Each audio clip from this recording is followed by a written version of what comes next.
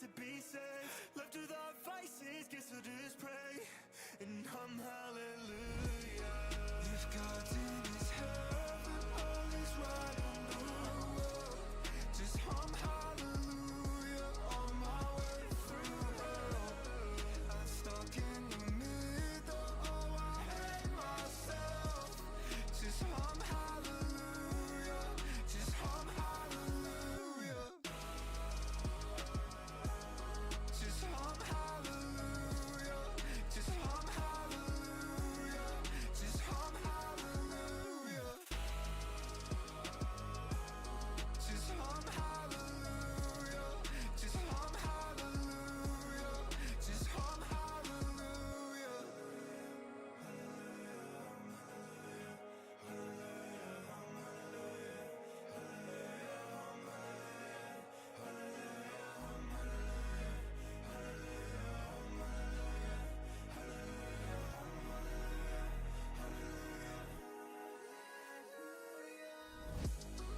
If God's in his heaven, all is right in the world. Just hum hallelujah on my way through hell. I'm stuck in the middle, oh I hate myself. Just hum hallelujah, just hum hallelujah.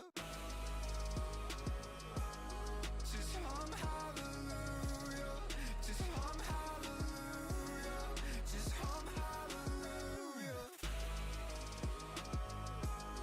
Just hum hallelujah, just hum hallelujah, just hum hallelujah. Are you ready for the first of hopefully significantly many Football Manager 26 streams and videos here on the Chestnut Gaming channel? Plan for the day is this all friggin' afternoon. I'm going to be starting a beta save as Chelsea, and we do have plans to start a Glory Hunter come full launch, but Chelsea is the initial starting point to kind of help us learn the UI, learn the new game, and then hopefully we'll be set to take on all the challenges for the Glory Hunter when the time comes in 2 to 3 weeks' time. Going to be a learning curve, more so than usual, but so far the mixed bags in terms of a response show that it's definitely the change that was expected. It's significantly different as a Football Manager experience, but get used to it because it ain't going anywhere. How many of you have picked up the beta already and are currently cracking on with it? And those of you that have, what are your current experiences with it? Thank you to those of you that did pick up the game through the Fanatical partnership over the past couple of days. We've had significantly boosted numbers on the affiliateship, so thank you for that. It's very, very good of you. You're playing as Chelsea at the minute, Ochal. I probably would have imagined you were playing as Chelsea, to be honest.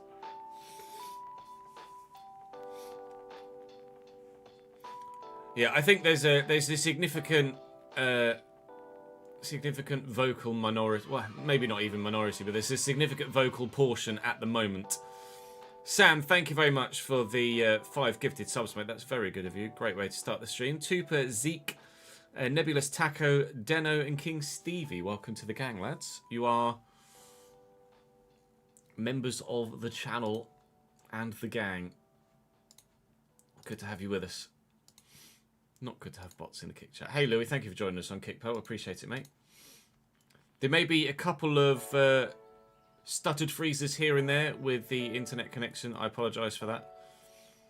It's having a bit of a funny day so far today, but I'm sure we'll be able to work through it. You got a storm coming in Jamaica, do you? Sorry, Dunder. I'm afraid you're just going to have to suck it up.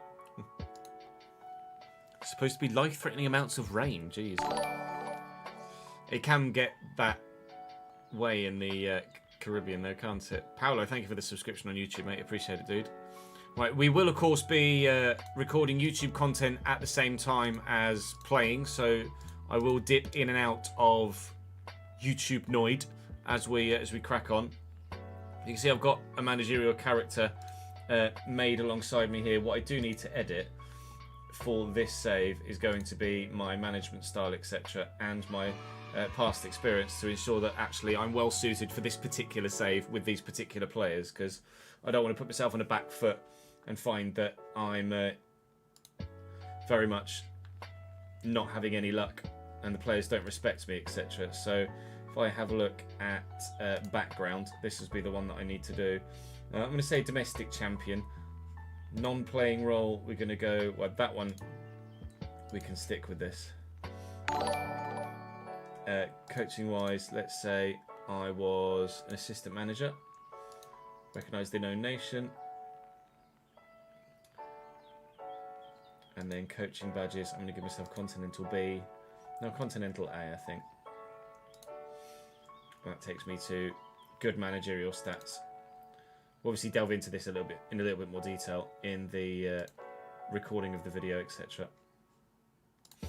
Dip back to the main menu. Ads, thank you for the 22nd month. Subscribe to the Twitch channel, mate. Appreciate it. And Mazo, thank you for the subscription on YouTube as well.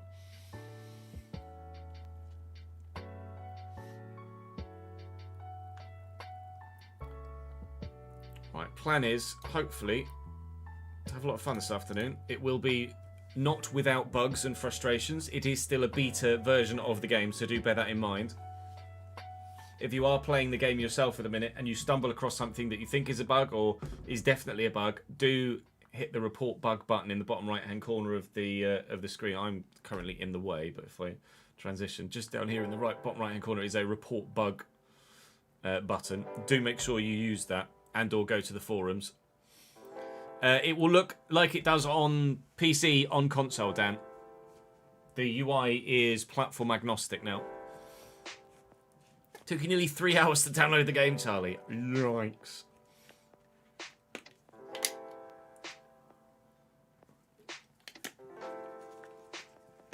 Right. Shall we record the intro to the first video we're going to do? Just a quick little pluggy plug for those of you that are here in the stream. If you do enjoy what you see with FM and you want to get yourself the game at the moment, obviously the beta version is only available on PC, but I can get you a significant discount on the PC version if you do !FM26 in chat. Then it will take you to the Fanatical landing page for FM26, where you can pick it up for 22% off. So do make sure to utilise that if you are wanting to get the game but haven't yet. That discount lasts until full launch, and then at full launch, the pre-order discount disappears, but you will still get a 5% discount with the Chesnoid promo code over on Fanatical, and that lasts until the end of January, I believe. So even if you're wanting to wait until post-Christmas or waiting for a little bit later down the line to pick it up, then you can still do so with the promo code, etc. Get a discount and help support the channel. No, SB, you buy the full game, you pre-order the full game, and you get access to the beta as part of that. The discount is just for PC, Dan, yes.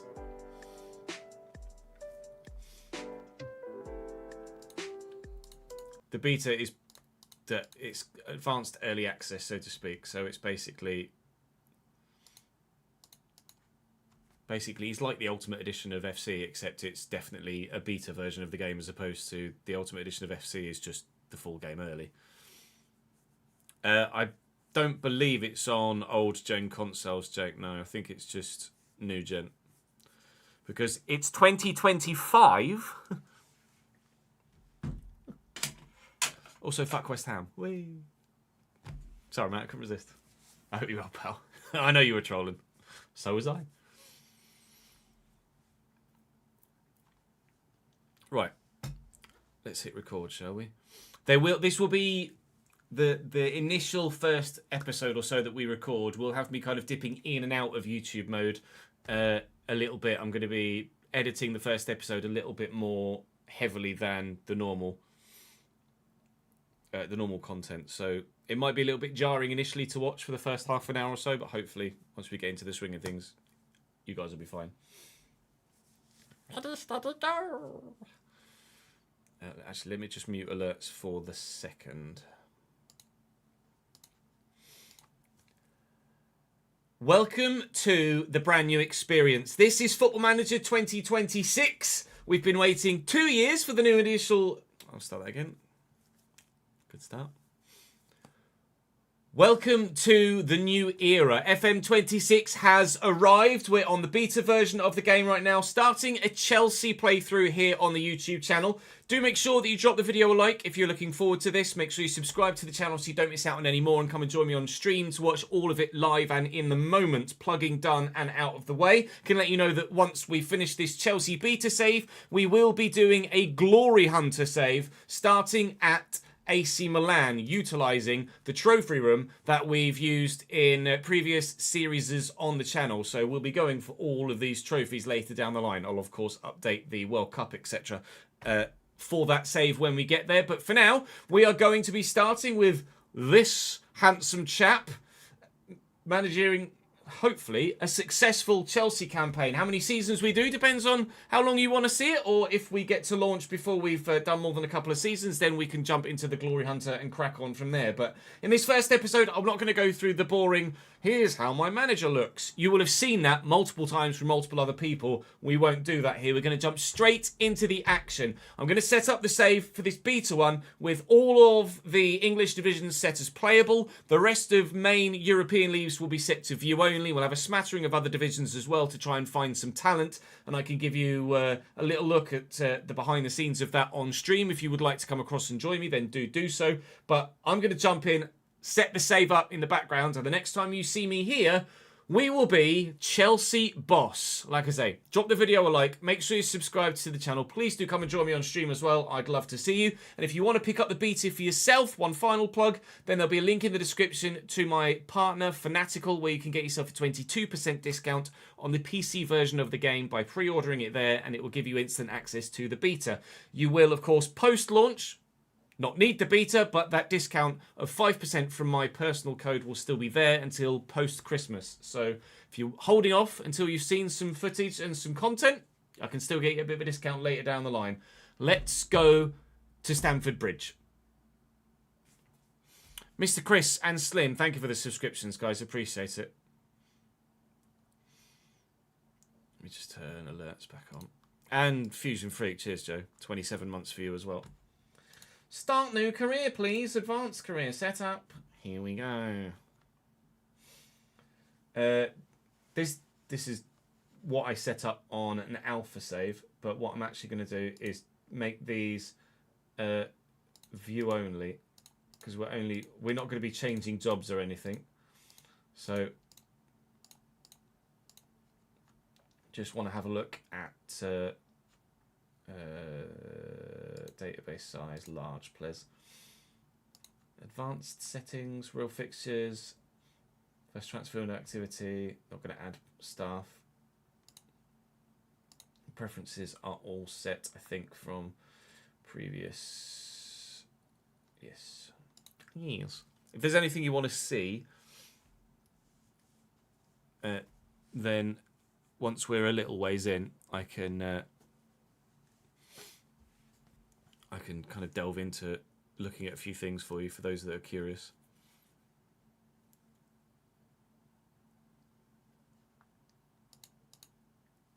Custom setup. You can turn players on using customized data. So yeah, we're not going to delve into any of that in a minute. On the women's side, we'll just have everything in, but view only.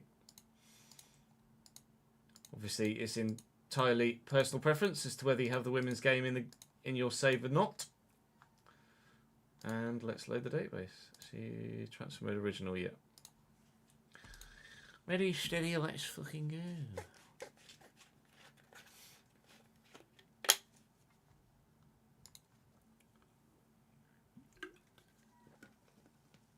How are we, Lanky? Well, I hope. I would like to see you progress forward by using the spacebar. Right, pick a team.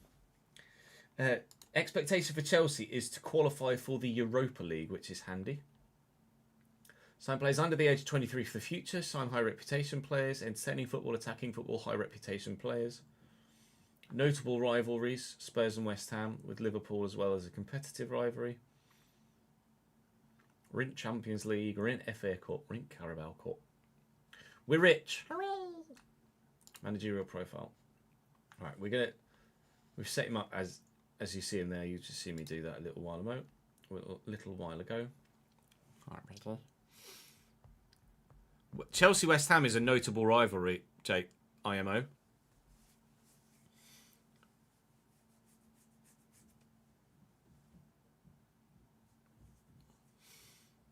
Yes, I had heard, Sam. I've not loaded up FC26 yet since the patch. Obviously, we'll be playing a little bit tomorrow before we switch to F1. We need to record a Palace episode and a Valencia episode tomorrow before we switch to F1. So, obviously, I won't be able to see it there, but I can test out the new gameplay, etc. Shota, thank you for the follow, mate. Really? Do West Ham fans not feel the same about Chelsea? I would have thought that West Ham would have said Spurs and Chelsea were their biggest rivals, outside of maybe Millwall as well. Here we are. I am officially announced as Chelsea's new manager. Older than I might like to admit, and older than I feel, but we have ourselves a new job.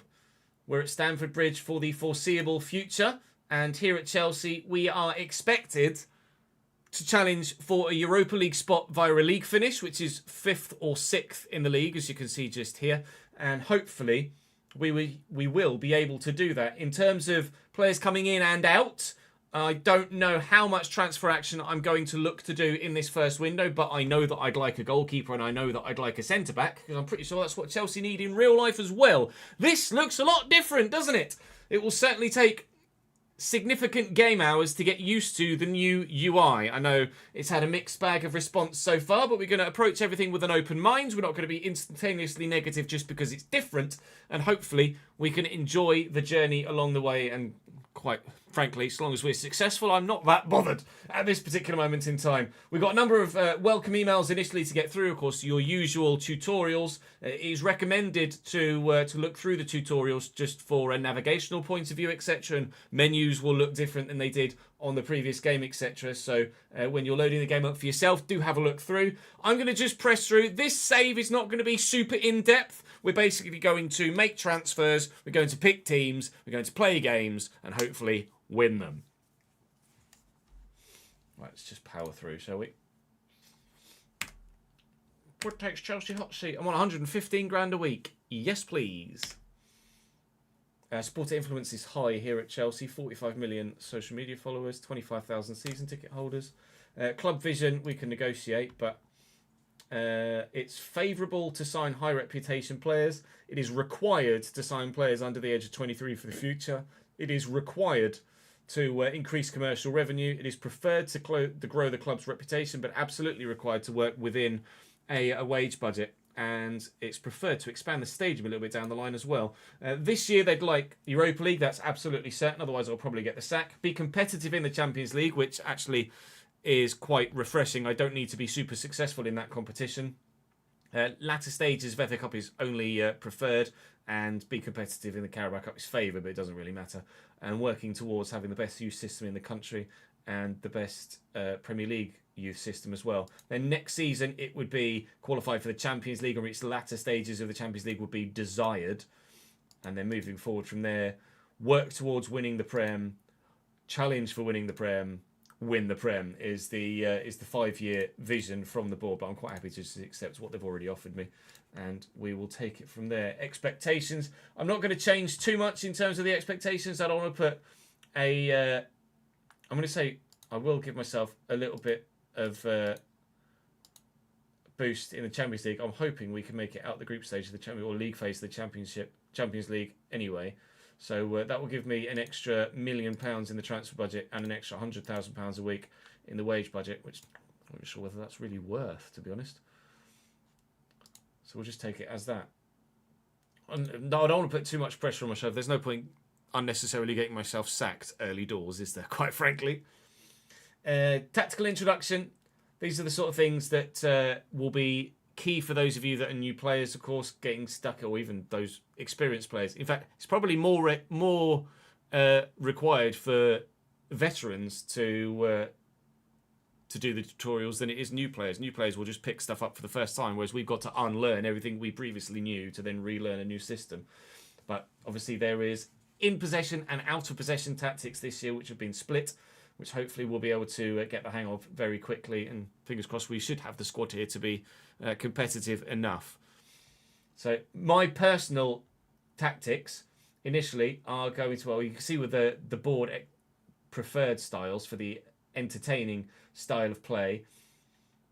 I don't know about tiki-taka. I like control possession. I don't necessarily want to fly forwards. Berger, thank you very much for the Prime Gaming submit for the 15th month. I could go tiki-taka because it's just it. But I think control possession is just more my personal preference, I think.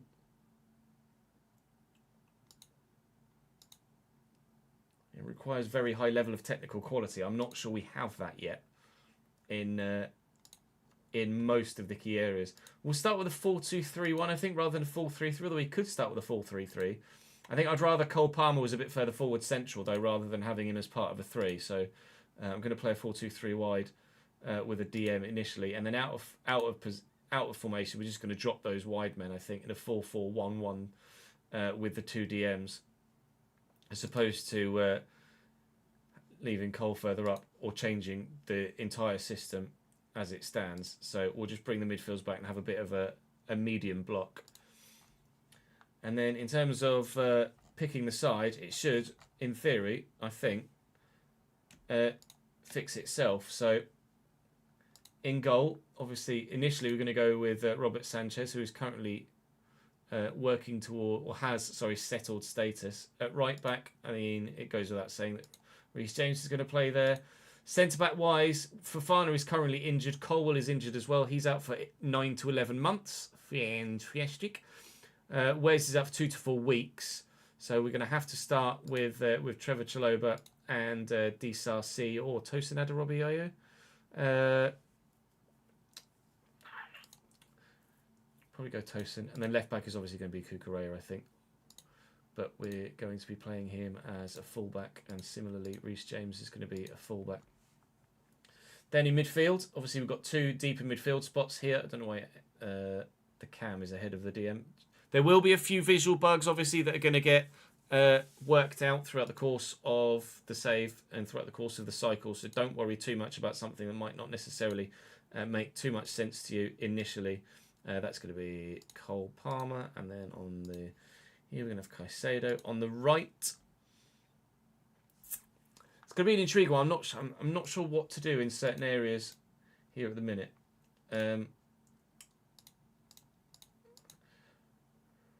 Winger is best for Pedro Neto. Okay. Striker-wise, we're going to go Joao Pedro. I think that makes most sense. He's better as a channel forward, I think, is probably best to kind of sit a little deeper and then make those runs. And then on the left-hand side, I'm tempted to go with Garnacho, actually. I need to have a look at people's individual stats, but I think Garnacho as a wide forward makes sense at the minute. Garnacho stats, finishing a 13, he's quick, obviously. There'll be face packs, etc. added over the due course of time. This is what the new profile page looks like. Hey Chris, how are you, lad? Renaldinho and Mons, thank you for the follows, guys.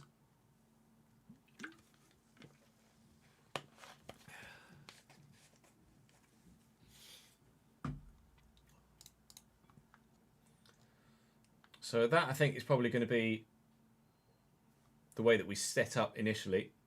In terms of the outer possession, we can have a fiddle with that in due course. And then bench-wise, I mean, Esteval needs to get involved as well, doesn't he, really? We've got a lot of players out on loan at the minute. Andre Santos is a player that is probably going to be pretty usable, I think, actually.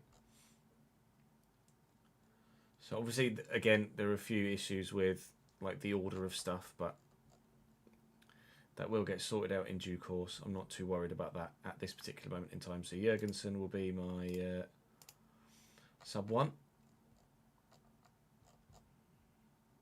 Actually, does it sort by position here? I go non-selected. No. Good. So, where were you? Jurgensen, let's go pick. And Malagusto. That was weird. That was working in the alpha, where I could just right-click. It's not a problem. Isugo, how good is Isugo? Isugo's okay. How good is Yoral Harto as well? Similarly, okay. It's only 19 though, isn't he? So it's not too much of an issue. I could just drag to the bottom left. Yeah, you're right. DCC will whack on the bench as well. Okay, that's not working either. So there you go. So right clicking on pick did work then. Then other midfield spots. We're going to have Andre Santos on the bench, although he's loan listed currently. I'll probably take him off the loan list, I think. Yoral Harto want on the bench as well. Estevao will have on the bench. Bino Gittens will have on the bench. Liam Delap will have on the bench. And then, well, it's a case of Sterling or Sugo or Buonanotte, actually. How good is Buonanotte? Capable, probably, isn't he? So we'll probably have Buonanotte to the bench initially as my 9.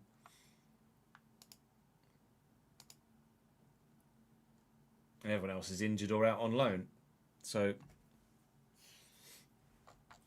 that's that, isn't it? We'll save that initially. I'm going to be saving quite regularly, I think, just to make sure we don't screw ourselves over with any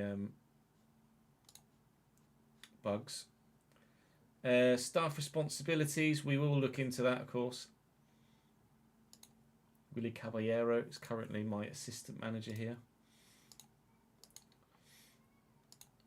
We will go through and do the staff responsibilities, etc. once we've completed this initial first bit. Introduce myself to the squad. Reece James. Oh, sorry, this is an introduction to the squad, and then obviously I can introduce myself to the squad at a later date. Yeah, Cole Palmer, the best player. What a surprise. Josh Shempong, currently in the under-21s here, actually. So we will need to maybe promote a couple of players from the under-21s because Shempong could certainly be utilised in the squad, can't he? 4 major injuries. A couple of fringe players. And that's that. Financial fair play is not something we'll need to worry about here. The bank balance is pretty healthy. 163 million in the bank. I've currently got a little bit left in my wage budget, but we've not got a lot of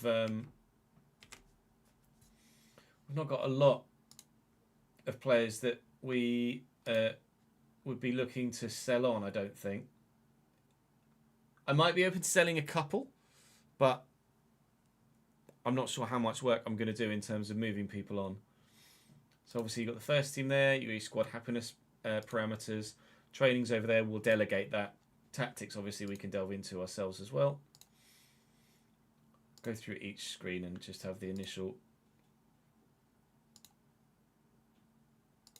tutorial if there is anything. There you go. Club here. So there are your visions and expectations from the board.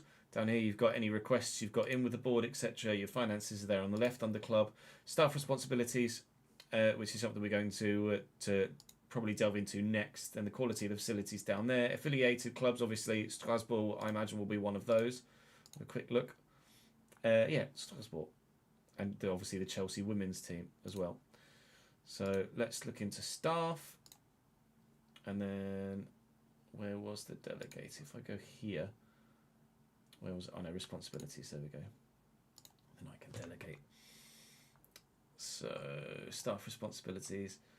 Team selections, me. Under 21s is fine. Hiring and firing the director of football, we'll delegate that to a director. Delegate that as well to Todd Bowley. Delegate.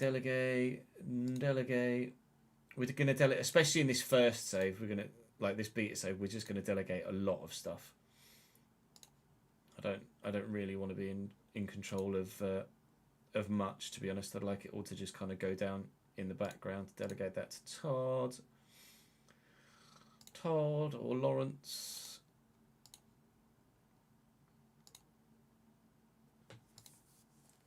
I don't really want to do any of that. Delegate some of it, or the majority of it, is actually already delegated. Scouting responsibilities, that's fine. Transferring contracts. And negotiating player sales, finalising player sales, initiating player sales for the first team is fine by me. Loan offers I'll do as well.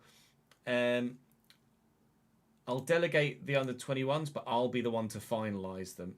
And similarly for the under 18s as well. And then I'll do the player sales, but for the under 21s, but I will delegate the 18s. Contracts, we'll delegate there for under 21s or under 18s. Media wise, I'll go to the press conferences, broadcast interviews, etc. Training wise, I'm going to delegate that. Youth training, lead training, delegate please. Willie can do that. Go on, lad. Thank you, Willie. Tactics, I'll pick the tactics.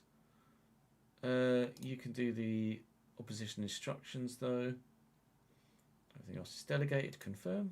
Match day wise, friendlies. I'll do the team talks. Friendlies is something that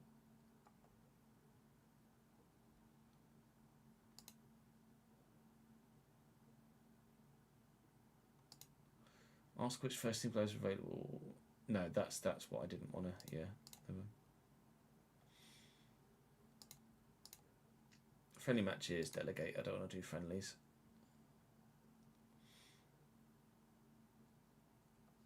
Confirm. And then set pieces. We can do a little bit later on. Right, so staff. That's one of the main things that I like to get done early doors as well, is staff responsibilities, because it's not something that I don't like to do too much of the background stuff. I'm still very much a casual player in that regard, in that I'll be the one to kind of pick the team, to make the transfers, to play the games, but a lot of the stuff behind the scenes I leave to my staff, even at lower league level. And there are bits of the UI are a bit laggy, Leon, yes, but it's still a beta version.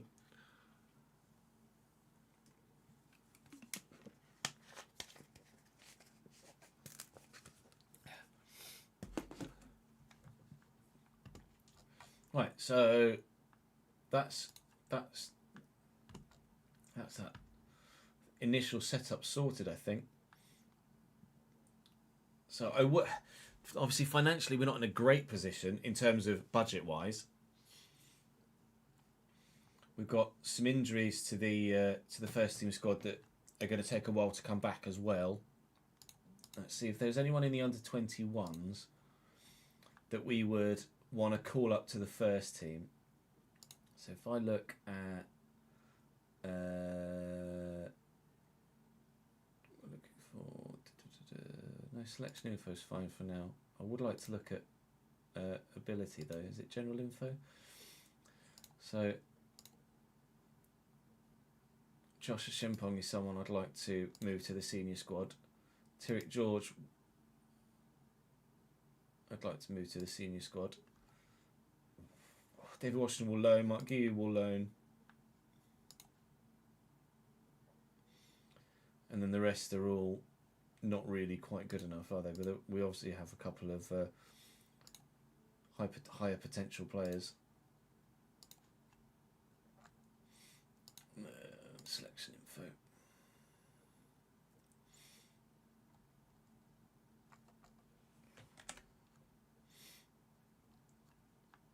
So yeah, I'm happy with that as a starting lineup. So we can now put Shempong and Tyrek George on the bench as well. So Mudryk is suspended for a considerable period of time, I think. When's his suspension? Runs until, yeah, it runs for another year. So no Michaela Mudryk for a while. That's fine.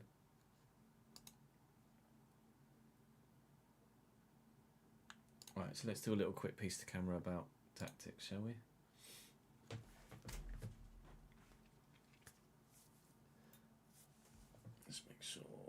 going to do box to box for Enzo? I think so.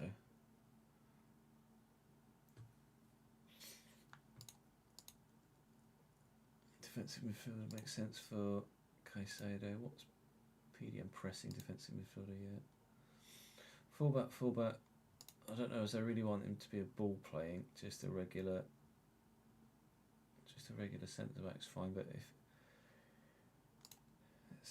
let's see what's your passing like? 12.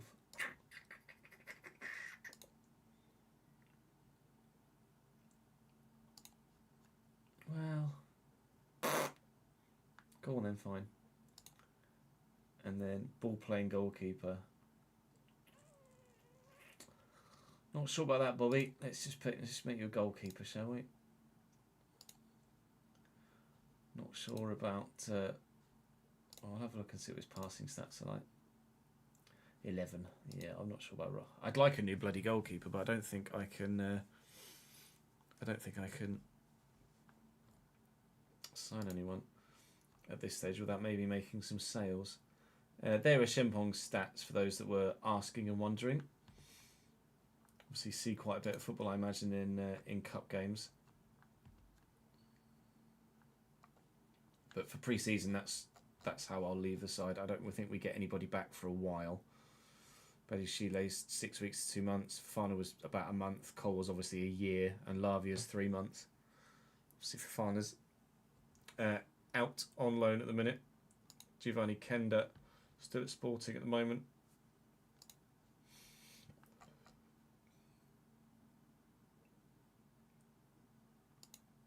Yeah, I think I'm happy to lose João Pedro as that.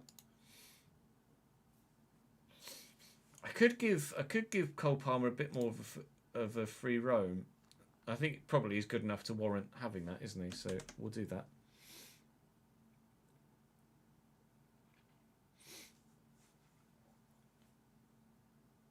No worries at all, Buster. Hope you are, mate. Right.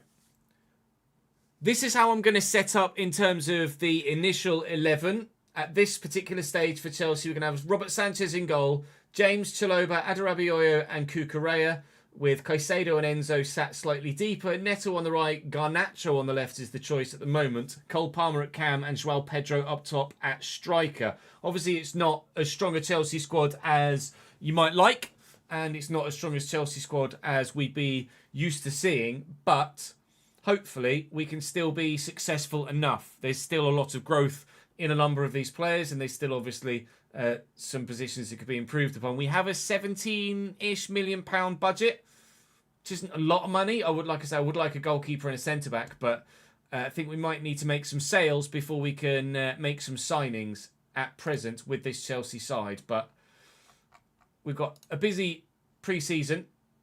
Clicked on the wrong bit. We've got a busy pre-season with Preston, Bradford, Panathinaikos and Galatasaray. Before then, obviously, the Premier League starts on the 17th of August in just over a month's time. I'm not taking control of any of the friendlies, etc. We're just going to head as quickly as we can towards the game against Crystal Palace. And obviously, anything we need to deal with along the way, we shall deal with along the way. But I've delegated most of my... Oh, good. Moises Caicedo injured immediately. That's fantastic. How long's that for? 1 to 2 days. Good, fine. Little panic for the time being. So, like I say, I'm going to be kind of a hands-off manager. I've delegated a lot of stuff to my staff. We're just going to pick a team, make some transfers, play some games, and hopefully win some trophies by the end of the season.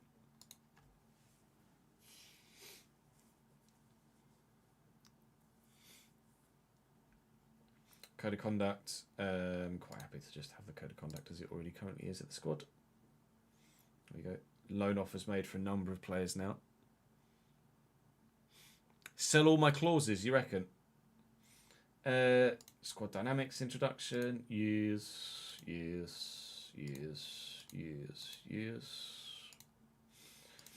Right, Newport have made a loan bid for Kean Best. He's a left back, isn't he?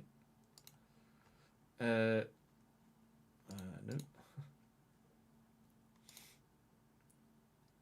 Important player at centre back. Oh, I thought Kean Best was a left back personally. 14 crossing, got some pace. He's jumping. He's only 9. How tall is he? Where's his height? 5'11".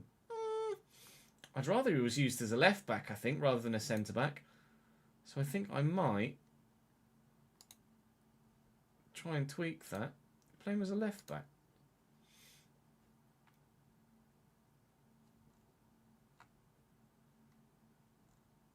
And then I'll negotiate the offer. And I think they've agreed. Don't know if they've agreed or not, actually. Merrick. Oh, Cambridge are interested. Oh, the fucking Yellows.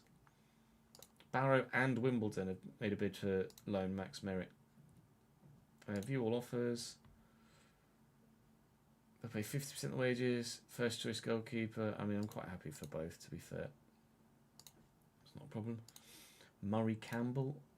A lot of these kids I don't actually know too much about, nor do I know their potential, but obviously we can use the star system to our advantage. Get some monthly instalments out of that. Oh no, this is an actual bid. Birmingham bid to buy Murphy. I'm not going to sell anyone at this stage in terms of the youngsters. Derby in the Championship would like to loan Tyrek George. Now George isn't as good as I hoped he might be, so I might well actually be open to loaning Tyrek George.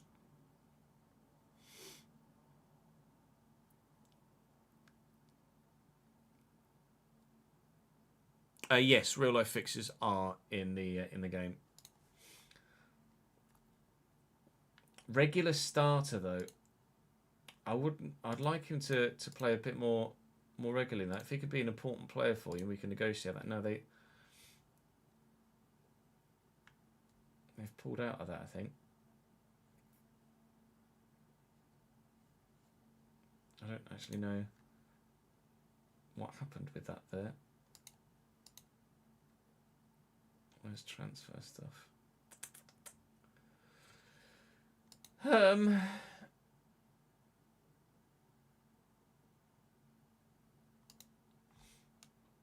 Where's transfer stuff?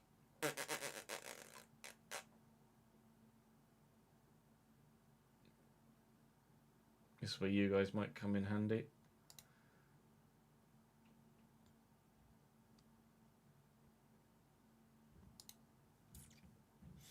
This is where learning the new UI.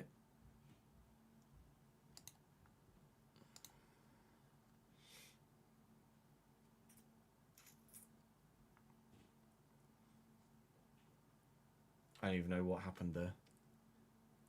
Oh, it's not instant, is it not? I'll hear back from that then, will I? I was expecting that to be instant negotiated in the moment, but no, they're obviously going to wait then. We'll have to wait and hear back. Northampton want to loan Genesis Antwi. Why? I've absolutely no idea. But you're more than welcome to have him, sure. Halifax would like to loan Raksaki. Sure. Training, I'll decline the introduction because I'm not going to do any of it. Set pieces, we will probably set minimal set piece objectives. Right, let me just save again.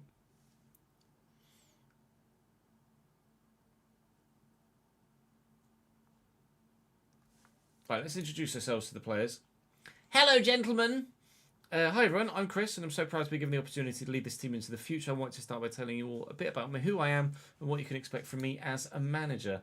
Reece James is obviously captain, so it's great to have you here, and I think we're all looking forward to hearing what you have to say. Obviously, I set myself up as someone that has a bit of a reputation in the world of football, so hopefully they'll have a base level of respect for me as a manager initially and actually listen to me rather than disregard anything I'm saying at all. Consider myself to be an attacking coach, passionate developer of talent. Football is supposed to be fun. Freedom and confidence to an extent. Adapt and a talking.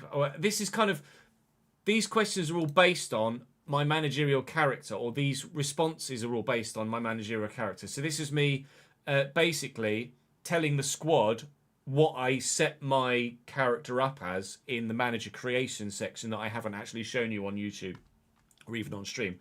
So this is actually nothing more at the moment than me just saying, here's me, I am a attacking, entertainment focused manager, and hopefully we can play some attacking, entertaining football. It's basically me explaining how I set up my character, rather than anything that might actually garner any sort of alternative response from the players. It's just a, here's me, hello, hi, as opposed to, here's me, what do you think about this? We've got a press conference to go to as well. Would to meet the media. There's a lot of people. Hello! Can you share some thoughts about what it means to you to be manager of Chelsea Football Club? Easy words. Eager to get started. What made you want to manage Chelsea? There is plenty of potential in this squad, isn't there? Did you ever doubt that it was the right job for you? Not at all. Facilities at the club are fantastic. Of course they are. Your playing career was a huge success. Thank you. At this sort of level, but management is a new challenge for sure. I'm not expecting it to be an easy ride. What do you think of the Chelsea squad? Good idea of the quality of the squad already, but there's obviously some growth that could be done. I have met the players, but only very briefly, so I can't really comment on that front at the minute. What do I know about the Chelsea fans? Fans always play a massive part at Chelsea. How far can you take the club? As far as possible, I think. Depends on performances, really. You can only take a club as far as the players can help you do. What approach to training ground? Will be sensible. Obviously, everyone has to be prepared to work hard, but I'd like to go to adopt a smart, forward-thinking approach. Yeah. Cole Palmer, stunning. Reece James is obviously going to continue on as captain as well. I'm going to say no comment for where we want to improve. I don't want to piss anyone off. Pressure that comes, obviously, you get pressure anywhere, especially at this level. Has the club provided resources? I'm not going to talk too much about the finances. Don't have any issues right now, but that probably won't be the case. No, let's just give it some time. Long-term plans, fine. Influence in the long term, so yeah, I won't go into too much detail. You're fully on board with the club's long-stated plans, absolutely. Obviously, Chelsea want to go from where they are to the top over the course of the next few years, and we'll try and facilitate that as best we can. What is it that makes you prepared to go all in? Just happy to be here. I don't want to give myself too much added pressure, unnecessary added pressure. Managerial style, yeah, I'm not going to discuss anything too deep at the minute. I don't want to, yes, I've set a character up to be a certain way, but I don't want to necessarily publicly commit to playing a certain way, because if I have to play a different way to get a result, then I'd rather have the flexibility to be able to do that and not get judged on it, to be honest. Obviously, the league is the main focus for us at Chelsea at the moment in time, trying to qualify for as best the European competition for next year as possible. And obviously, if we can win a domestic cup in the process, then that would be great. But I'm not necessarily going to go above and beyond trying to do anything other than achieve what we can in the league at this stage. Thank you, Ali, for the 19th month subscribed on Twitch. I appreciate that, mate. Very much indeed. Would keen to get work. Cambridge! Accept, without any question at all. Cambridge can have whoever they like. 135 grand for Murray Campbell. I'm not going to be selling any of the youth players at this moment in time. And Newport are willing to play Keane Best at left back as I requested. They initially came in saying centre back. I said, I think it would be best to play at left back, and they've agreed.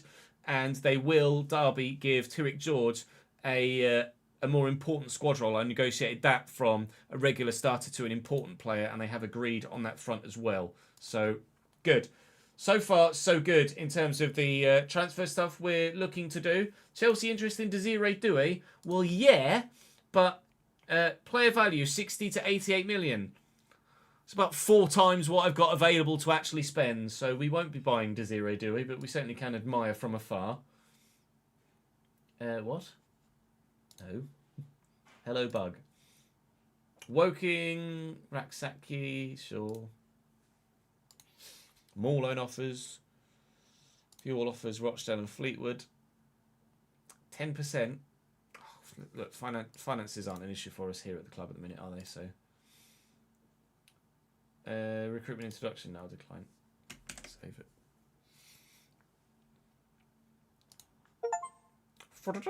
You hired a new member of staff. Did I? Good. Richardson. Lawrence Stewart has signed a new under-18 sports scientist. Fantastic. Chaloba training well. Very well, actually. Kukureya's not training that well. 6.6 is okay. It's not like they're training horribly, is it? You've relapsed with your addiction. You're already halfway through the first season already. That didn't take long, did it, Ali? How are you finding it, Ali? Yes, I did see you mention that earlier, Colin. We'll auto-select the training squad, that's fine.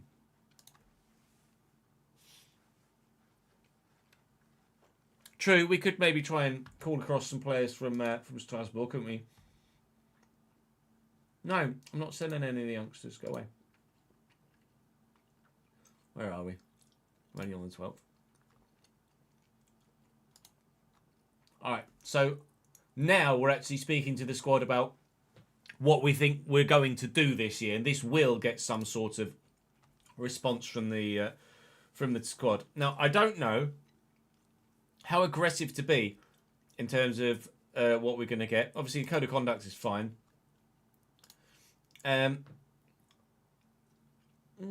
talk about Premier League games.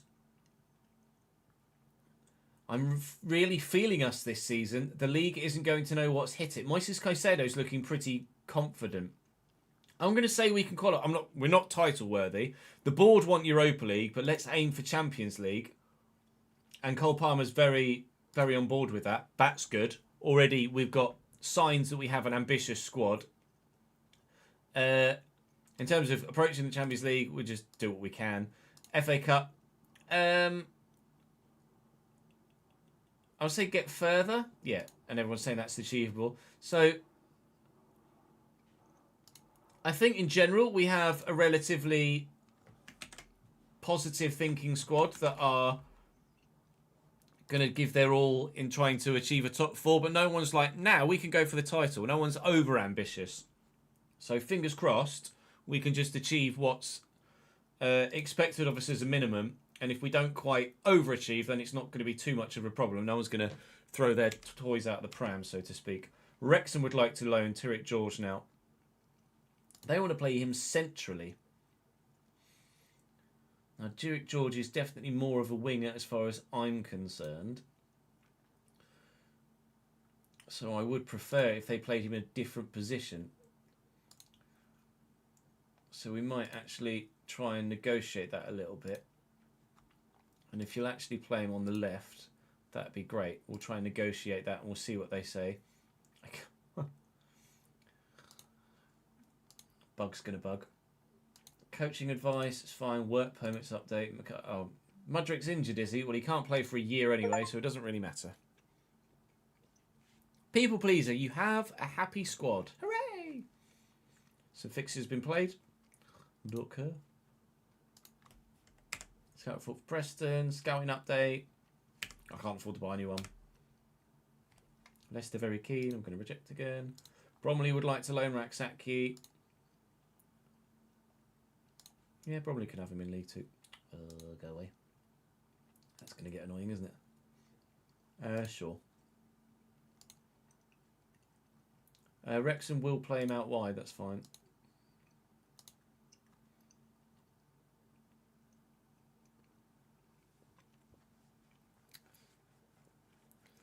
The first main big save, Sorin, is going to be a Glory Hunter starting at AC Milan. Marco, Hug, and Charlie, Huge, and Charlie, thank you for the follows on Twitch, lads. Appreciate it.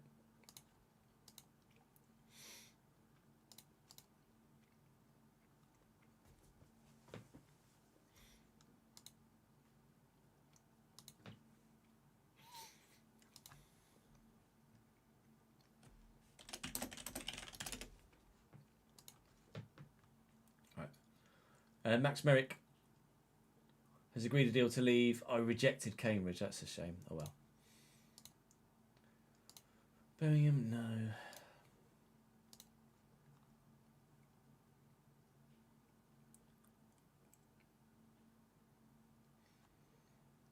Antwi's going to join Northampton.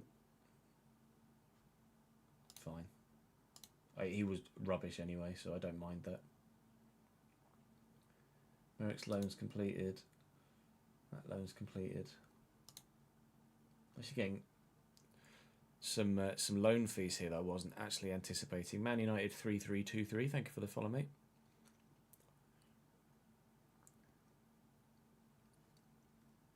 Champions League qualifiers still on their way to getting done. Obviously, we're not involved in that until the league phase, thankfully. Find out who we get in the draw when the time comes.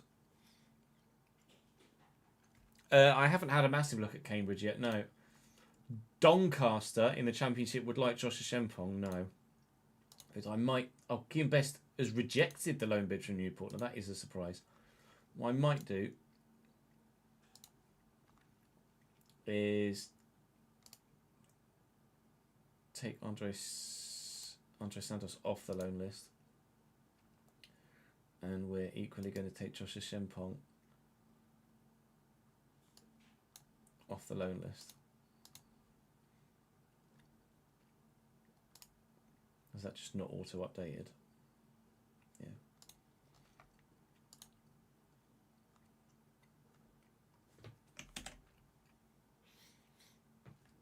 Igamane. Hamza Igamane at Lille.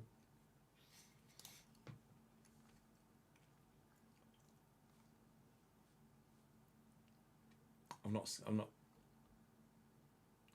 got a massive idea of how good he is. Oh, that's right. No, you're right. Donia League One. Not Championship. My brain went, they got promoted. But obviously that was from League 2 to League 1, not from League 1 to Championship. George is going to go to Wrexham. Okay, fair enough. And Cambridge want Best as a left back. Would you maybe have him as an important player? Negotiate that. Keen to see what Cambridge's side look like, actually. Senior players. Eastwood's a goalkeeper, Benno. Oh, was there a setting where you can see everyone's stats immediately, or do you always have to scout people on FM? I can't remember. Zeno's wanted by Blackpool. Watts is wanted by Blackpool. Gibbo's wanted by Barnsley and Leyton Orient. That's intriguing. Mams, they're not starting. Wanted by Plymouth. Zach Bradshaw. Wanted by 11 clubs on loan.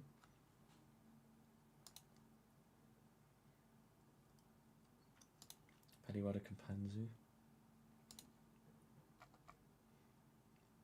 Don Ball and McLaughlin is who they're starting in the holding roles. Oh, before the save, turn the tribute masking off. Can I can't do that mid-save, can I?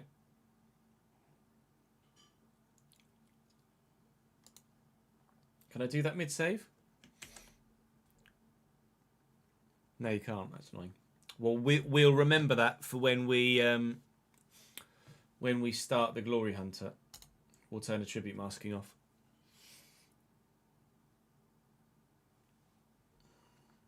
Raksaki's going to get Fleetwood by.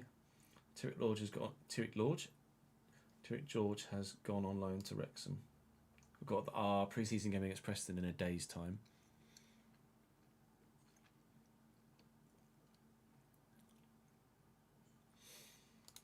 Raksaki's gone. Scouting finished on Desiree Doué. Good, thanks for that.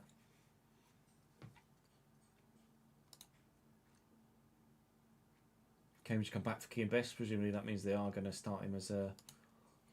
or agree to an important player, which is fine by me. Fitness tests, everybody's fine.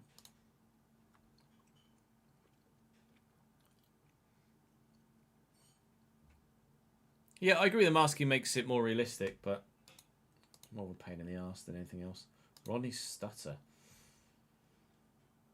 Flashbacks to the... yikes. A hip. Oh, the old hip injury. That's still a thing then.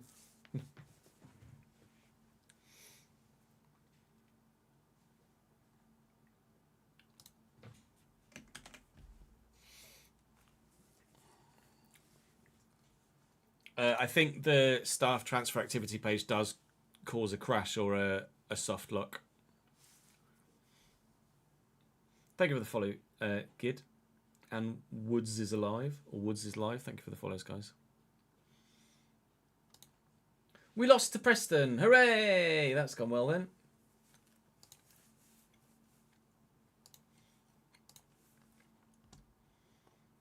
Dominated the game. 25 shots, 6 on target. XG 2.19. Moises Caicedo assist for João Pedro goal. Sweet.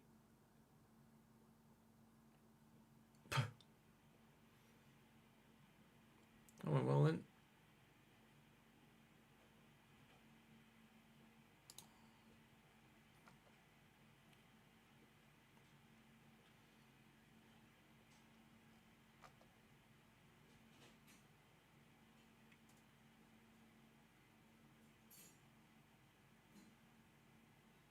It's kind of hard to read that, isn't it?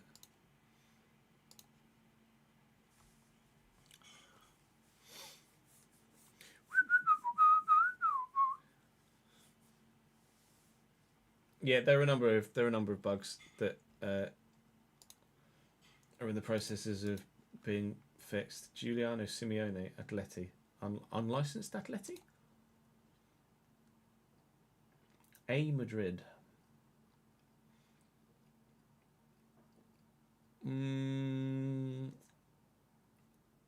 Spania, La Liga is not licensed.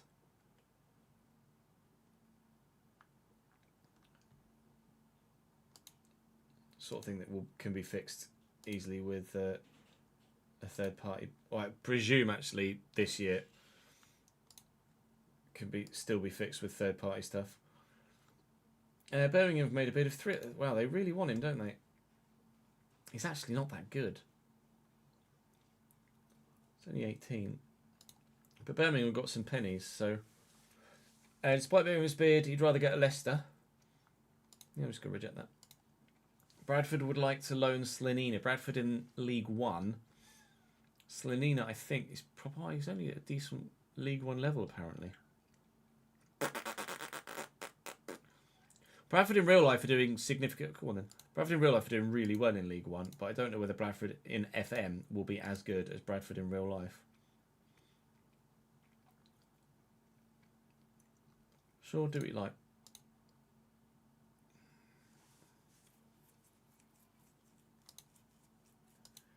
Starter's injured. Jamie Derry. Hartlepool. Sure. Yeah, this is where he'd like to go, but I'm also, like I say, not looking to sell him. When was our next fixture? When was Bradford?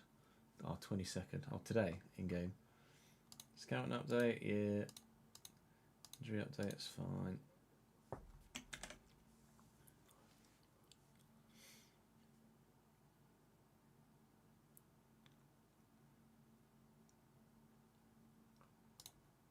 Yeah, the amount of data isn't the issue really, Nick. It was the UI and the change of system that took the time.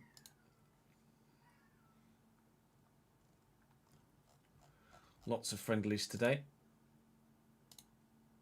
Oh, good. We lost 2-1 to Bradford as well. Sick. Things are going well then. João Pedro with the goal again. Dominated possession. To be fair, Bradford had a lot of high XG and a decent amount of chances. Oh no, am I going to get sacked early doors? Getafe reject friendly proposal. Oh no. Yeah, I wish when you hit squad, it just defaulted to first team, because that's what I want, rather than... Yeah, I guess I could change my bookmarks here, couldn't I?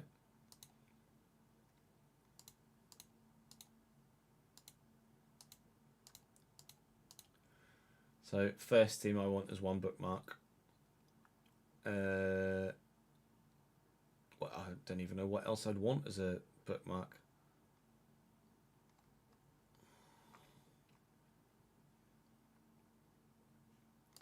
Messages. Calendar. Fixture schedule. Maybe finances.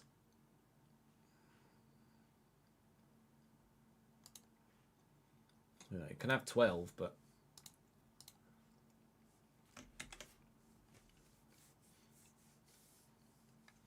Curious to see what Esteval looks like. Well, if I go to my first team squad here, I can show you what Esteval looks like. Esteval, where are you, mate? Esteval.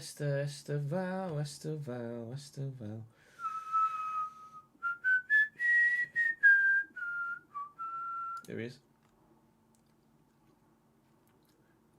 That's what Esteval looks like.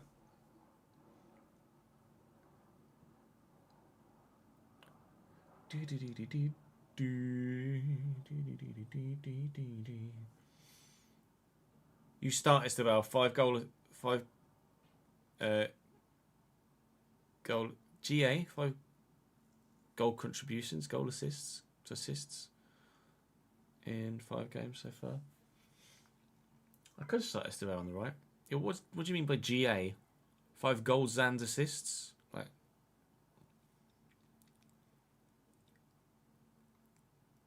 Sheffield Wednesday have been deducted 12 points for financial irregularity, presumably.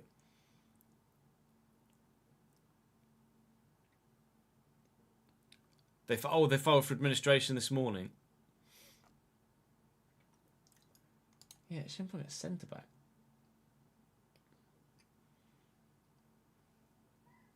I mean, he's just as good at right back as he is centre back. He's probably better as a right centre back of 3, isn't he?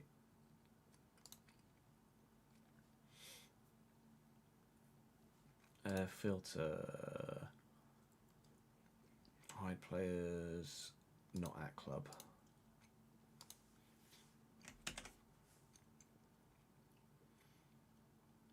Goal contributions, yeah.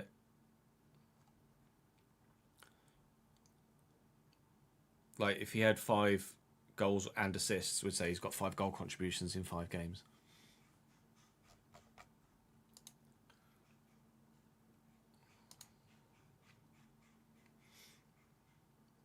Josh Shempong to glory.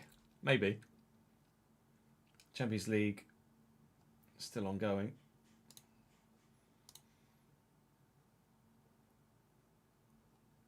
Slonina is going to go to Bradford by the looks of things. Derry move has been delayed. They can't meet the transfer fee. Sorry, Hartlepool. Hartlepool's still with financial issues then. And Slonina's going to go to Bradford. How fun, mate. Yeah, you got to feel for Wednesday. Like it's literally the ownership that is putting them in the position they're in. Curtis going to go. Yeah, that's fine.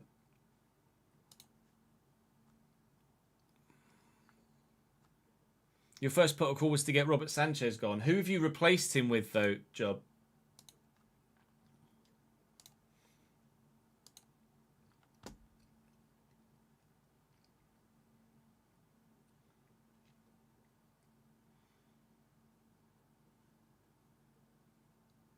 Magnon. Add-on's got you that one, yeah.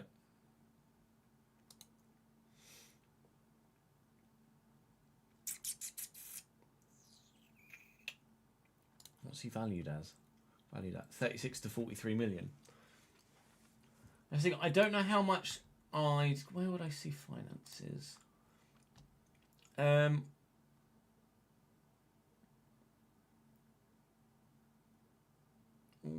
Transfer budget. Where would transfer budget be? That's my wage budget. Where's my transfer budget?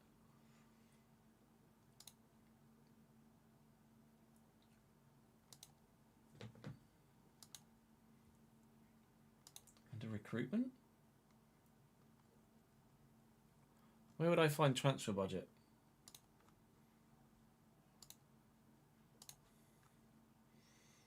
There you go, recruitment budgets. That should be. I would have thought that should be under finances as well, if wage budget's there too, but whatevs. And how much do I get retention? 100% of transfer revenue is made available. That's a lot of clicks to get there, but fine.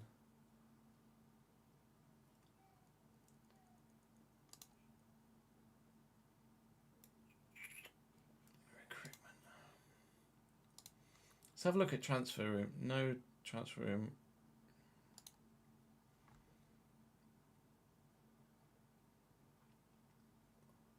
even know where to start with transfer room.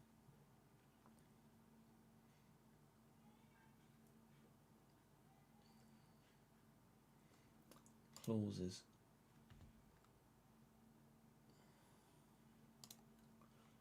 $38 available clauses to sell. Total value 323 million. What? I can make 323 million just by selling some clauses.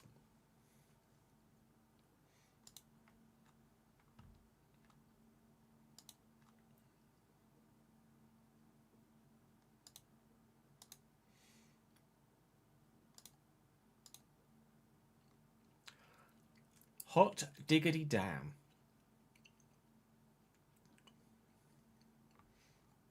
Way to select all players when resting them.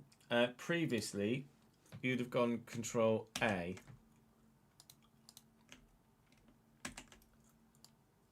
But no, apparently not. Don't know if there's a select all. Previously, you just gone Control A.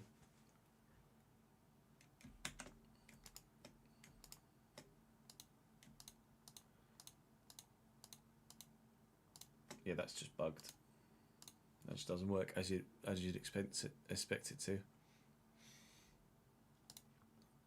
Where were we on clauses?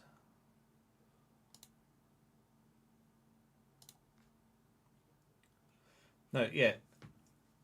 38 clauses available to sell. Oh, shift click and hold another. Oh, I see. So if I shift click Jurgensen and then shift click Joao Pedro, it selects all. Okay, that makes sense. I mean, it'd be easier if you could still just Control A like before, but it's fine.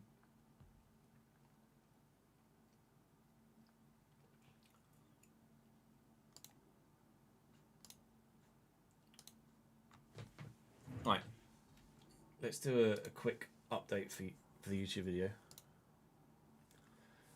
So a quick update to let you know how things are going midway through pre-season.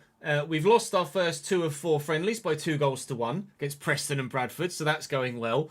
So Pedro seems to know where the back of the net is, though. And obviously, you saw earlier that I have a small transfer budget. We found out by going to the recruitment, however, that I have 38 available clauses I could sell that would raise a total of £323 million. Now, we found out via our transfer budget that I have 100% of transfer revenue made available. So I would imagine that if I sell those clauses, that will get added to my transfer budget. So if I sell that clause, that's going to make 550 grand. It says, yeah, this amount will be added to your transfer budget. So I could give myself a transfer budget this season of 323 million. So I might do that. I might not do all, because that seems a little bit OP, but I might sell a few. And I might look to get that goalkeeper and centre-back in. We'll maybe see how we do with the game against Palace first before we make any definitive changes. But so far, pre-season has not been great on the pitch in terms of results. But as long as they're gaining their fitness and learning the tactics, that's the most important thing. Yeah, we're going to raise some funds, ladies and gentlemen. And then we are going to have some fun bringing some players into the club.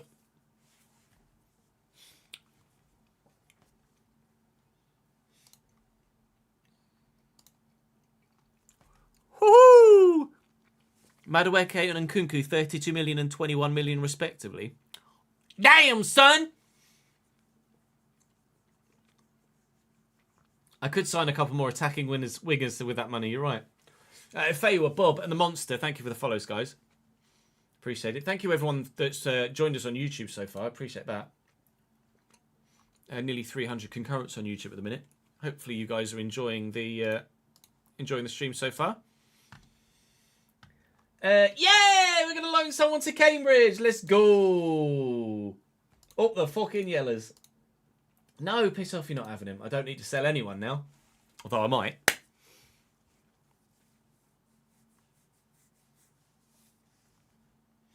Best loan completed. Yeah.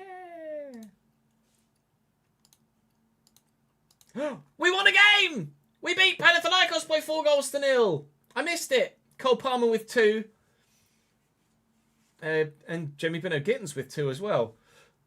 Yeah, we did a thing! We did a thing. It still doesn't make any sense as to why this list is not people in position. And goalkeepers should not have a blue kit. Whatever. That's just hard to read.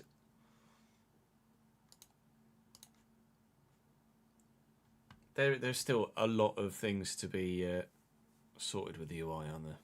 I think the UI is going to be where it needs to be probably by 27.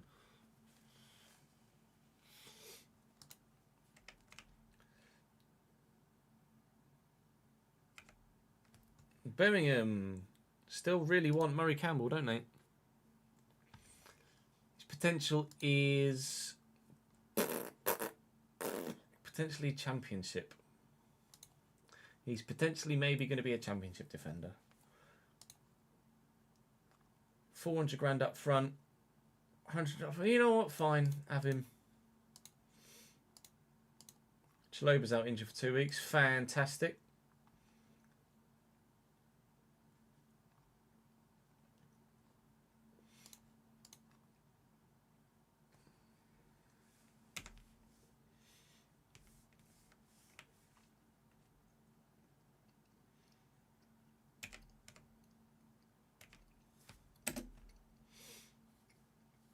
Malo Gusto injured.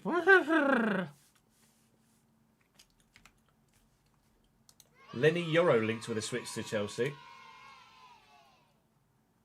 Lol. Carl, thank you for the 54th month in a row, my man.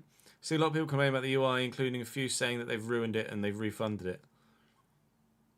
it. Percy, you don't like the game, so you don't care. But I was just curious about your opinion. The UI is a significant...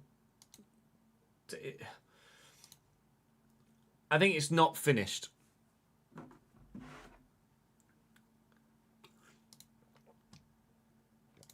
Is the kindest way to phrase it. It feels unfinished. You can see what they're trying to do. It's just not necessarily fully implemented yet. I think a lot of people are deciding that they don't like... They're just not willing to relearn a different UI system. So they're just like, meh, no.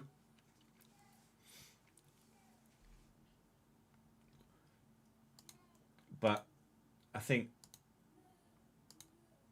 once people watch a bit of content on it, and once they iron out a few of the bugs, we're still a beta phase. But there are definitely some core issues with the UI.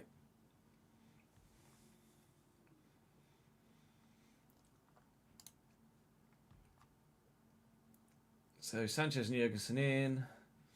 DSRC's not in. Why would DSRC not be in the squad? I think I might even start DSRC, you know. Shenbong's under 21, so doesn't need to be registered. Similarly, those guys.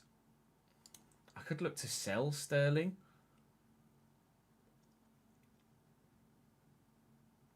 I might look to sell Sterling, to be honest. We'll put him in the squad, though.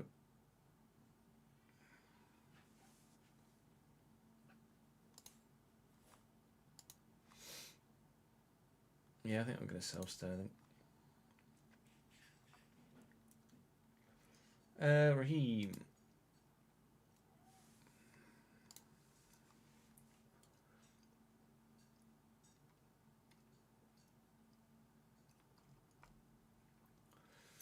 Do I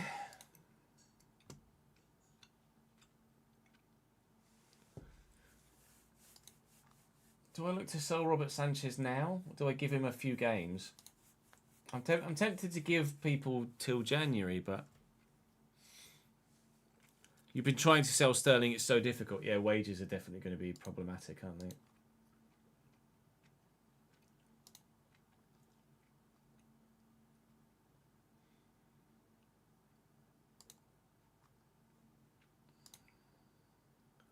Sure.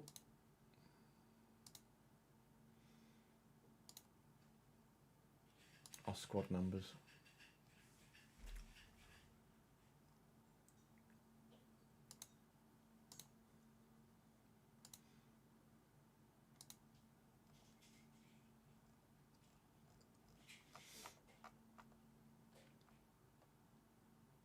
When does DCRC not have a number? What number is DCRC in real life? Yeah, I'd be quite happy to give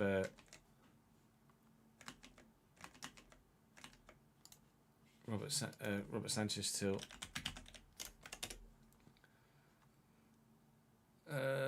he's number 2. I'll be quite happy to give Robert Sanchez till January, I think. Sterling I won't give a number because I'm going to sell him, so yep.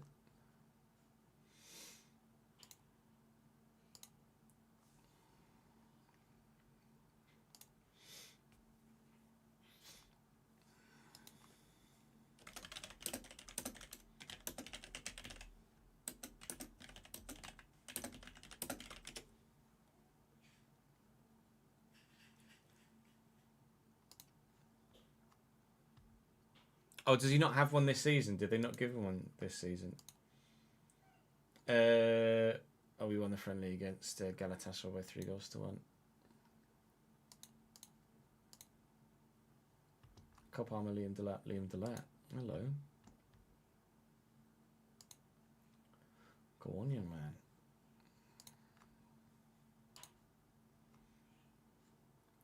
Wesley Fofana reaches full training, which is good. Real Madrid make Guiu bid. That's intriguing. Lots of emails.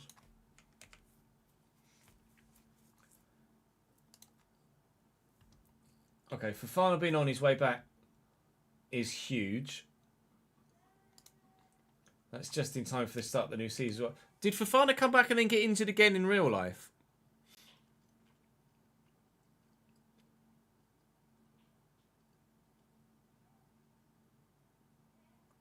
No, Read One. You don't play the game. You watch the game. It is a management sim. So you do everything that a football manager does, and then obviously a football manager in real life watches the game. Fixture for Liverpool has been brought forward. It's fine. Scouting update. Zaire Emery. How good is he? Yeah, pretty good.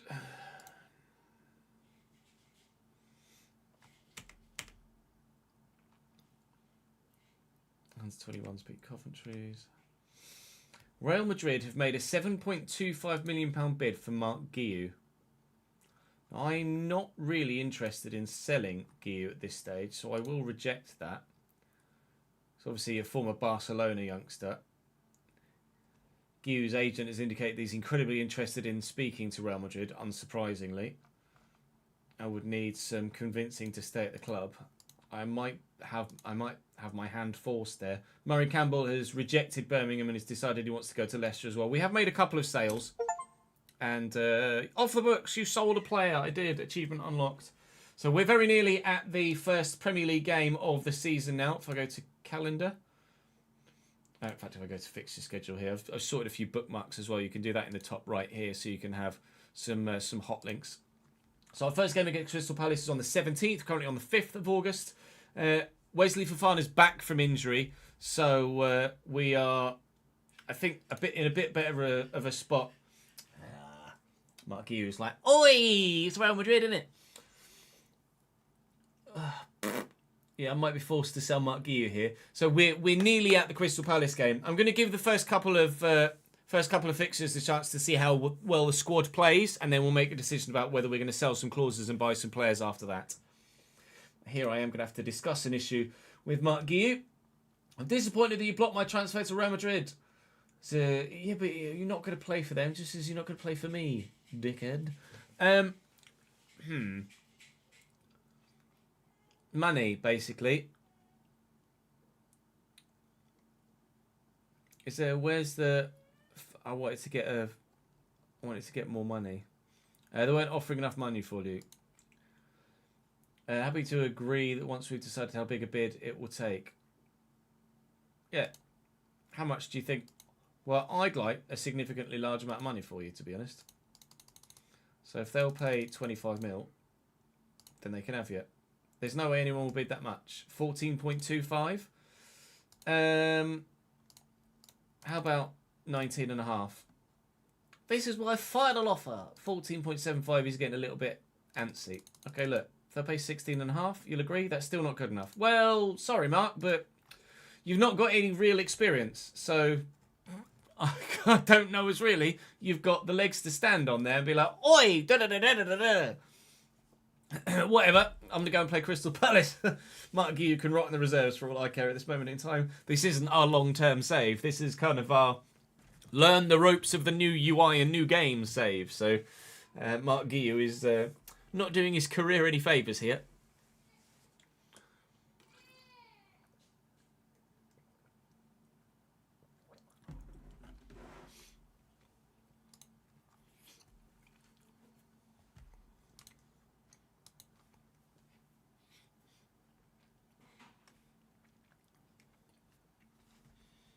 Carabao Cup games have been played. Just a couple.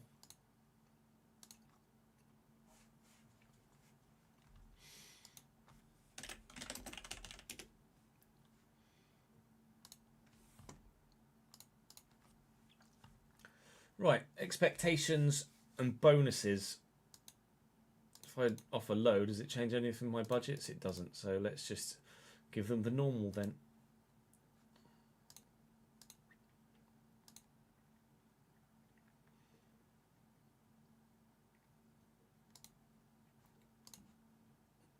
I like that you get staff responsibilities update, so you can kind of keep on top of what your staff are doing. Everything's just hard to read, isn't it? Like, it just looks like, here's some data, rather than be like, oh, this is this bit and this is this bit.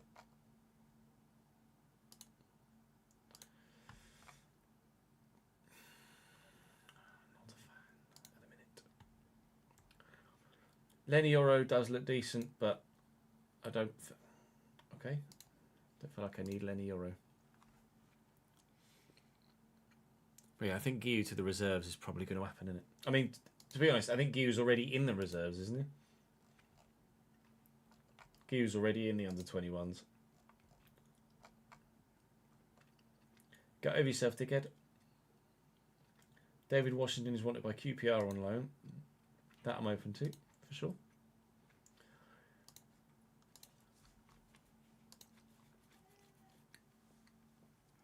Why do you want to know my birthday, Liverpool? You can stop spamming chat like that if you'd be so kind.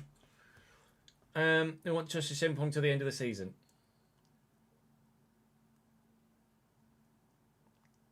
That's intriguing. They play a different... It's Rest saying that they play a different style of football, so it probably won't suit him. I want to use him, though. So, cancel me, no. No.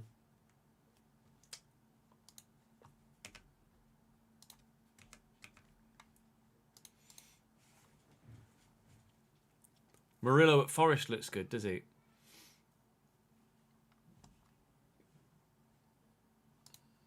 Let's have a look. Murillo at Forest. I wouldn't say he looks sensational. He looks good. I mean, the fee's not bad. Liverpool want him.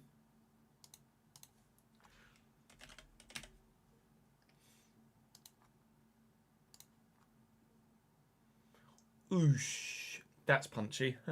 Okay. Alright, never mind. It's got...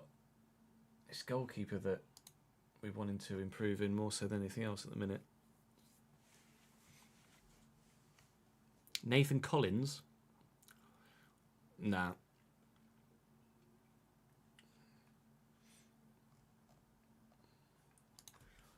Adeyemi?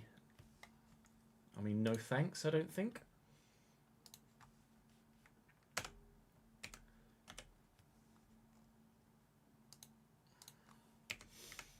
Chaloba's back in full training.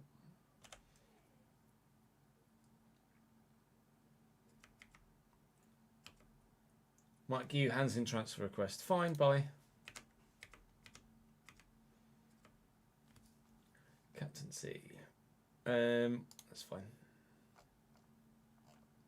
Is it telling me, have I got to answer this?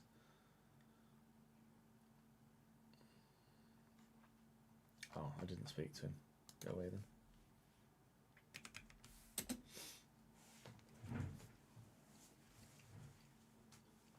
Morning vibes. Make Sterling captain, full chaos.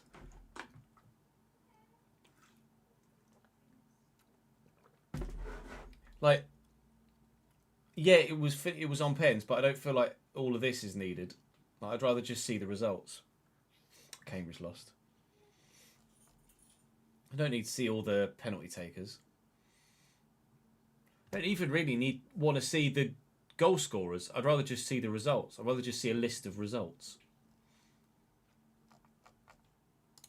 It's fine. I'm going to try. I know obviously I haven't necessarily done that too well in the first hour or so of playing, but I'm going to try and focus on the. You can change the. Can you? Next time something like that pops up, HP, I'll look to change it.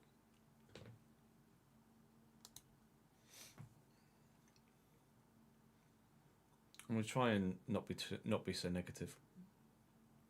I do say I have been saving regularly, yeah. So the way that I would read that is that it is currently showing the basic, and that that's weird. I think it should default to this, and also that should say basic now, and then if I want detailed, it should say detailed.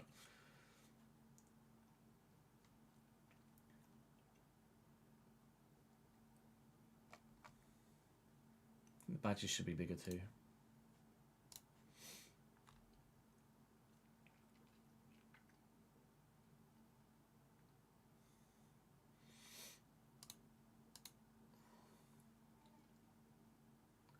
Will that not default to that? Am I going to have to do that for every time that pops up?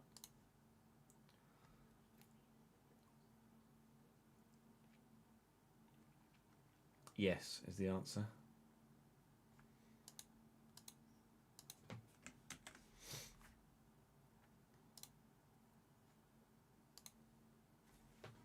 Birmingham have made a loan bid for Josh Shempong. No, I want Shempong to play for me. He's in my He's in my first team squad, isn't he? Shempong now, so yeah, there we are. I've taken him off the loan list, so there's not really much more I can do. How good is Lavia? I'm sorry. How long's he out for? A few more weeks. I have a feeling I'm going to have significantly more players than I need.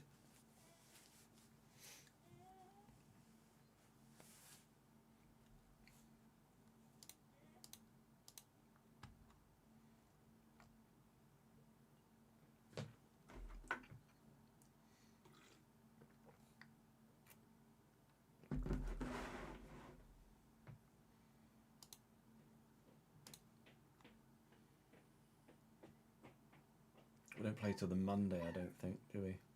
Sunday. Play on the Sunday. Malagusto. How good is Malagusto? Not amazing. Works hard and he's quick, but technically he's not anything special, is it? But yeah, Fofana is definitely the best centre back at the club. I don't think there's any doubts in that.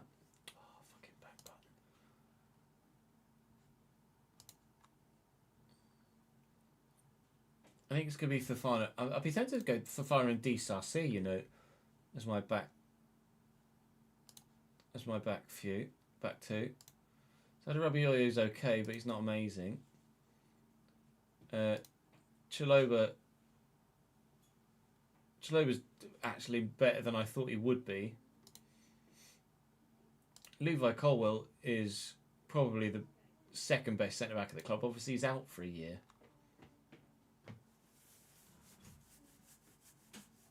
Yes, Mudryk is in the game. He's just unavailable. Global ban suspended.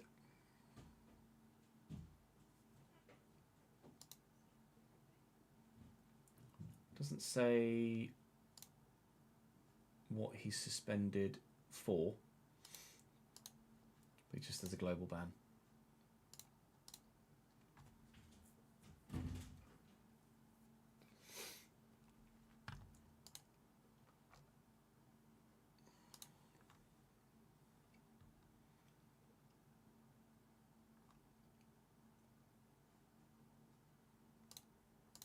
Default to just fucking default to that, please. Thank you.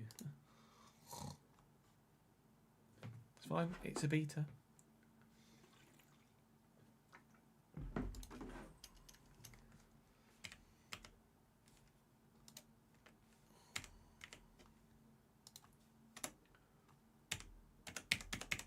Why is Naomi up and down not working? Port Vale made a bid for a Shempong. No. Press conference before. Right, so this is our first pre-game press conference. Now, this might affect the morale of the players a little bit, but I don't think it will have too much of an impact. Other clubs, it's something about going up against a former player. Focus is solely on us at this stage. Do you think Chelsea can get off to a winning start? We're in a good position. Pre-season has certainly ramped up, hasn't he? Obviously, Cole Palmer is going to be massive. Levi Cole was out for ages. Long road ahead for Levi Cole. Do you make what do you make of the criticism that we've received for loaning a number of players out? That's fine. Tell us what happens now following Guiu wants his way out, choosing to be positive. Recent reports have linked me for a move for Kim Min-jae. I mean, he's good, but at the minute I don't feel like I need him. Return to press conference. I don't feel like I need him. I don't know where this story's come from. And the season, am I excited? Basically, of course. We feel like we're ready. Have you been able to set up on a regular first team? Actually, not on a minute yet. Sticky Nugget then. Who's going to win the Premier League? Yeah, no comment. None of the above. Nobody's going to win it. I think none of the above is perhaps the wrong phrasing there. No comment is what we're going for. None of the above. Nobody's going to win. Everyone's going to finish fourth.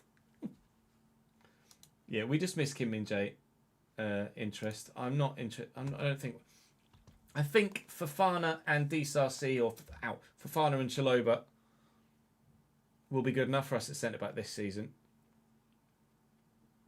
We've got so many players. It's going to be difficult to keep everyone happy, but it just means we can rotate a lot, and hopefully everyone will get some football. As long as we can stay in the Carabao Cup and stay in the Champions League, I'll be happy that we're going to be able to offer most people enough football. So first results of the Premier League. First results of the Premier League season are Villa 2, Newcastle 1, Brighton 3, Fulham 1, 5-4 for Brentford away from home against Nottingham Forest.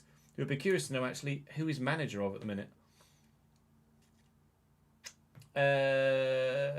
Sean Dyche, nice. Back button bug. And now I don't know where to go to the fixtures. Then it was Spurs 3, Burnley 0, Sunderland 1, West Ham 0. Congratulations, Sunderland, on winning your first match in the Premier League. Ian Martson. We've got 500 grand from Ian Martson's move to Villa because he's played his 30th game for them. That'll do nicely. Mark Guiu scores 2 goals for the under-21s. He's put in a transfer request which we've accepted. So he can bugger off, and he's obviously putting himself in the shop window by playing well. So fair enough. Wait and see if we get any bids for him in the short term. We apparently, 6.8 million fans and pundits have predicted the match. And 50% reckon we'll win. And the rest is split between a draw and Palace. I'm not sure actually what our Premier League. Where's the... I want to see this... I want to see... Season preview. There we go. 5th. It reckons we'll finish 5th. I mean, I'd probably take 5th, actually. 18-1 for the title. And if we are able to finish 5th, I think I might take that. We'll wait and see what happens, of course, throughout the course of this first season. But 5th would be good. We've sold 25,000 season tickets. And thigh strain for Trevor Chalobah. No, he's all right. Right, well, I think we are about to play our first game of the Premier League season here against Crystal Palace, which will probably round out this first episode YouTube-wise. Let's go and pick the team, shall we? Not sure about that goalkeeper kit, are you?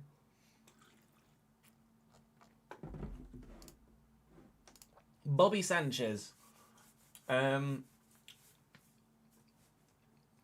I think it's got to be Reece James at right back. And then, does Fofana have a side preference?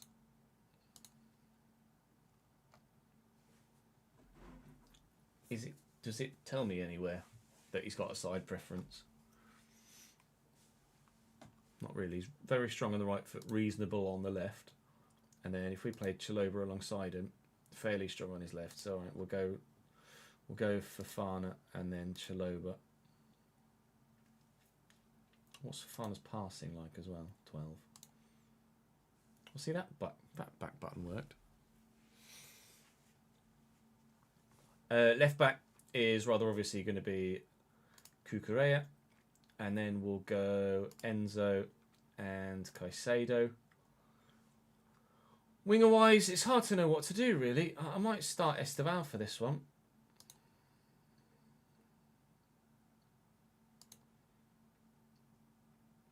So it's just 2.5 star, whereas there it's only showing 2 star. Cam rather obviously picks itself.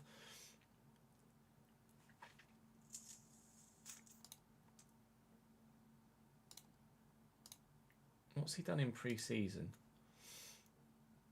Fuck all.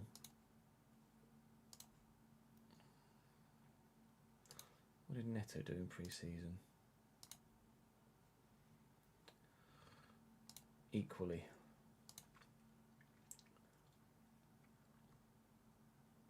I know Joao Pedro obviously did well.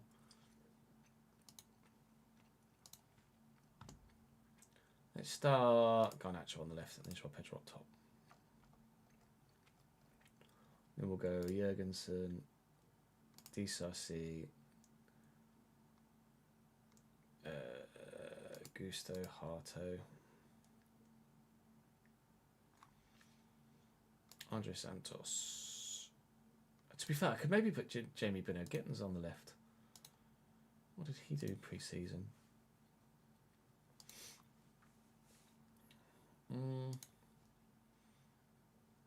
Yeah, let's put Jamie Bino-Gittens on the left. Why not? I'm going to swap he and Garnacho over.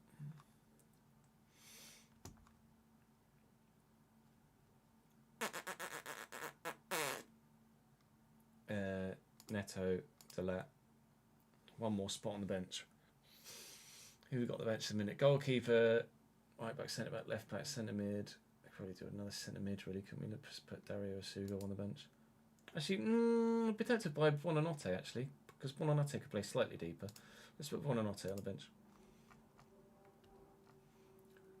Right, go to match then. Here we go. Lacking match sharpness and may struggle. That's fine. It's not a problem. The teams are warming up. I hope we don't have a terrible start to the season. I'd be screwed. Please. Right, so they're going Dean Henderson, Chris Richards, Lacroix, Gahey, Munoz, Walton, Hughes, Mitchell, Uche, Kamada, and Mateta. Set Mark Gahey to never press. Sure. What? Go away. Do it, fine. Do it. Alright, fine. Whatevs. It's not going to go away, is it? Team talk number 1. I want a positive reaction. We have to win our home games. No excuses. Let's go. Okay, that's as positive as I could probably have hoped for, isn't it, really? Inspired, motivated, most of people. Joao Pedro, Robert Sanchez and Cucurella at least listened to me. And Jamie Bino-Gittens had his headphones in or something, apparently. Right, pre-match press conference. How are you feeling? This isn't about me. It's about Chelsea and Crystal Palace. Don't talk. Don't put too much pressure on me, please. It's only my first game in football management. Thank you. Happy with the preparation, though. How's the feeling in the squad right now? Sense of the mood? We're all right. We're all right. Oh, that's it, is it? All right. Here we go. First game, then, in the Premier League, with, obviously, the new Premier League graphics in the game, licensed for the first time here at Prem. They're going 3-4-2-1 with regards to Crystal Palace's starting lineup. City top of the table after a 3-0 win in their game against Wolves or Burnley. Can't remember who City had on their first match day weekend in real life. Here we go. Players coming out, ready for a game here at Stamford Bridge. I mean, this is the aspect of the game where there's really not much argument at all, really, is there? Like, the game is significantly better looking on a match day than it ever has been in the history of ever. This is the bit that is undeniable in terms of its comparison with the way that the game used to be. Fingers crossed we can get a decent result on match day number 1 in the Premier League. I'm going to have key highlights set. Let me just quickly pause it there. I'll just show you quickly show you my initial match day. This is my first game played, though, so this may well change. But currently, I'm set to broadcast with key highlights. Match speed is at 1. Speed between highlights is 30. But if I make any changes to this, I shall let you know. I'm not sure whether to have match sounds on or off at the minute. We'll have on for this first game, and we'll see how it sounds. And I think I might speed the gameplay up a little bit. No, actually, we'll leave it as it is for now. Come on then, we've had a shot already. That's a good start. Lots of possession in the Palace third of the pitch. I mean, it's kind of hard to actually see what's going on there, but we're only 5 minutes in, even at 30% speed, so... I'd like to see what's going on here a little bit more detailed, but you can't actually. It's still progressing quite slowly. Them kicking the ball, it sounds like they're kicking it in a empty room. Oh, Tyrant Mitchell's past the defender, and Kamada off the bar from Mateta, cleared away. Well, that's not necessarily the most convincing of defensive units, is it? If they've just walked all the way around the outside of us, Wharton's going to kick that out of play, thankfully. I think the sounds, for now, I'm just going to turn off because that wasn't great. They just don't quite sound how I might like them to sound. They're a little bit odd. I'll pause this because I think some people have got some ads at the minute.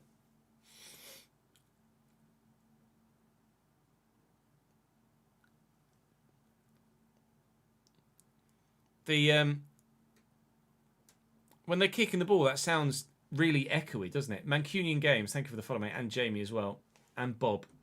I think I said thank you to Bob already. Cheers, Bob.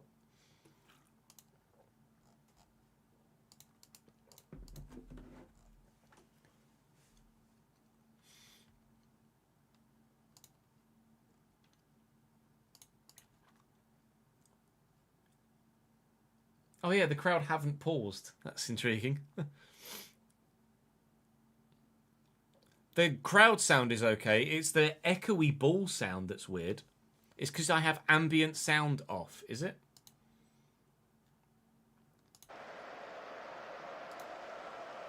Is that why it sounds echoey? No, it still sounds echoey.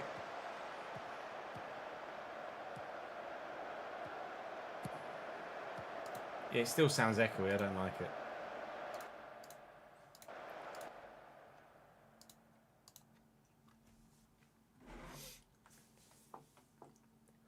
Palmer beats his man.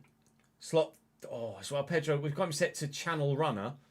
And he, well, ran the channel really well there, but Palmer didn't find him. Chaloba out to Kukurea.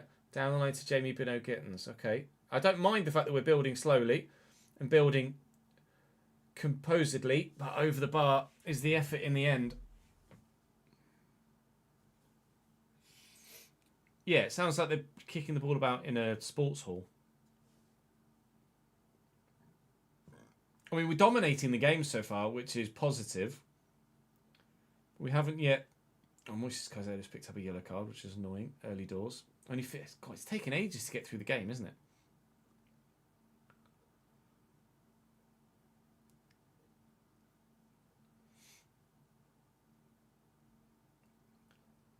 Oh, we've got a free kick in a positive position here. Enzo Fernandez is going to deliver it. I haven't set my set pieces up, actually. Enzo Fernandez! Wow! Didn't see that coming. A goal from the free kick. Who needs to set your set piece tactics up when Enzo Fernandez can just do that anyway? Dean Henderson at his near post. Beaten! We lead by a 1-0 at Stamford Bridge. And, well... I could go, and I don't think you'll see a free kick scored better this season. You probably will, but still pretty good. 1-0 Chelsea. To be fair, I think I'm not actually that bothered about seeing the 2D. I'd rather it just zipped through everything. And we just got through the match quicker.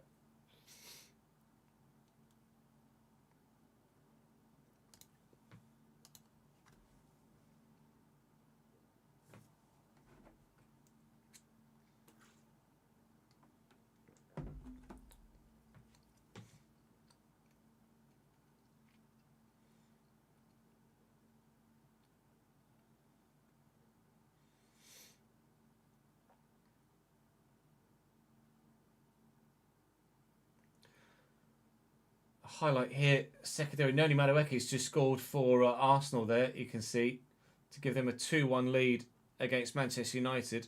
It's actually Palace that are on the attack here in this particular highlight. We're nearly at the end of the first half, as you can see, top middle. Nice ball played over the top. Cristante Suche flicks it onto Mateta.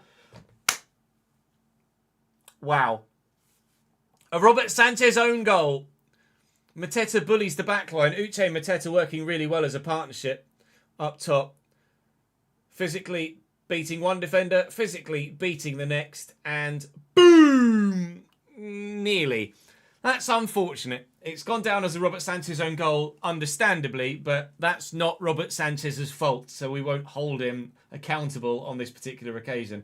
We had started the game very dominant. Palace have definitely grown into it in the latter stages of the first half, but overall, I think it's been quite positive so far, but we haven't necessarily bossed it. But that's fine. So we've been a better team. Just keep doing what you're doing. No one's really reacted in any real way to that. I don't think we change anything tactically at the moment, though. Let's just keep things building up, and hopefully we can find ourselves a second goal to win the game or more between now and the end of the fixture.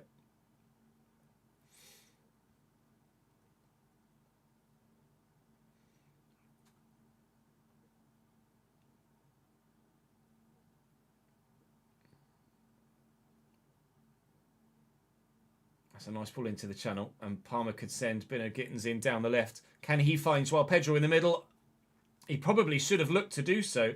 It's going to be a corner for us, but that absolutely could well have ended up in the back of the net if he'd have squared it to Joao Pedro, who was waiting.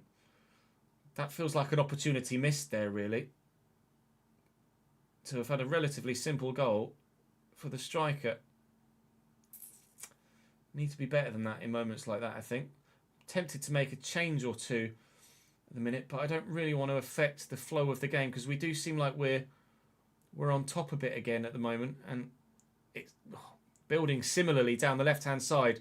Bino Gittins is definitely looking like he's worthy of the inclusion in the starting lineup on the left, but he does need to be a little bit less greedy, because at the minute he's just not playing the passes that surely would set up more simple chances. Right. How do I get to tactics? Up here. I wish Bino Gittins had actually passed fucking football.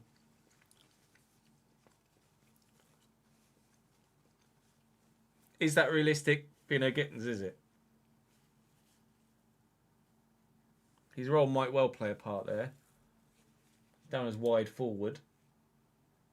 Maybe if I set him as winger, he might actually be more willing to play a pass. We'll try it. Rather than take him off, maybe I'll make that change and see if his role changes. Let's bring Neto on for Esteval, though. I think that's probably the only change to make at the minute. I don't necessarily want to take Caicedo off. I could bring Andre Santos on, but with the game locked at 1-1, I don't really want to tweak it too much at this stage. Oh, and thank you for the follow, mate. FM is probably... Well, I honestly, Smithy, you can't really answer that question at the minute. Because obviously they've changed engine and everything. I'd say it's probably better on console now, having not played it though, than it was, because it's kind of been... This whole new UI has been built with console in mind. Hey, Tozzy. You reckon red card inbound? Maybe. Chicken lasagna. Thank you for the follow, mate. FM24 on console was good, was it, Marcus? In general, I think it's well received on console. And console is where they get most of their console is still where they get most of their audience now. Most people, it used to be obviously that most people played on PC, but as the playing audience has grown over the years, now console is the... Sorry, I'm trying to I'm under the weather, Bugly, so I'm really struggling, just being a bit snotty. Oh. But the majority of their their audience now is on console. It's good on console as long as you haven't played PC. That's probably a good shout, to be fair, Ryan. Right. So we're going to make one change here, about the 67th minute or so. Pedro Neto's going to come on for Esteval on the right-hand side. We've tweaked Jamie Bino-Gittens' role from a wide forward to a winger. So hopefully he'll stop going for goal and we'll start to play the passes that we feel like he should have been making earlier in the game. And maybe we can find a winner. If we do find a winner down that left-hand channel in that nature, then that shows that we've obviously got the tactical nous to be able to tweak the team and it's worked well for us. But we haven't actually had any highlights now for a while. Palace actually have the higher XG, but that's probably because of the nature of their goal. If we can get Bino Gittens in down the wing to create that next chance to win the game, that would be great. When we haven't seen that many chances from open play, we scored a goal from a set piece. And that's a goal from open play, and Jamie Bino-Gittens passed it. And guess what? Goal! Chelsea 2, Palace 1 in the 86th. Caicedo with the ball out wide. Cucurella down the line. Gittens in loads of space, kind of utilising the wide areas because they've got that narrow defensive three. Palmer sneaks in, beats Henderson to the ball at the near post. And that might well be Chelsea winning the game. I don't think I'm going to change anything too much. I might go cautious with my overall play, but I don't think we're going to change anything on the instructions side of things. And as time ticks down, I might contemplate making a change or two just to waste some time. And now Palace have the opportunity to equalise, and they have done exactly that. Cristante Suche scores less than 2 minutes after we scored our goal. And we're not defensively all that either, apparently. Wharton with a free kick. It's going to get knocked back across at the back post. And I think this is Uche here ghosting in. Sanchez with a save, I think. And then Uche just turns it home. Well, we thought we'd won it. We haven't.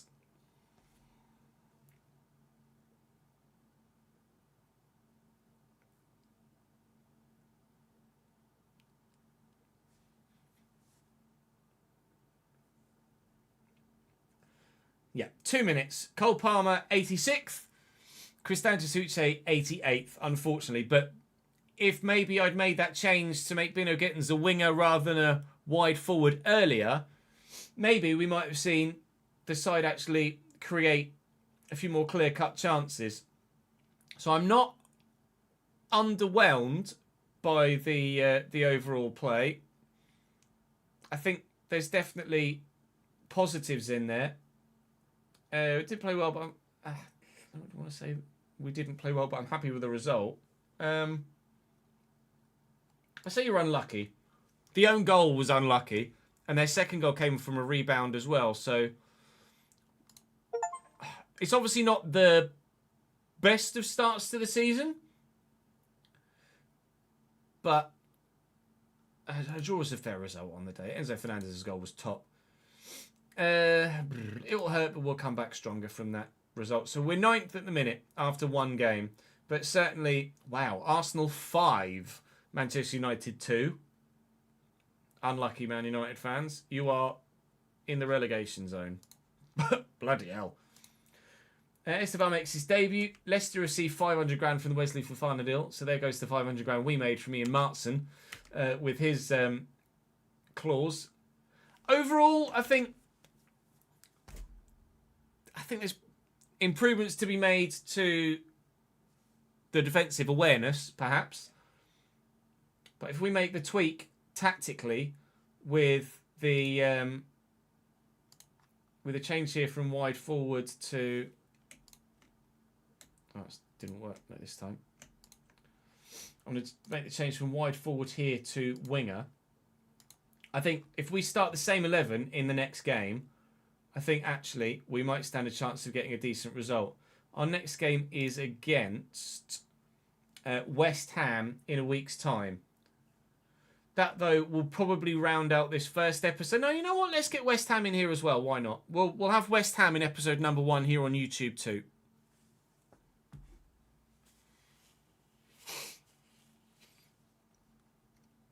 That's some assistance to post-match CBA. Can you choose to watch the matches in 3D only?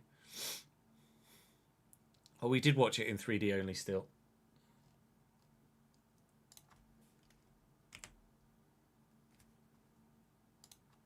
Yeah, which was good, annoyingly.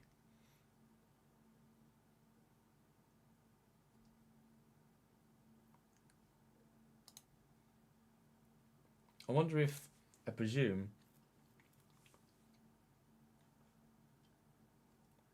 I want to see his transfer status.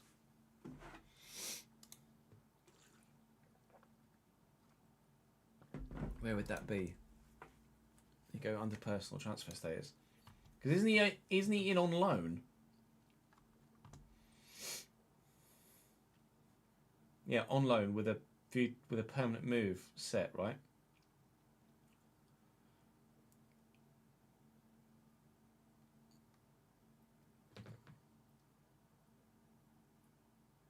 Doesn't say anything about his potential obligation to buy.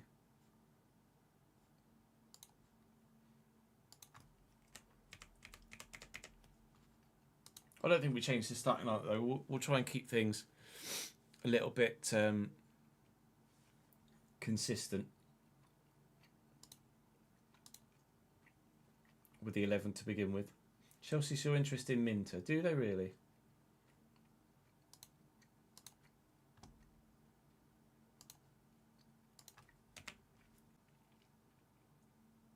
Mason, thank you for the follow, mate. And Coffin Hunter. And Alec, thank you for the subscription on YouTube.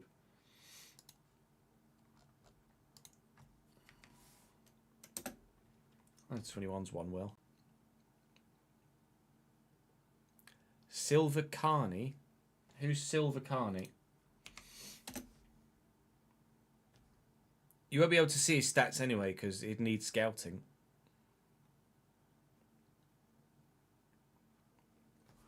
Esteval's potential is pretty good, I think.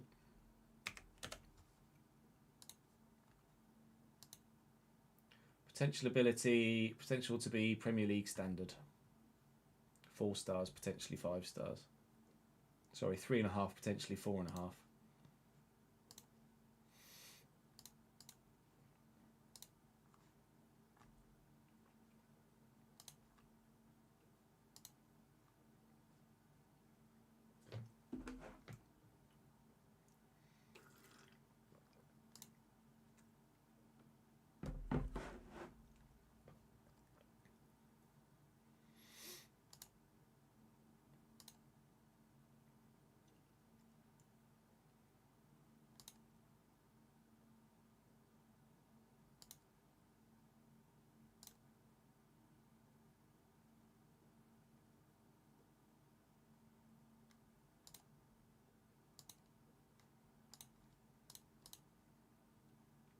never know whether to send my assistants to the press conferences or not. I always used to feel like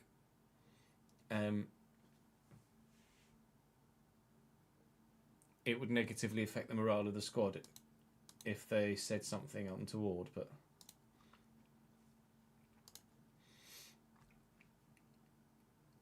in 1 minute, oh.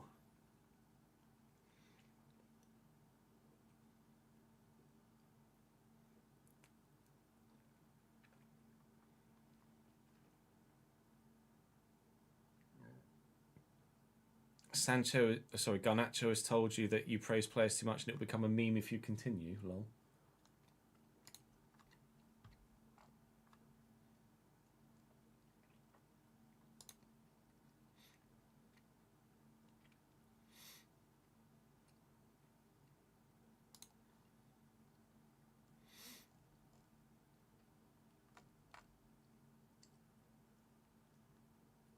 Like this doesn't need to be this big.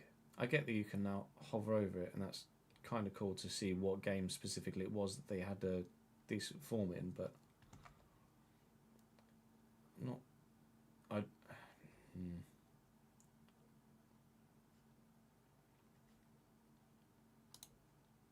Still unsure. Right, we're not going to make any changes.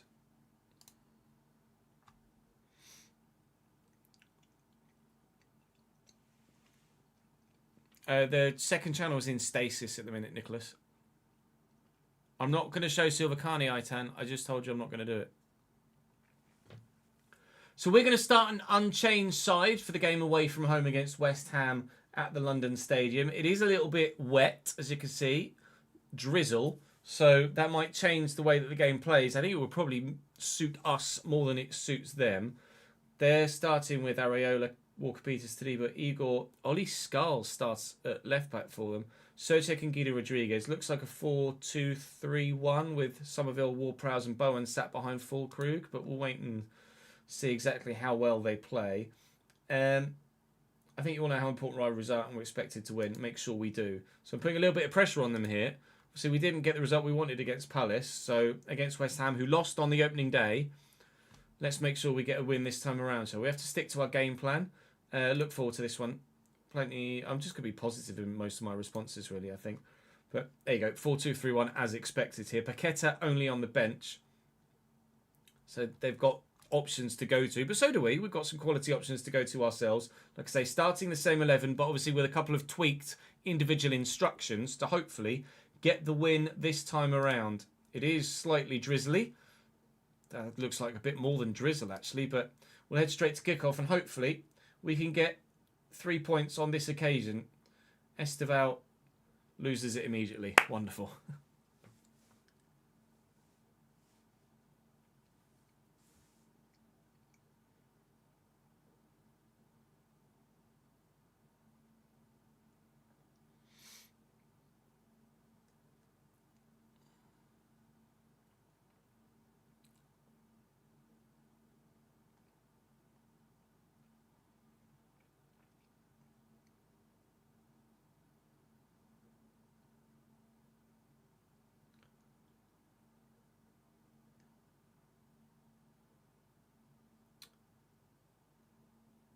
Right, first highlight of the game, and we are in possession and on the attack.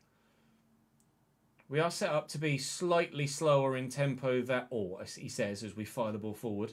Cole Palmer keeps it in. He's got options. He's Gittins now, and Cucurella, and Gittins. Oh, what a save. Alphonse Areola at full stretch towards that top corner. It was Moises Caicedo there that had the effort. I'm not sure whether it was on its way in or was maybe sneaking wide, but you can see from the stats that, again, we've dominated the early stages of the first half, which is what we did against Palace. Against Crystal Palace, we were able to get the goal, albeit through a set piece, to actually take the advantage in at half-time. Actually, no, they equalised before half-time, didn't they, with the rebound and goal off the post. But it does look like, even though there's 3 minutes added on here, we might, maybe, take the lead before the whistle comes. In stoppage time here at the end of the first half, Caicedo does find Cole Palmer. I thought initially that was actually maybe going to get given away there. Trevor Chalobah out wide here to Mark Cucurella. Building down the line. Palmer needs runners. Palmer might go solo. Palmer is going solo, but Alphonse Areola right behind it, and it will be 0-0 at the break then. More positive, more forward action. Lack of defensive needs to be that... hang on. to be that involved at the minute. We're very much thinking solely about scoring and not having any real concerns about conceding. We have scored. I thought the first Cole Palmer effort might be the only one that we get in that highlight. We recovered possession. We've gone again. And Estevao gets his first goal contribution of his time at Chelsea, loops the ball in, and Cole Palmer underneath it with his head, which is not his usual avenue of scoring goals, but we have scored and we will lead by 1-0 at half-time. Thank you, Deck, for the 18th month subscribed on Twitch. We will dedicate that one to you, mate. Now, if we could not concede straight from kickoff, that would be lovely. Kukurea fouls his man. And is that going to be the end of the highlight? Please! No. Ward-Prowse stood over it from the free kick. Nice angle. Please get rid. Bowen. Ward-Prowse. Nutmegs the defender. West Ham corner.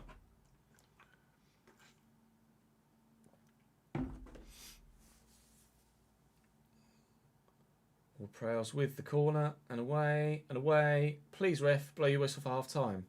Thank you.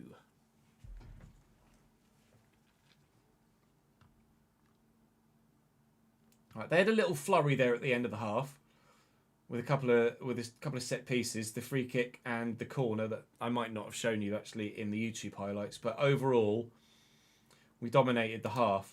I want to make sure that we keep it going.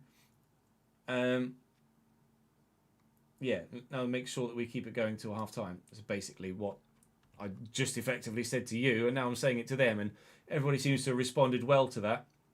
No changes we're going to make yet. As long as we start the second half the way that we started the first, and we don't let them continue their very end of half dominance. The last couple of minutes of stoppage time was all West Ham, but obviously we scored in stoppage time ourselves. So I think overall the balance of the play is in our favour, and if that continues in the second half, we should hopefully see our first victory of the season. Rush, thank you for the follow on Twitch.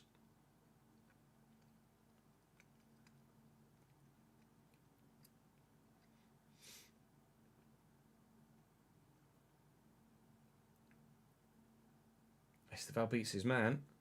He's off. He's very positive, Estevao. I think it's just the nature of maybe the instruction. He and Bino Gittins are both very keen to get down the line and get involved.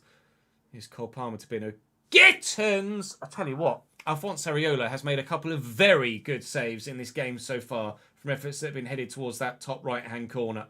Twice now he's denied us a pretty stunning goal. The clean sheet is intact at the moment, although West Ham are now potentially going to create a chance of their own. We're only still 2 or 3 minutes into the second half, so the action is ongoing. But Robert Sanchez makes a very good save himself there from Jared Bowen's one-on-one, where you would very much have expected him to finish. Right, let's just keep hold of the ball, lads, shall we? And make sure that we lessen the frequency of their attacks. Here's a corner for us now. Just before the hour mark, Cole Palmer delivers in. We do have some rather tall bodies in there, but West Ham have got some physical presence of their own. Enzo from the edge of the box, maybe. Enzo Fernandez is a go-to goal scorer for Chelsea this season. It's 2-0 up the Chelsea.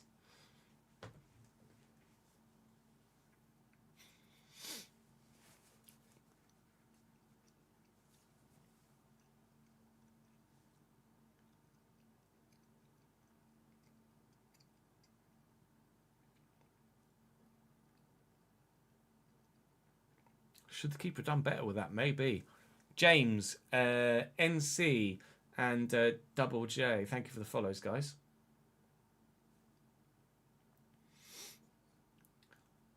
Right. If we can grab a third, I'd be happy to make some changes and bring some fringe players on, or if we're still 2-0 up with 15 to 20 minutes to go rather than half an hour, then maybe similarly we can look to make some changes. Bino Gittins is on a great run here, and it's going to fall to Joao Pedro, and Esteval does make it 3. That's really good from Joao Pedro there. Very unselfish to square that, because I would personally have just tried to swivel on that and get a shot away. As Bino Gittins gets down the line here, I think that's an effort actually, hits the post. Now I would have swiveled and shot there to try to get it in, but he's laid it off to Esteval, who then slots into a very open gap. We are going to make some changes, and we're also going to get our first win of the Premier League season, surely, from here. Up the Chelsea. Esteval's knackered as well.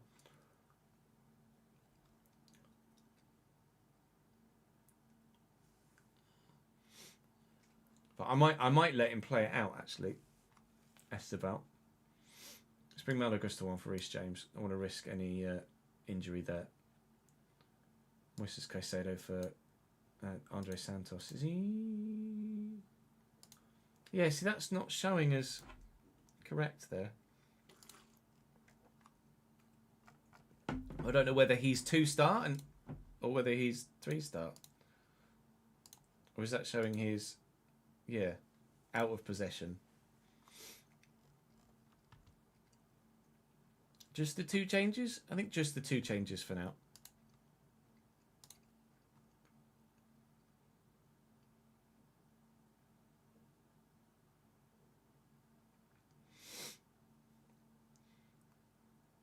Gittins is going to look to beat his man. He can't.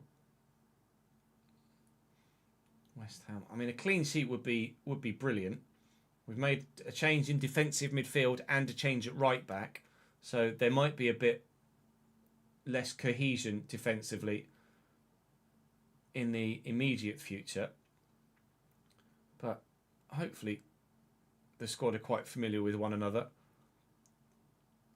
and can deal with the changes to the personnel. There is a bit of West Ham dominance at the minute, but we're doing okay. Can I see... Never mind, there was a highlight. I was just about to see if Wesley Fofana want to run. It's like Kurt Zuma of old. I was going to see what everyone's stamina was like. Bano Gusto down the line, lays it back. Esteval's already got 1 assist today. Cole Palmer, Andre Santos, Gittins, Andre Santos. Oof, good save down low. They brought on Mateus Fernandes for Thomas Soucek. Now, I might make another couple of changes myself with 10 minutes to go. I'm just going to rotate this. Every time I do that, we seem to get a highlight. I'm trying to see what people's stamina's like.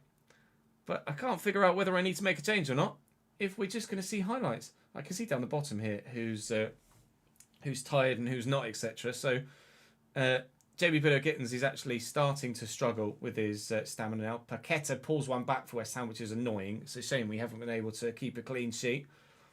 But as long as we get the win, and hopefully by 2 goals as well, then I guess we have to be happy enough. When you're 3-0 up with 10 minutes to go, you do want to keep the clean sheet, but it's a good finish from Paqueta on his left foot. We'll let the team off. Oh, to be fair, I'm saying, I want to see the stamina of the side. I can actually just see it down here, can't I? It's me just adjusting to the UI still. All right, 3-1 then, but certainly it should still be game over, I hope.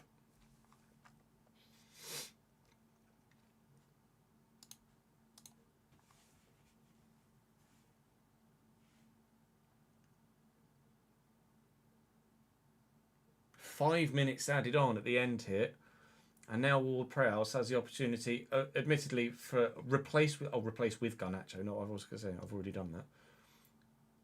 I know we brought Neto on. I think it wants me to take Esteval off to replace with Garnacho. Let's not concede a second, shall we? Ah, come on, Chelsea. We've got that. See, this is very Chelsea, isn't it? Chelsea of late. Convincing position, comfortable, and then just switch off at the back. Bowen in behind, squares it across, and Callum Wilson's there at the near post. Can we just not, please? We just see this through? Thank you. A 3-2 win is less pleasing than a 3-0 win, but a win's a win. I want to say something about the end, if I can. Saw a lot of good stuff there. We cannot afford to let complacency creep into our game. We're all unhappy. Well, you conceded 2 goals in the last 10 minutes, so maybe you should be a bit unhappy. Right, that will bring this first episode YouTube-wise, YouTube video-wise, to an end. So do please drop the video like if you've enjoyed this first episode of the Chelsea FM journey. Make sure you're subscribed to the channel so you don't miss out on any more. We'll try and get this out to you as regularly as I possibly can. And fingers crossed, you guys will enjoy it. First couple of games of the Premier League season, and then we should have some first cup football and maybe even European football in the next episode as well. But I'm going to just go and work my way through the post-game motions, and then we'll go and record episode 2 immediately now as well. But hopefully you enjoyed that. Hopefully we can build on the goal scoring and stop the goal conceding. 2 per game at the minute is not great.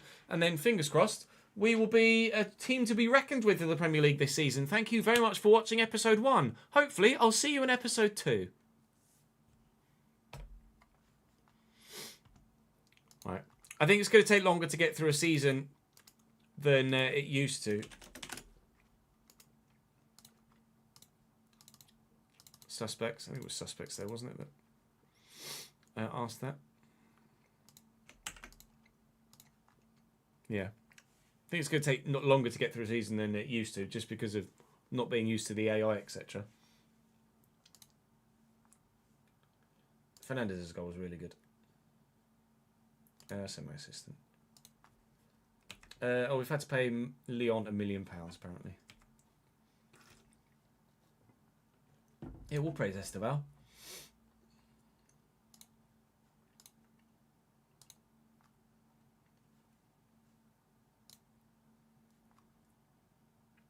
I wish I could see just immediately when the next fixture is.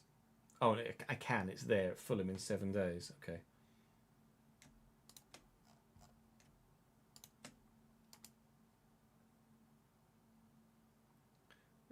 Give them 2 days off. I'm going to save it. Right, I'm just going to have a quick toilet break, chat, and then we will record another YouTube video. I shall be back in a moment. BRB, don't go anywhere.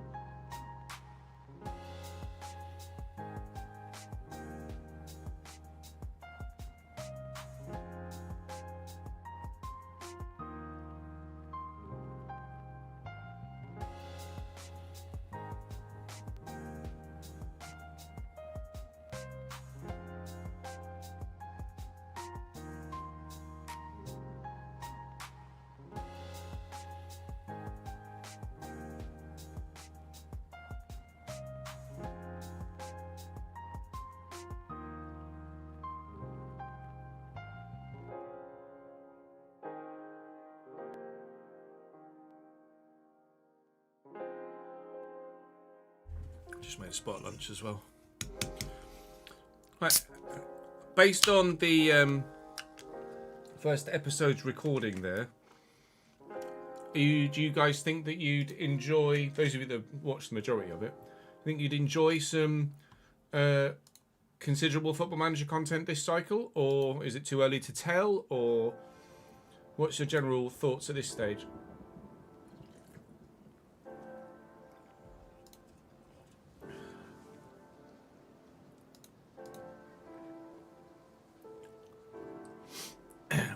I was not pooping, no.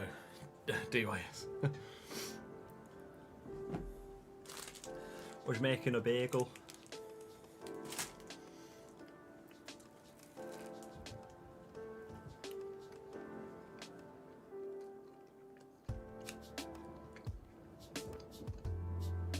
Heisenberg, Soul Shots, Alex, Cad, Simply Benny. Thank you for the follows, guys.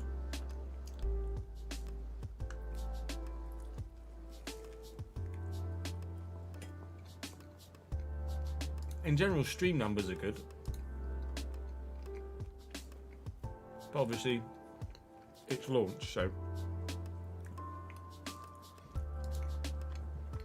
I just have to take it by, play it by ear.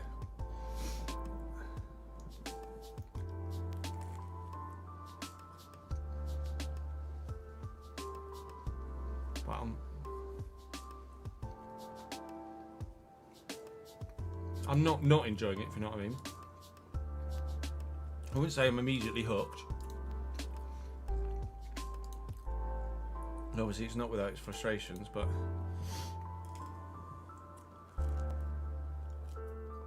other way around, put the exclamation mark at the beginning, JH, on YouTube. Put the exclamation mark at the beginning, and you'll be able to get the command that way.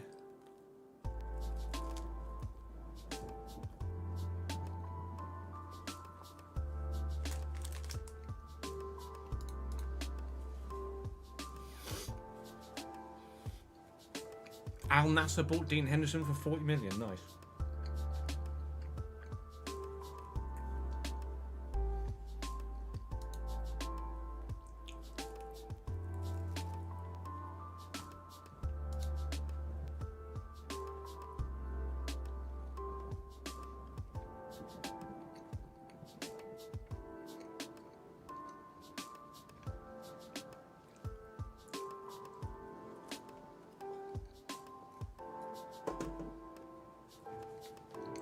Winston, thank you for the follow, mate.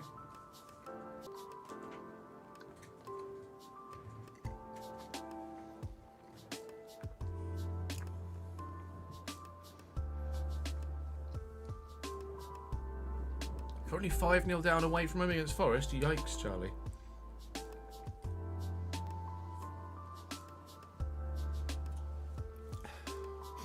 It will be on Game Pass at full launch, yes. Football Manager will be on Game Pass for both PC and console at full launch on November the 4th.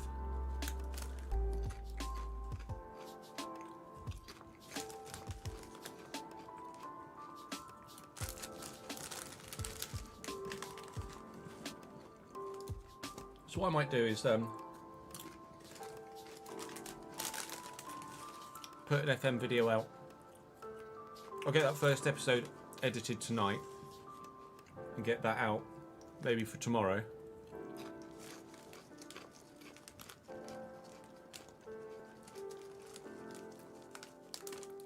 At the minute we're just in the beta phase. Heartwind, yes, full launch is on the 4th. Unlike most other games though, anything you do on the beta does translate across into the full launch version of the game. So anything we do now will, the beta version just updates to become the full version. The Cambridge Realistic RPG will return, Fardo, yes.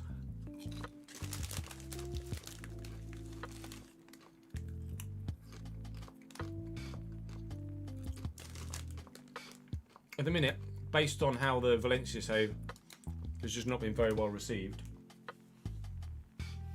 I would absolutely contemplate, depending on how many views the FM content would get on YouTube, just replacing the Valencia save with FM.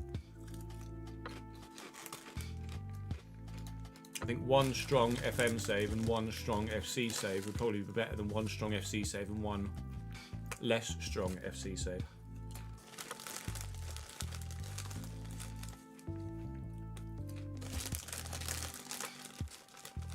I don't know what Rio's like, actually.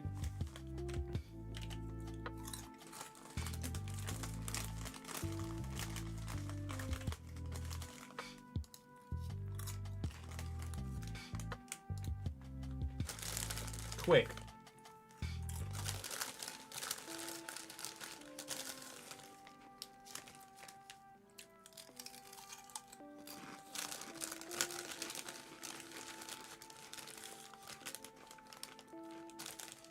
I'm enjoying the Valencia save as well, TR.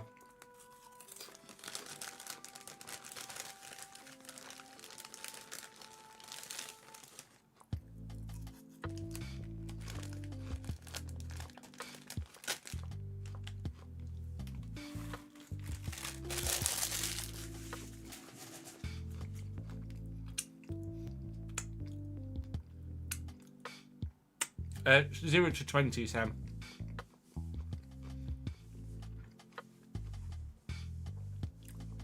The fanatical code is just a Steam version, JH. So I don't know what compatibility is like on Mac. I'm afraid it's not my wheelhouse. Well, McLovin, the FM save that we'll be doing at full launch will be a Glory Hunter, where we will move around Europe. So there will be European action in terms of FM stuff on that front.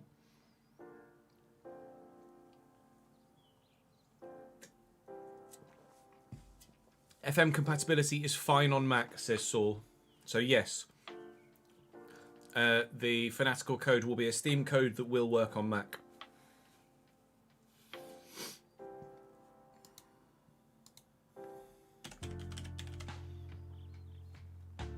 Shimura America, I don't know anything about him. Doesn't look insane. But his potential's good though. He's injured at the minute.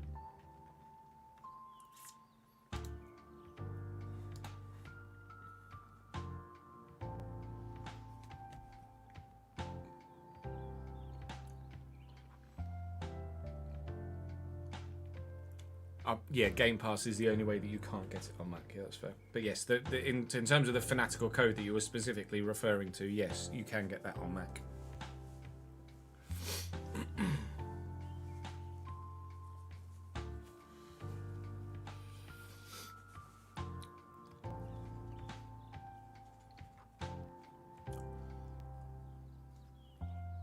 Yeah, Ryu. Okay, just go forward to Rio actually.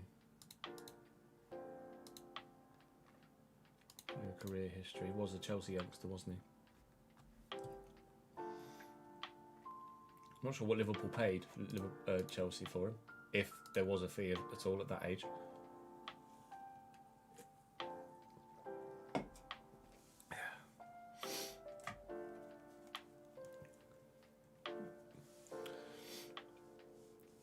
I don't know about logo packs, etc. Tohi, we'll just have to wait and see. David Tejera and IG Top, thank you very much for the follows, lads, on Twitch. Appreciate it.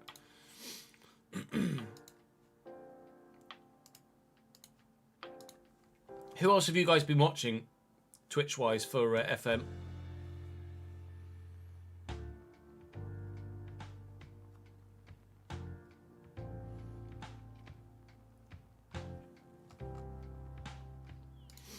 So if it continues to do good numbers, then I'll be a fool to not continue to play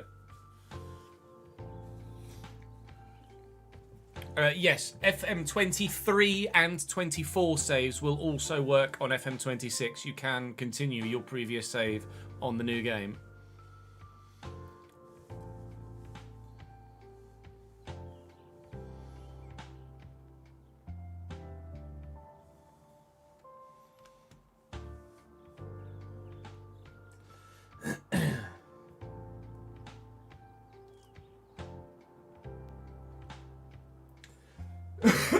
All right, chat. Do you think we buy some players before the end of the window? Do we look to do some transfer business?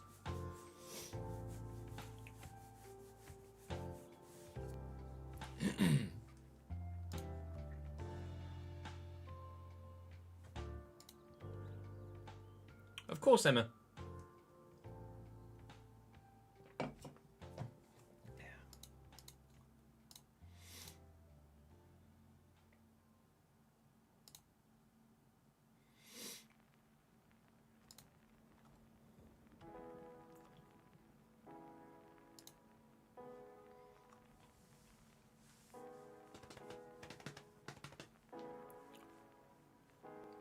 There is an instant result button, Daniel, yes.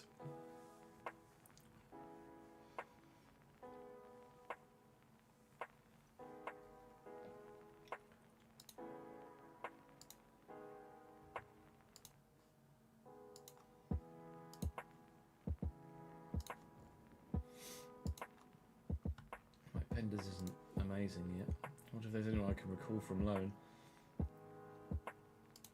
would add to the squad.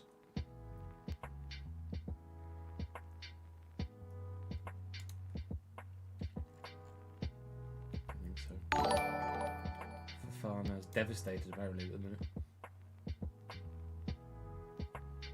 Fatih Karagu work at the minute. Johnson, thank you for the follow and kick, mate. You reckon we need a centre back? With Fafana fit, I think I'm quite happy at centre back. I'm surprised Reece James hasn't done much yet. He's been really quiet at fullback.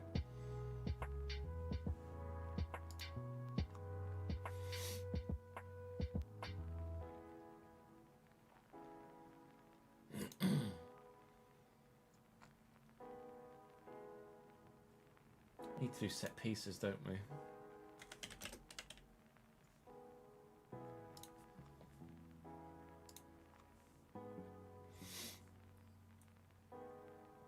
I just want to do set piece takers, not necessarily actually design a set piece.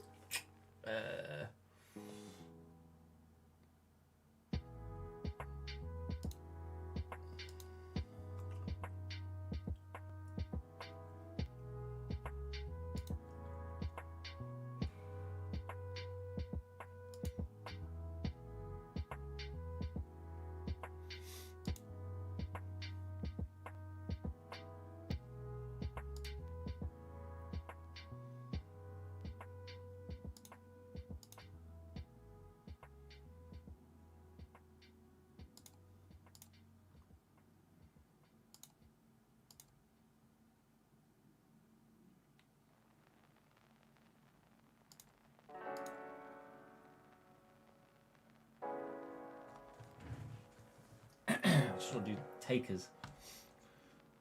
Yeah, attacking set piece.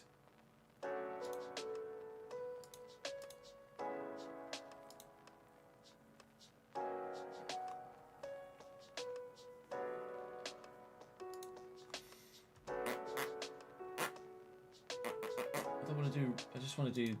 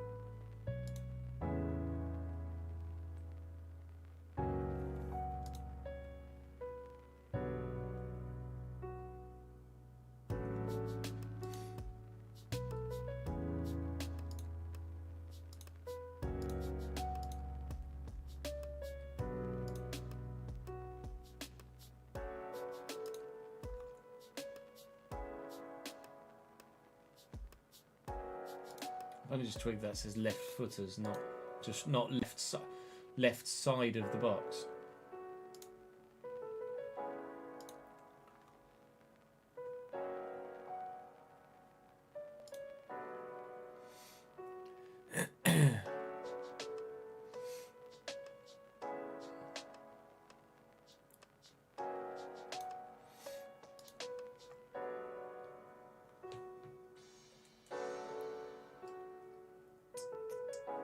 I don't think I want to play Fofana right back. It might be a bit early to think about dropping anyone.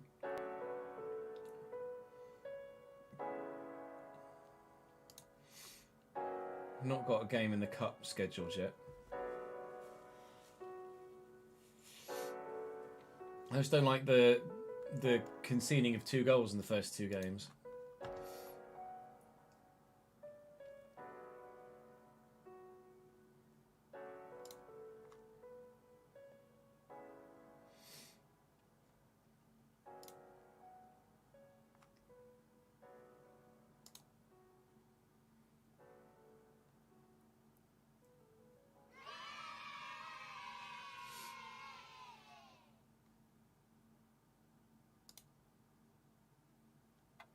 Yeah, definitely gonna want licensing stuff for the Glory Hunter, aren't we? Benji, thank you for the 2nd month in a row, 24th month total. Appreciate it, dude.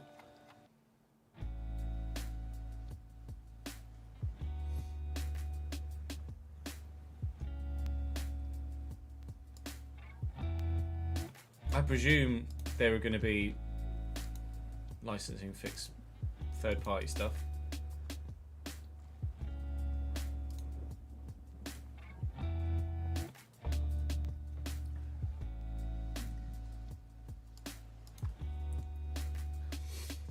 Yield is at Juventus? I don't know. So this is what... I presume this is what teams are looking for?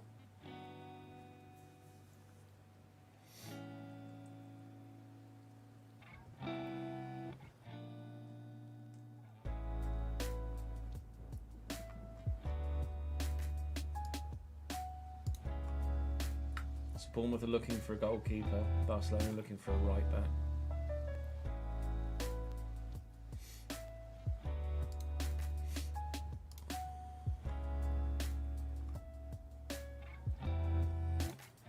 So if I say put a transfer, I'm looking for a goalkeeper. Transfer. First choice goalkeeper.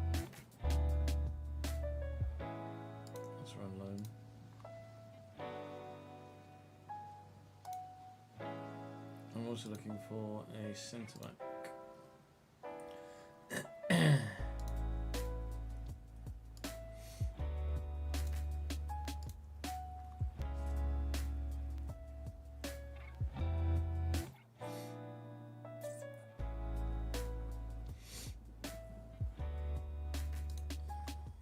So I've got 2 options in the transfer room.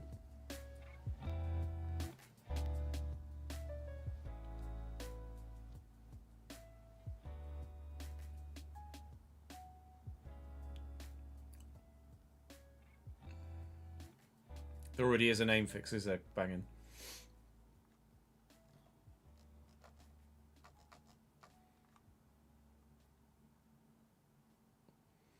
The first episode, I'll edit the first episode tonight, Suffolk, and we'll put the first episode of this live tomorrow on the YouTube channel.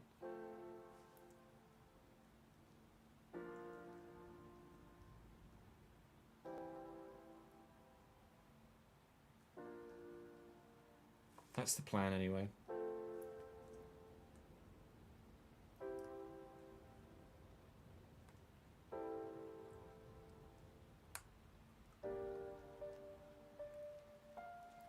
And we'll gauge the response from there.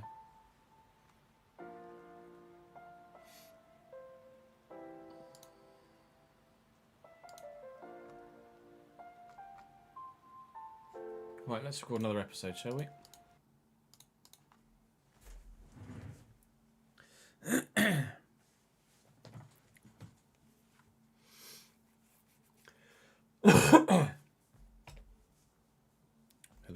record, please.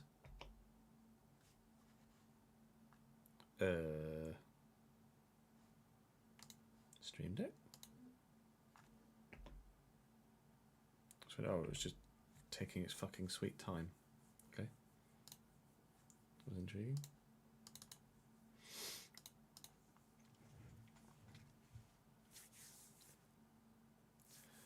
Welcome back to Football Manager 26 here on the Chesnoy Gaming channel. We started our Premier League season in the first episode, which if you missed, you can check the channel page 4. Leave a link in the description down below to it as well. We had first 2 Premier League games, a home game against Crystal Palace and a away game against West Ham. You can see the results of which up here, but of course the manner in which those results came about, you'll have to check the last episode 4. We're 1 game away and 1 week away from the end of the summer transfer window. We weren't sure what we were going to do in terms of transfer business in this first window when we were recording episode number 1. But what we have done is made a decision to at least put the feelers out and see what we might be able to find available to us in this first transfer window. We don't have a massive budget at the minute, £16.5 million, but obviously, as we mentioned in the last episode, we've got some clauses we can sell to raise significant funding. So we will be able to do some business if we want to. And I've put the feelers out. Transfer Room is in the game this year. That's the system that real life teams use to let other clubs know what they're looking for and to let other clubs know what players might be available from their own club. So there are currently 48 opportunities in terms of maybe offering a player to another club. If we were looking to sell someone, then we can see what other clubs are looking for. There are 47 options here that I could maybe throw a player into to try and sell them if we were looking to sell them. But what we have done is put the feelers out with regards potential players in. So I've said to the world, I'm looking for a first choice goalkeeper, please, and a strong centre-back. And hopefully within the next few days, before transfer deadline day, we should get a couple of teams offering us some players that fit the bill, players that they're looking to offload and that we might potentially be interested in buying. So we'll obviously have the game against Fulham today as well, with our fixture list accordingly coming up. Then got Brentford on the 13th. I think there's an international break, isn't there, at the beginning of September. We may well see some Carabao Cup games drawn soon. We also should hopefully have our Champions League phase draw soon as well. I don't know if the Champions League draw is going to match real life. I don't imagine it will, because obviously we started this save whilst there were qualifiers still ongoing, so some of them might be different. But certainly the Premier League domestic fixtures are similar to real life. So cup draws can be different, evidently, and hopefully we get a decent run of things in the Champions League. But hopefully you guys are enjoying the Football Manager content so far. If you are, please do drop the video a like. I'd very much appreciate it. It would make a massive difference to the launch period here for Football Manager. Of course, if it does really well, the FM content on YouTube, then we will have 1 full-strength FC save and 1 full-strength FM save on the YouTube channel, and we'll drop the second FC save so I can fully commit to making the Football Manager content as regularly as you might like to see it. Do come and join me on stream as well, of course. There's links in the description to Twitch and to Kick, and of course we live stream here on the YouTube channel too. We're doing this Chelsea save for the beta, which may well progress into the first couple of weeks of full launch, depending on how well it's being received and how well we're enjoying it. And then there is plans to do a glory hunter around Europe, starting at AC Milan, once we've finished with this Chelsea beta save. So hopefully you guys are looking forward to that. Hopefully we can continue what has been a decent start to the Premier League season. I would like to not concede two goals every single game, though, if we possibly can. We're going to advance and progress towards that game against Fulham, and there may well be some transfer business in the meantime. If there's not, then it will be Fulham, deadline day, and probably Brentford as well in this episode before we push on to European fixtures beyond, and of course the rest of the Premier League season. Actually, we're currently top of the table. That's because we're the only side to have played 2 games outside of West Ham, who we just beat. So literally nobody else could have 4 points. So up the Chelsea and call it there, please. Thank you very much. Stop the count. Chelsea win the league. Ta very much. Right. Do the whole drop the video a like and subscribing, etc., etc. And hopefully I'll see you for the remainder of the episode. We're now down to 6th, but 6th is still not bad. We'd take it, certainly.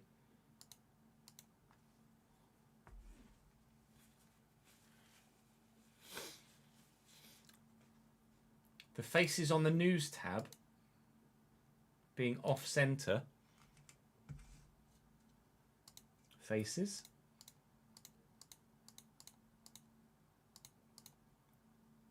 Oh, that. Yeah, that's weird. It's just not very well implemented.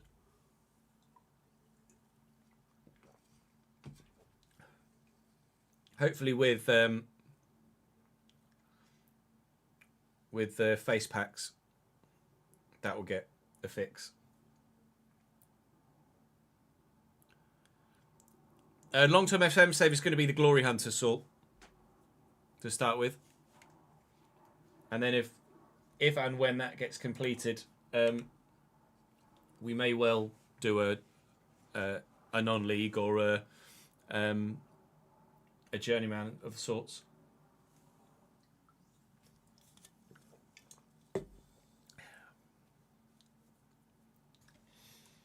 Lewis Hall's one appearance away from triggering £1 million for us. How very much. Yes, Adam Wharton would be pretty good. I agree.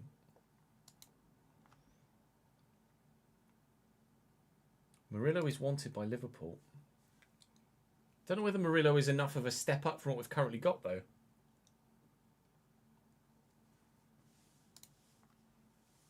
We might need to just sell lots of clauses and actually buy some real genuine outrageous quality.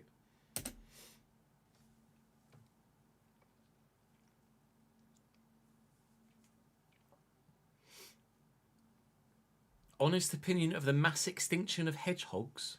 I've no idea what the hell you're talking about.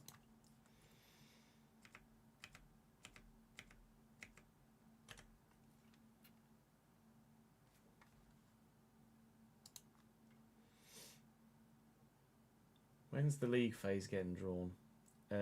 Fixture schedule. That's my fixture schedule stages.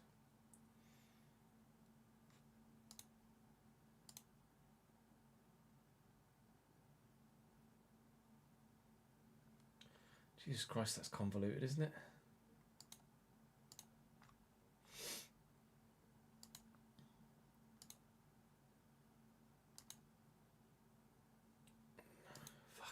Just tell me when the league phase starts.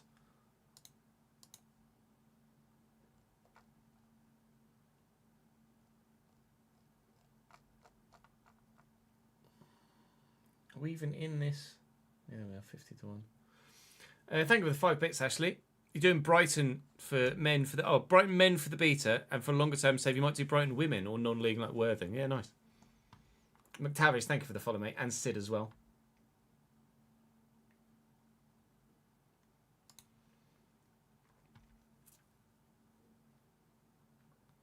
Yeah, Kylian Mbappe's a bit good, isn't he?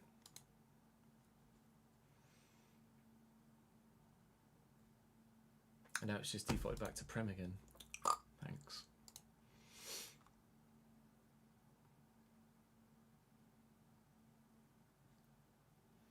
Right, so Carabao Cup second round games are being played now, so we should get a third round draw very soon, actually.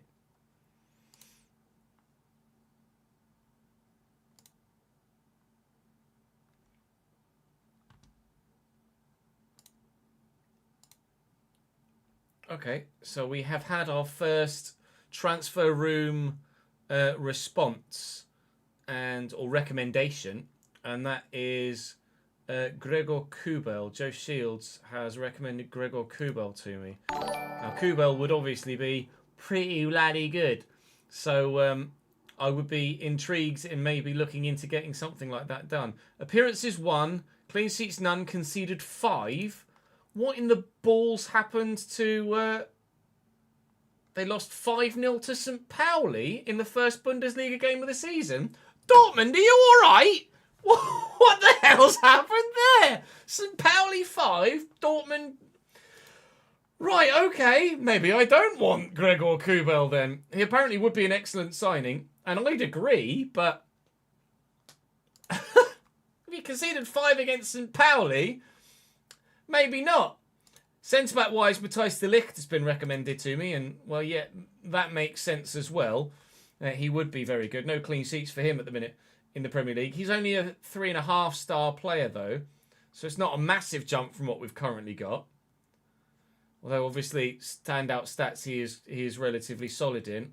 I'd like to think actually maybe we've got 22 responses actually. If I go to the transfer room so if I sort by position, only Kubel is the excellent. We've been offered a number of players that aren't necessarily at the same level or of the same caliber, and then centre back wise, yeah, see, Kim Min Jae's a B+.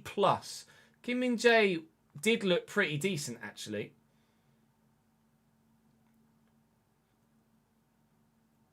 But finding a world-class centre-back, not even world-class, just a top-quality Premier League calibre centre-back, I think is probably going to be quite difficult in the current market. Matthijs de Ligt obviously is really good, but is he a step up from what we've got? I'm not sure he is. And live chat is saying that at Dortmund we should potentially look at Nico Schlotterbeck, and I do feel like we should probably scout Nico Schlotterbeck. He's almost certainly going to be one of the better centre-backs available domestically. He's currently injured for 4 weeks with torn knee ligaments, but we don't necessarily need to see... Well, he got injured in game, maybe, in that St. Pauli game, but we don't necessarily need to see him play to know how good he is.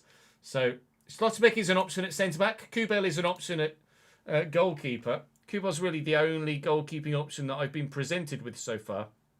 Vicario valued at 80 to 95 million. Are you sure? And only a 2.5-star player, Vicario. Yeah, I'm not... Goalkeeper, I was expecting centre-back to maybe be a bit of an issue, but actually goalkeeper might be even more difficult to try and find the right man for the job, so to speak. But Chelsea players named in Team of the Week. Estevao, Team of the Week for the Premier League, after getting a goal and assist against West Ham. Fair play to him for that. We've got Fulham coming up, of course, then deadline day on September the 1st. Champions League phase should be drawn very soon. The next round of the Carabao Cup should be drawn very soon as well. And then hopefully we can find the right player in the market.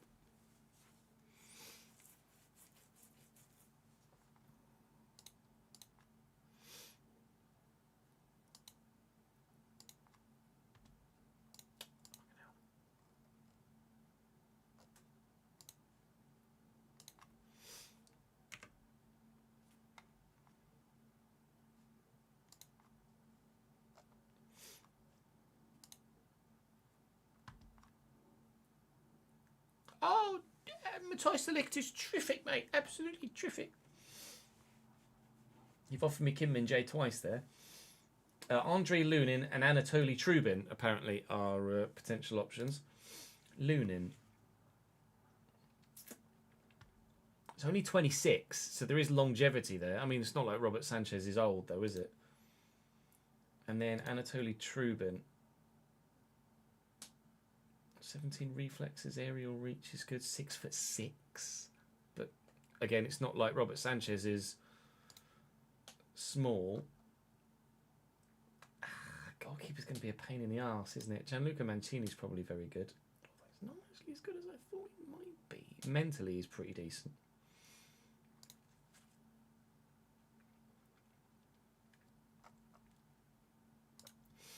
Gabia.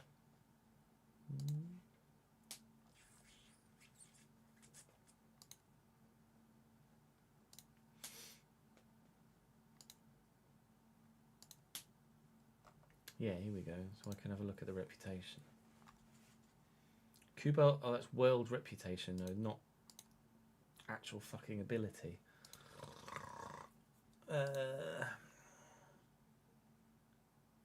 Coaching, no. Selection info, no.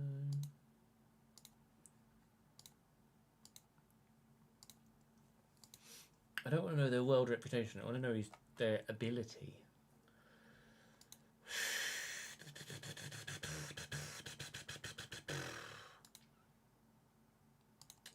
Good.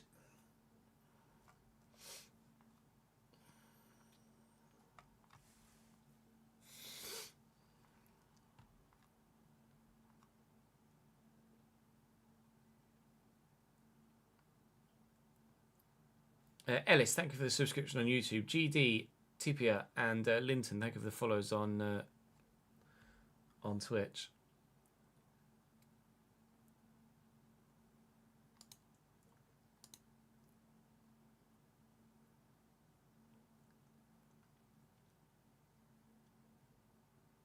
Kim and J's nonny you, obviously. I don't know why he's on there twice. Achervi is wanted by... Dean Henderson's wanted by Saudi clubs as well.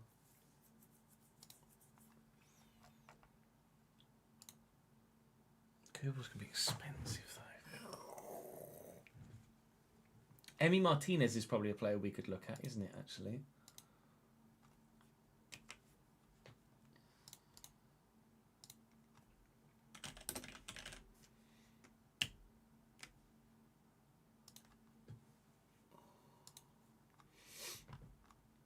He's conceded 5 goals in 2 games for Villa, though. Listed as not for sale.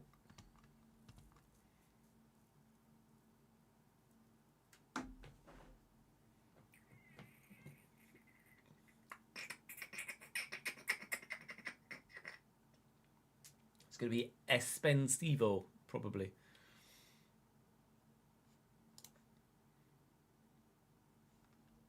I don't even know what other goalkeepers would be. Like, I could maybe have a look at Diogo Costa.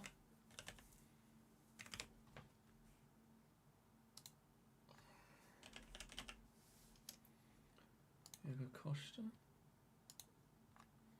Scout him.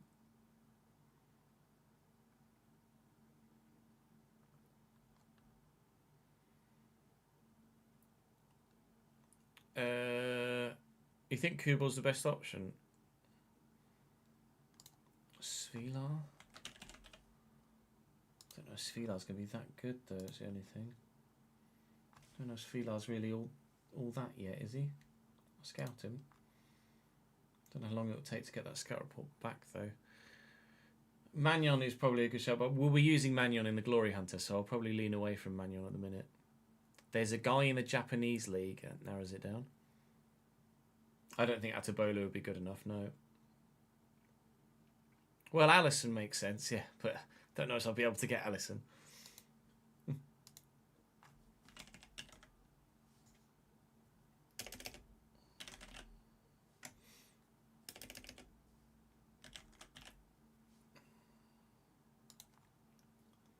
Not for sale. Unsurprisingly. I wonder how good Edison is in this.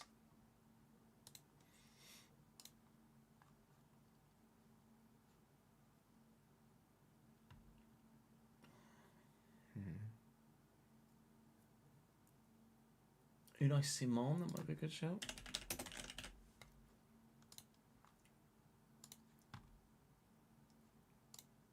Whoa! Whoa, whoa, whoa! Goodbye.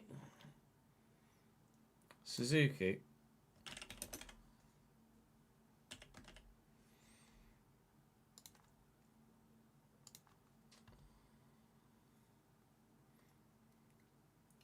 I need it now.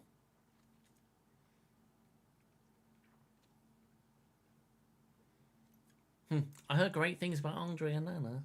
Did you really, Alex? Hope you are, mate. Solakis, really? I don't know the name.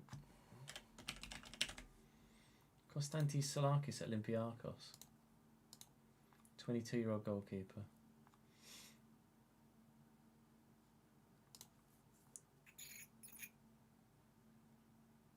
Yeah, I'll be looking for a first-team keeper.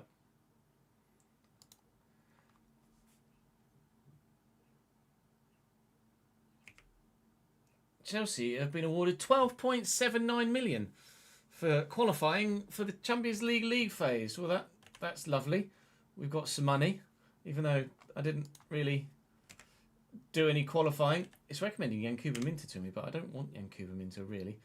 So our Champions League phase games have been drawn, and we have Bluneri, which is Inter Milan. We will be downloading some license fixes in the not too distant future. So Don't worry about anything that currently isn't licensed. We've got Burnley in the Carabao Cup. We've got Inter, Benfica, Athletic Club de Bilbao, Spurs. I think you're allowed to get teams in your own nation in the Champions League. Maybe I'm mistaken there. Spurs, Barcelona, Atletico Madrid, Celtic and Olympiacos. Oh, that's really tough. That's really difficult. I don't think we should have Spurs. I think that's a bug. But Bilbao, Inter, Barcelona, Atletico Madrid. Oh, I am less confident than I was of doing well in the Champions League. Oh no. Well, Burnley in the cup's good though, right? We've got a decent cup draw there. Ter Stegen might be a great shout, actually.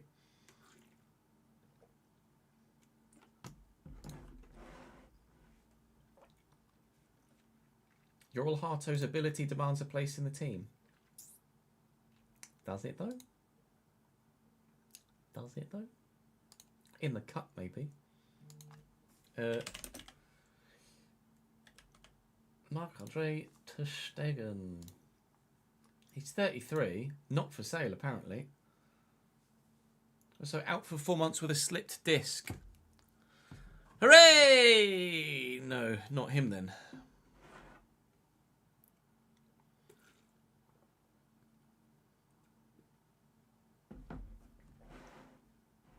Karnaseki's like a younger pope.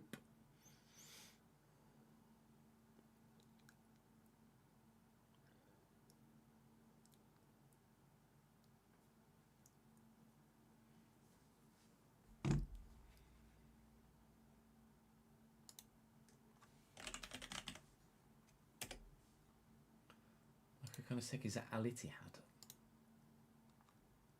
Is that a new move? I think that's a new move in this save, isn't it? Karnaseki to Al Ittihad, 16.5 million. That's Karnaseki out the way. We're scouting Sfila. Don't know as Bart Verbruggen is a step up on what we've got though, is it really?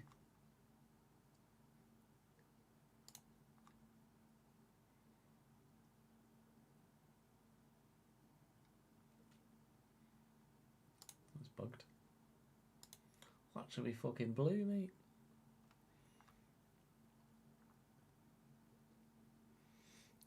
Prince and Rage Foxy, thank you very much for the follows, guys. Penders isn't good enough. Let's go to the press conference. Hello! Win over Fulham creates momentum. Something special about matches. You just want to get the win. Hard work. Tactical changes. Not going to discuss tactical change for the map. Let's be patient. I think I'm just going to send my... Learning!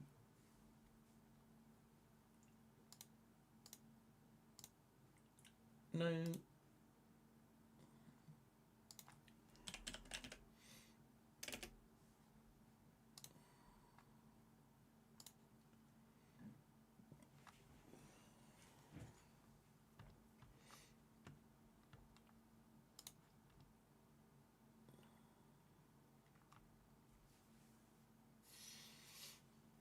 Close to full potential, though.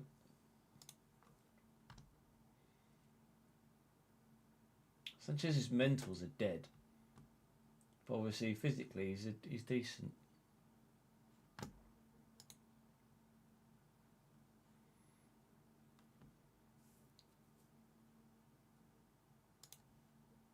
I don't know as I'd be able to get near someone like Oblak.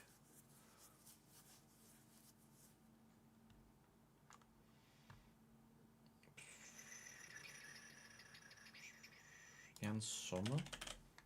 Sommer's... Yeah, I was going to say Sommer's getting on a bit now though, isn't he? Yeah, 36. Trubin we have had scouted and he has been recommended to us, but...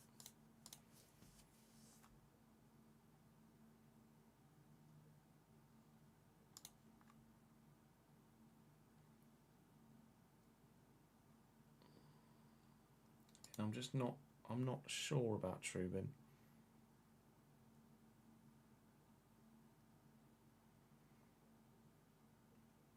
It's just a bug, Cozy. Thank you for the follow, mate. Merit.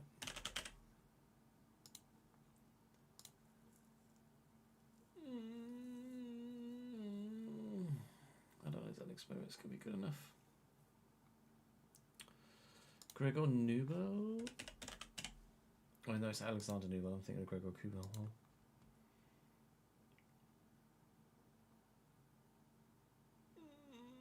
Not sure. Chris, thank you for the 36th month. Mate, your brand new badge for that. 3-year badge.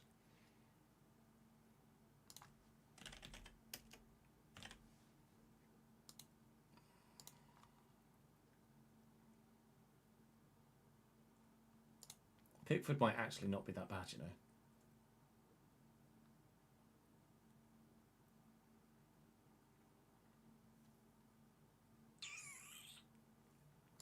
Kubel is supposedly the best option, and he's only 27.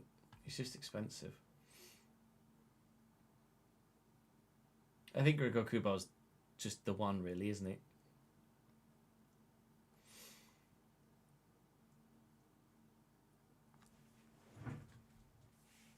Right.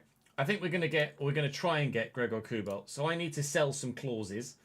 So let's sell some clauses. Now there are some big ones that we can sell that would get us decent amounts of money. That are Nkunku. There's one here that's worth 21 million apparently, which is this one here. We have negotiated a potential buyout fee of 21 million for that clause. Thank you. That'll do very nicely indeed. And then there was another one.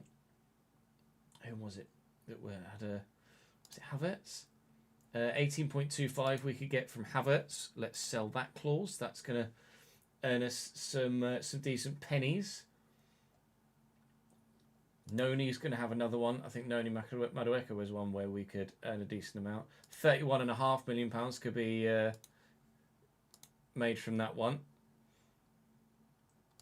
I mean, there's still stuff. I can make 90 million from bloody Lukaku, for Christ's sake. Tammy Abraham, can I get much for that? That's just clauses there. Well, how much does that put in my transfer budget moving forward now? I might need to advance a bit to find out exactly how much money I'm going to have added to my... Enough, I think, is probably the right answer. Scouting finished on Karim Adeyemi is a mare. Right, recruitment. Transfer budget. 107 million. Now that's more like it. Right, Gregor Kubel, would you like to come and play for me, mate? I think we're about to maybe make our first signing as Chelsea manager. And I think Gregor Kubel would be stunning. So, actions, please. I would like to make a transfer offer. Obviously, work permit issues. Don't say that to me. A future of 3 players should be considered before making any purchases. Manuel Omega, Dastan no, I'm good. Right, I don't want to pay everything up front. How about 20 million now?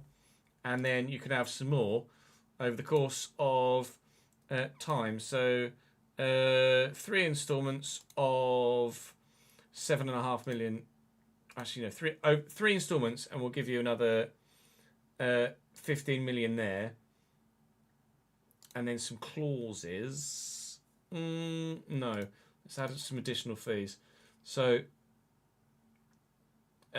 after 50 Premier League games, after 50 league games, you can have another 10.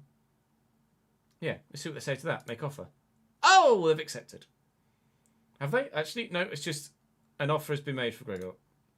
Now I'm going to have to wait. All right, we wait then. Dortmund, what are you saying?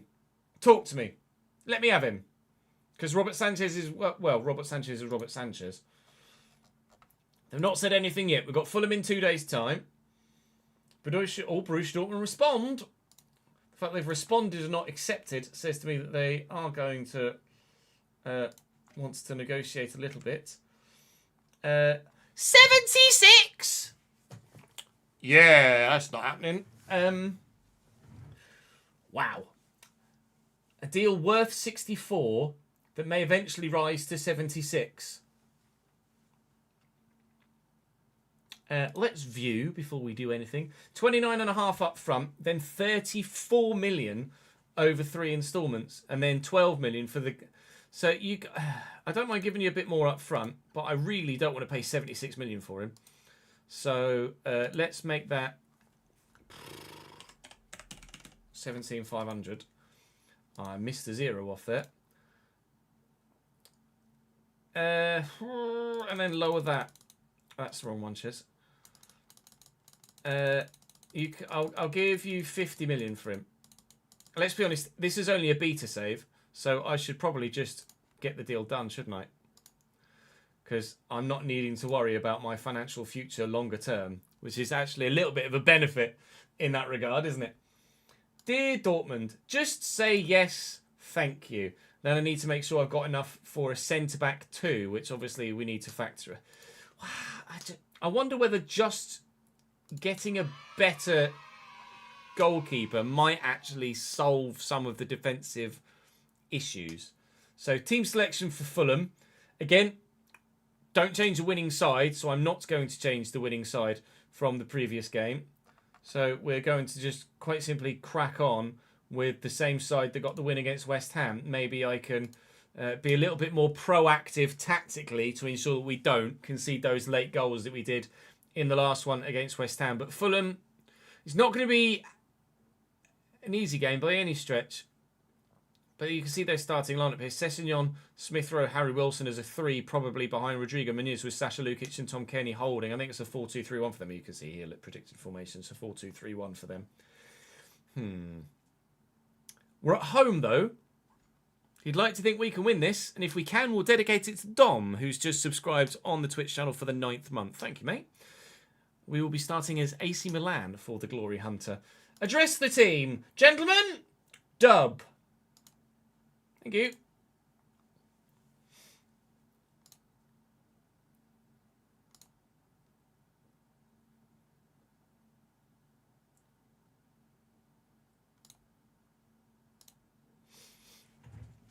Come on, then.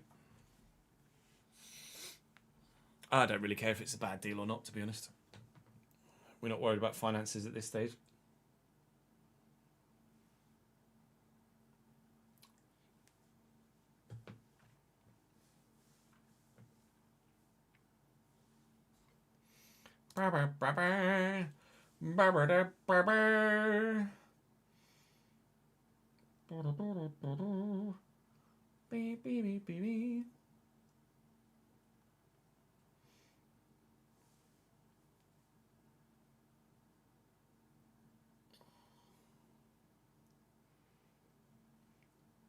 Well, we've got a free kick in a very, very good position. Cole, do the business. Thank you, sir. I added Cole Palmer to my free kick set piece instructions. We tweaked those in between the last episode and this one, and we've changed our set piece takers. Albeit Enzo Fernandez took one, scored one. Cole Palmer is now took one, scored one. Chelsea 1, Fulham 0 after 10 minutes on his left foot. Picked his spot up the Chelsea.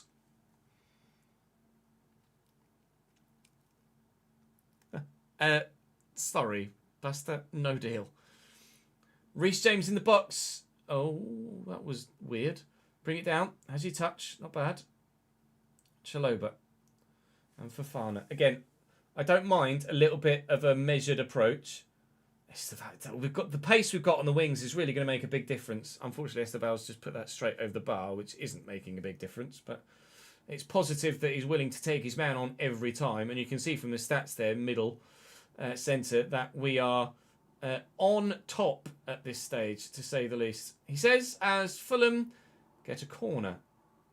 And Fulham don't score from their corner. Robert Sanchez, mate, can you stop just punching these away? Because it ain't bloody working. Give me that Gregor Kubel deal sooner rather than later, please. Corner comes in. It's just not dealt with very well. Oh, no, that hit the post. Apologise, Robert. It hit the post, but that's a lot of goals already this season that we've conceded from rebounds. Got to switch on upstairs to these second phases of play, because at the minute, it's costing us goals and eventually, as it already has done against Palace, games.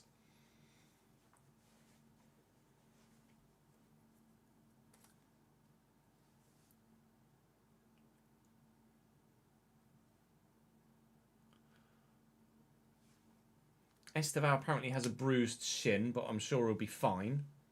Can play on through a bruised shin, mate. You're a professional footballer. Bino Gittins. Cole Palmer did initially make a good run. Never mind. Bino Gittins is a bit quick. Find a teammate, please. Good save by Bernd Leno to deny Bino Gittins a decent goal to give us the lead again. I don't mind him shooting on that occasion. That was definitely the right thing to do in that situation. I mean, again, we're dominating the play, which is positive, but again, just those rebound goals are really starting to be quite frustrating already. Just 3 Premier League games into the season. It's definitely something that already has presented itself as a bit of a pattern. Palmer, lovely ball to Estevao. But not sure about that, mate. Come on, Estevao. You've started the season really well. Let's not ruin it, shall we? I mean, it's a great first half statistically, but the only one that matters is that one. And we're level.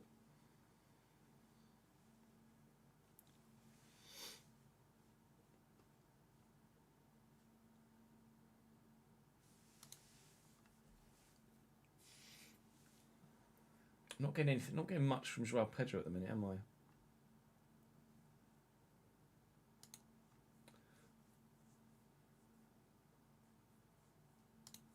Change his role from channel forward to just centre forward. Oh no, we already used centre forward. No, it's channel forward. Centre forward. Oh, CFD. All right, target forward. Yeah, because he's got decent jumping, hasn't he, Joao Pedro? 11. Okay. Centre forward, CFD, confirm. I want to get a bit more out of Joao Pedro. Gotten an assist so far, but just an assist isn't enough, really. It doesn't help that in real life he's actually started the season really well and has gotten a few goals, and obviously we haven't seen that yet in save. Only 3 shots on target isn't too pleasing. Here's Enzo Fernandez now with the ball in a decent spot. Estevao reaching for it, can't get there. Don't let them catch us on the counter. No, we're still keeping the pressure on. Cucurella, Gittins, beat your man. Never mind, overlapping run is there. Cucurella, Gittins, pull it back. Look, I changed you to a winger from an inside forward to try and get you to pull the ball back and square it. And it worked earlier, and now you're not doing it again. Please sort it out. Right, let's make a change. Tactics, I keep forgetting where everything is.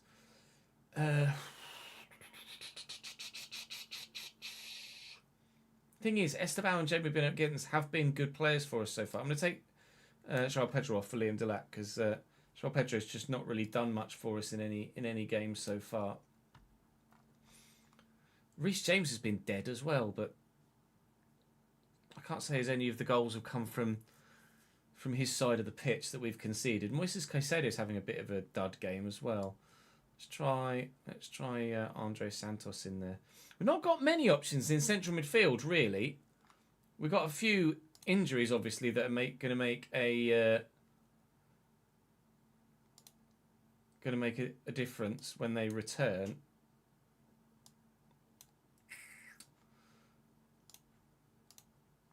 Let's see if we can just freshen things up a bit. They've made a change as well.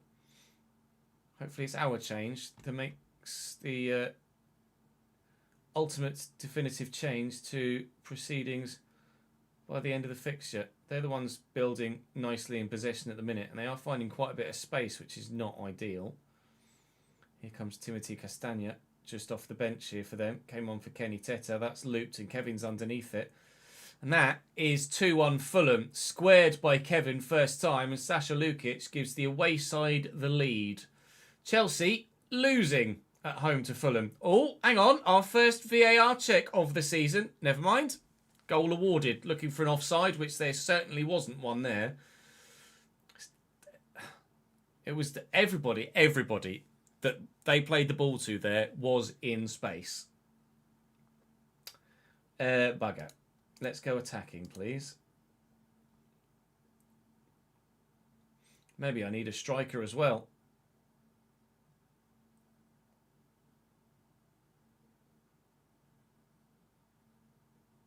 I think we're going to lose this one. I mean, we had a lot of the ball, a lot of the play in the second half has been in the Fulham third, but that's a defeat. That's a loss at home against Fulham, which rather understandably, even though we bossed the game, I'm far from pleased with that. Got to be honest, it's just not good enough, is it? I think we might be actually having a bit more of a challenge here at Chelsea than we anticipated, but that's probably what every Chelsea manager in real life over the past 5 years has thought as well.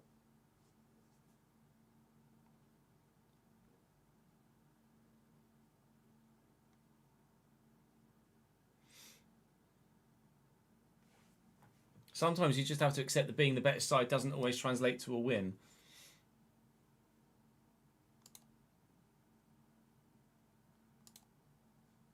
And that's fair. Send my assistant to the post-match.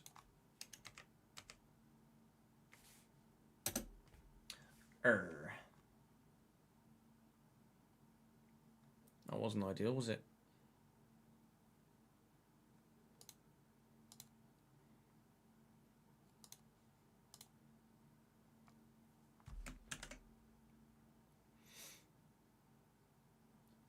Two goals conceded in every game we've played so far this year competitively.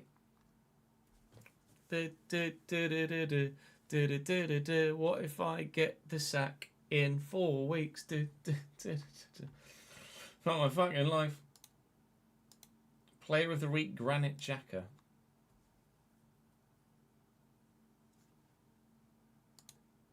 Unbelievable, Jeff.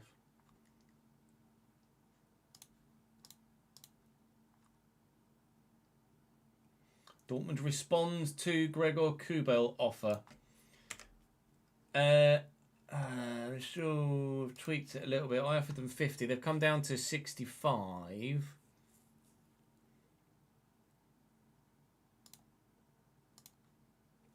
How about 55? Come on. Just meet me in the middle a little bit, please. I really don't want to pay like upwards of 60 million for a goalkeeper, even though A, it's not my money, and B, this isn't our main save. I mean, I don't know whether the goalkeeper would make that much of a difference to the way. No, they've asked for that 66 again. 10 international appearances. They've added a bit more on there, so it's a different clause. It's not necessarily as much up front. I've just tweaked it slightly here. I mean, he is. That's not like he's not going to play 10 games for his country very soon at all. How about 5 there? And 5 there.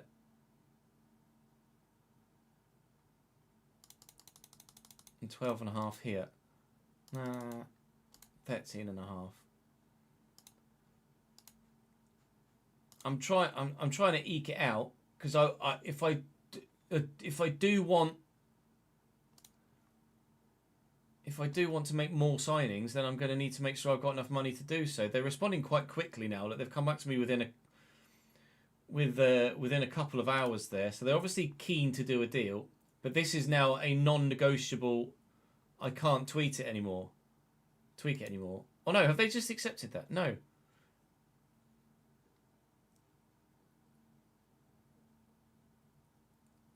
It says entire offer negotiable, but I can't tweak anything now. I think. What? Wait, what?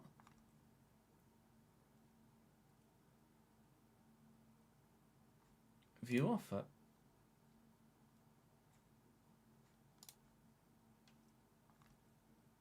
So is this a non... This is now non-negotiable. A non-negotiable 64 million. Unless it's a bug. Unless it's a bug. Because it says entire offer negotiable, but it's greyed out, which is a change. So I imagine it's just not now showing as non-negotiable, which is what it is. Well, it's not my money. And we do need the goalkeeper. So yeah. Alright. I'll pay it.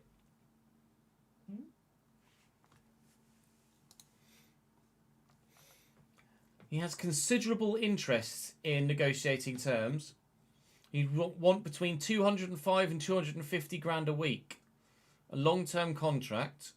Would want to win a domestic cup next season. Would likely gain a work permit. Yeah, we'll do the contract negotiations. Right, important player, obviously. Promises-wise, win the Premier League before 27-28. Sure. So 230 grand a week. Let's come down from there. 210. 8.5 million loyalty bonus. 1.3 million agent fee. 5-year deal, which is fine. I don't mind giving him a bit more in a clean sheet bonus at all. Sell on fee percentage. Win the Champions League. You can. I tell you, if we win the Champions League, you can have 3 mil, mate. Oh, he's tweaked that a bit.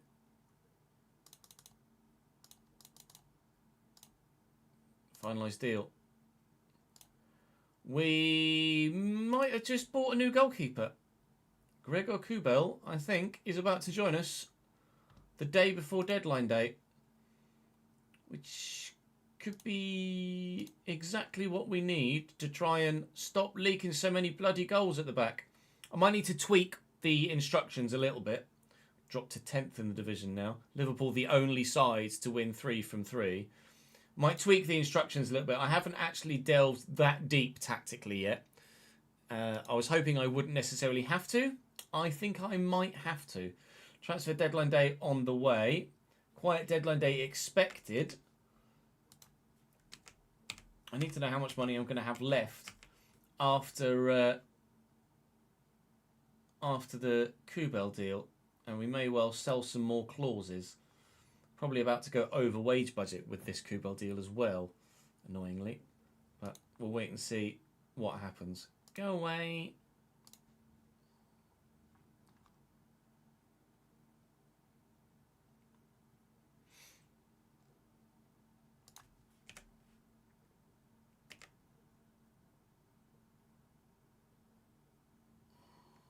We are performing above average statistically.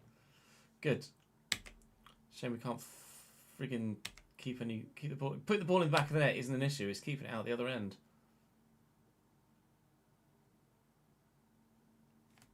Of our lone players, Giovanni Kenda's doing banging.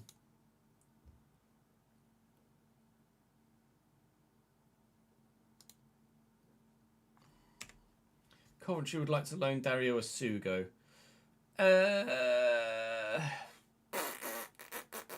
No, I don't have many central midfielders. I'm probably going to need Dario Asugo. Loan bids now. Loan bids for Mark Guiu.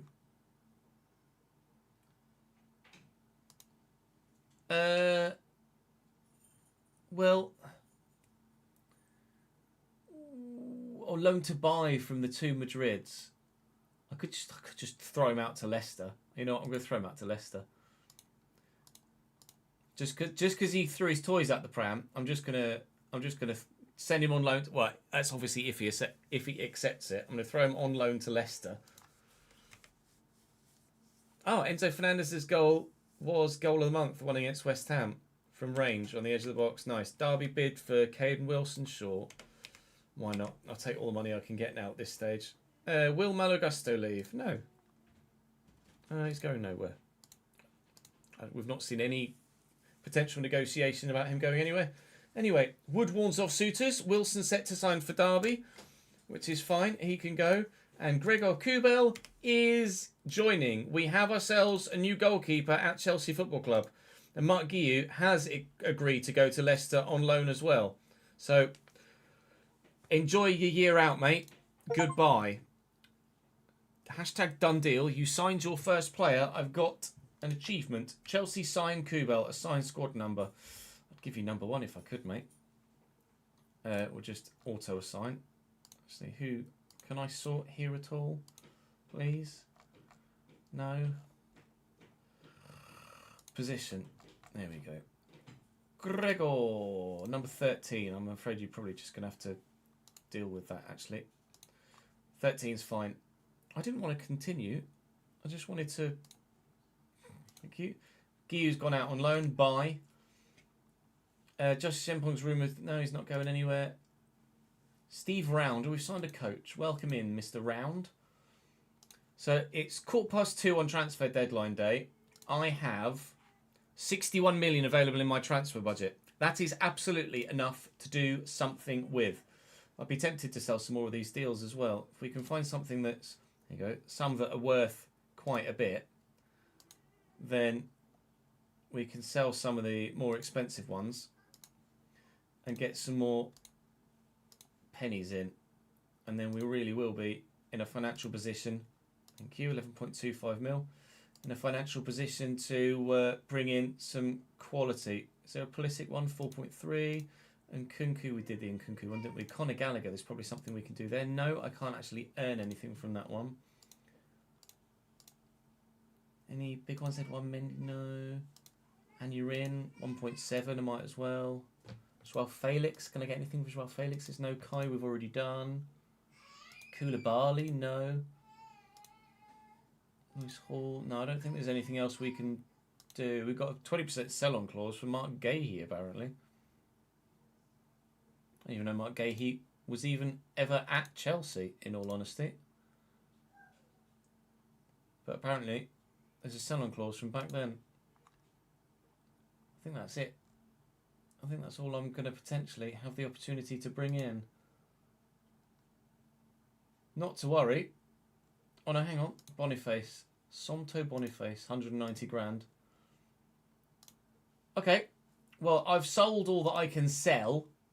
And that has left me with, if I continue again just one little bit for an hour or so, a lot more probably. That has left me with now 101 million. Right, my wage, but that needs a bit of a tweak because I need to adjust transfer and wage budget. So we need to make a little bit more available via the wage budget, which we can do there. Now got, I don't know, it's not updated. Update, please. All right, I've got 88 million to spend, and I've got more to spend in my wage budget now, and it'll update in a moment when we advance again. But before we advance again, we need to isolate who it is that we might potentially want to bring in. So I'm going to delve back into the transfer window and utilise my live chat, which is exactly why you guys need to come and join me on stream as well. Chat, what do we do? Who do we buy? Do I buy a striker? Do we buy a centre mid? Do I buy a centre back? What do I do? Nah, Mike Penders isn't going to be good enough. Right, let me save it as well. I'm just going to have a quick toilet break, if you'll bear with me. Uno momento, and then we can crack on. BRB.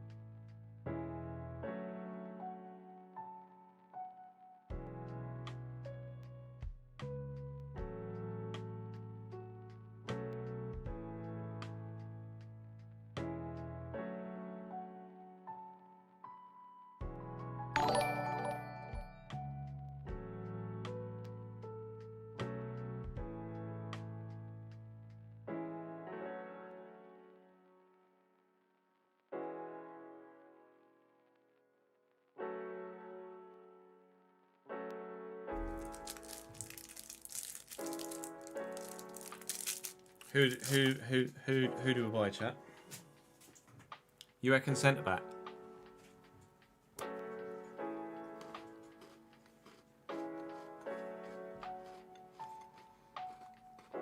I could do with another centre mid of genuine quality.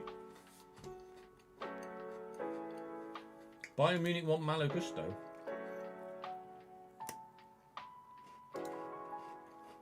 Okay.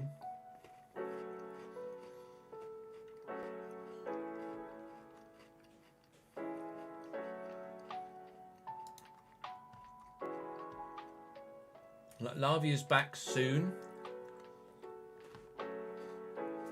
He's not amazing. Andre Santos is okay. He's not amazing.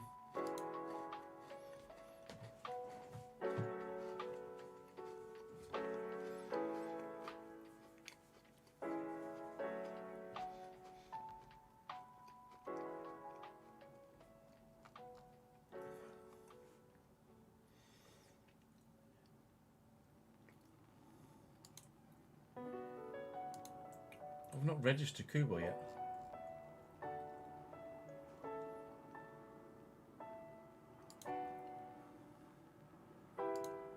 I have now.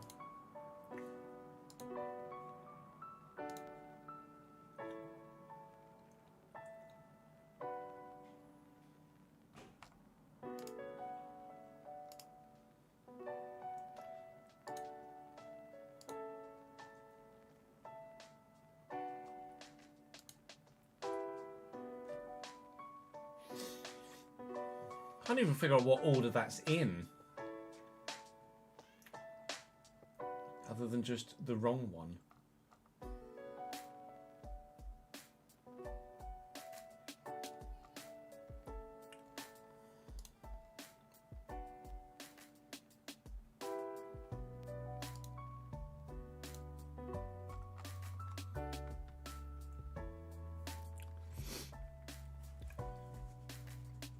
Walton or Anderson. Elliot Anderson would be a decent shout, actually.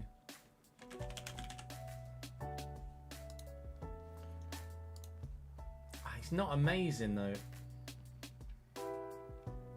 He's only young.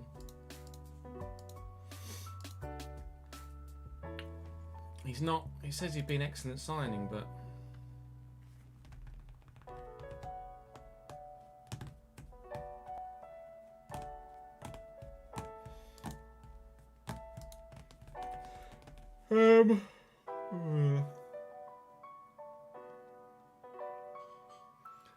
Stay away from Warando. He's our Geordie boy. Leon Goretzka.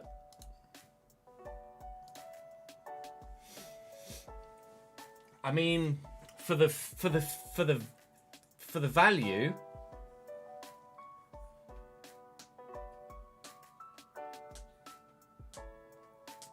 That might be a shout. Leon Goretzka as a squad player. Wages would obviously be expensive, but I mean...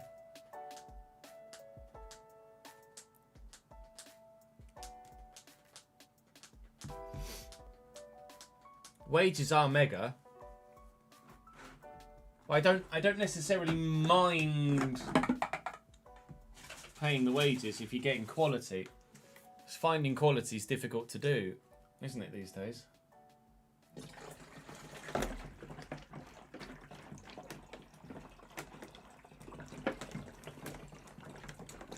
And if you're saving money on the fee, if I'm saving 40 million on a transfer fee, then wages aren't really that. They're not that much of a factor, are they?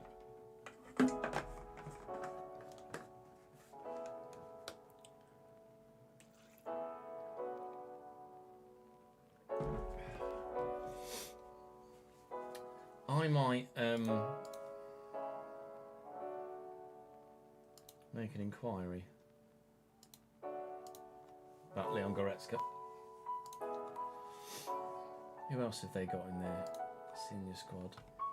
They're playing Kimmich and Pavlovic in midfield.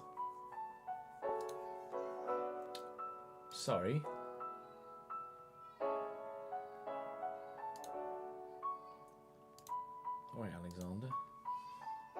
good. Yeah, 100 mil for yours, Kimmich.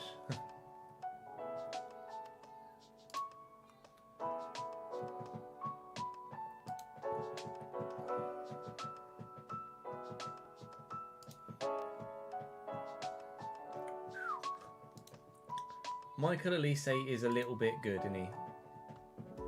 Oh, Harry Kane! He's still got it. Could have a look at the transfer list, actually.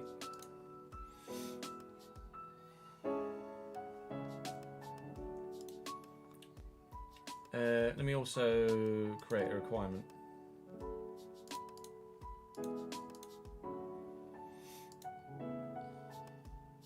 Any role.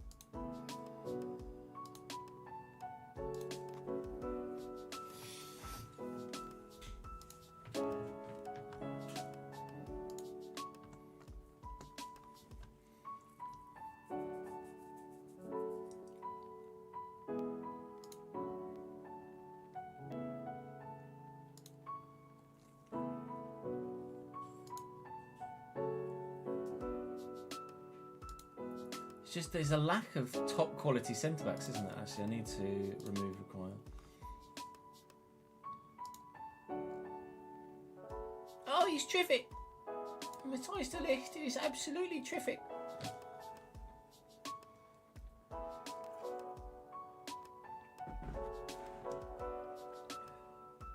So if McConnell's in the last year of his contract.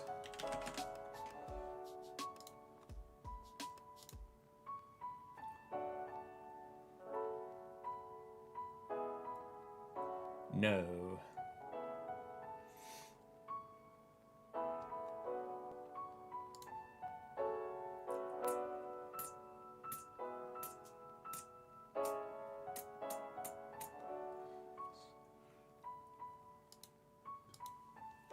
Right, let's have a look.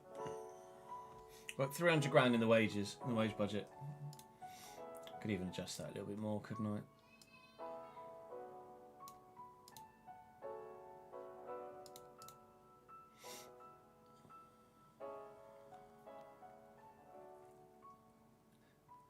Edit search, DM.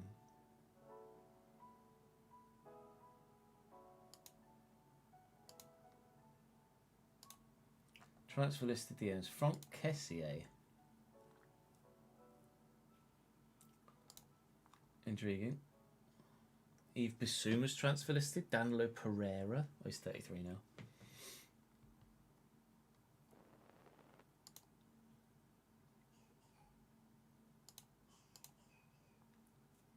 Mentally, Yves Bissouma's not there though. Calvin Phillips. Whoa. Ruben Neves is transfer listed.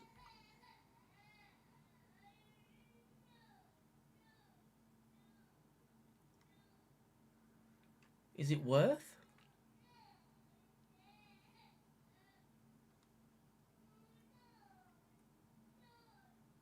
Wanted by Real Madrid. Listed for 4.6 million. I mean, for 4.6 million.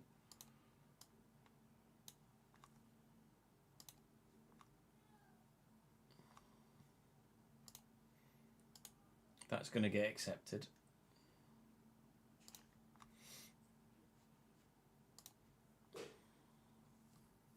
I can't say no to Ruben Neves for 4.6 million, can I really?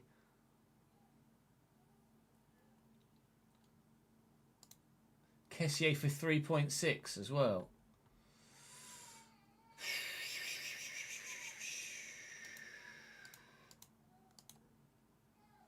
Early signs of a practical signing.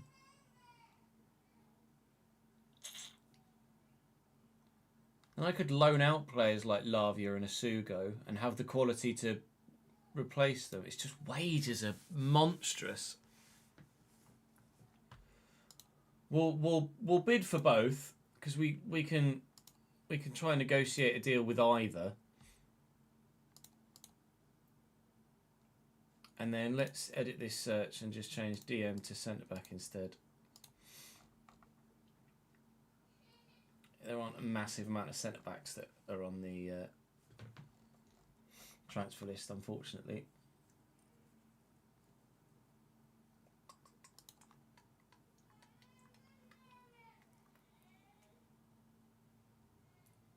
How about loan listed?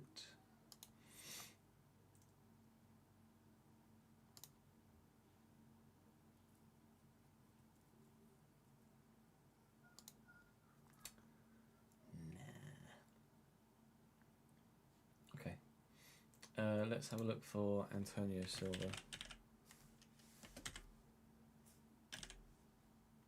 Benfica.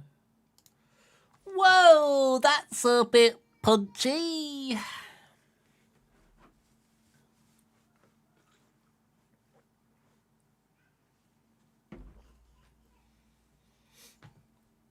I'll scout him, but that is expensive. I was literally about to search for Inacio, actually. It was literally the name that my brain just picked out.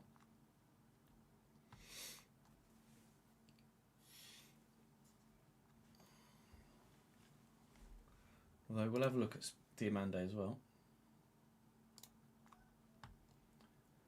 Diamande is wanted by all of the Saudi clubs.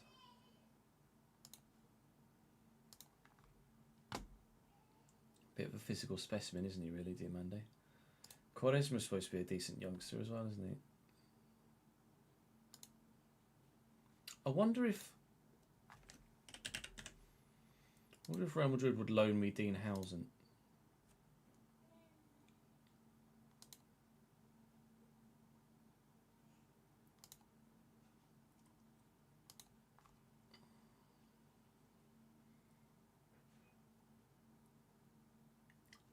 I mean, I could loan Dean Housen.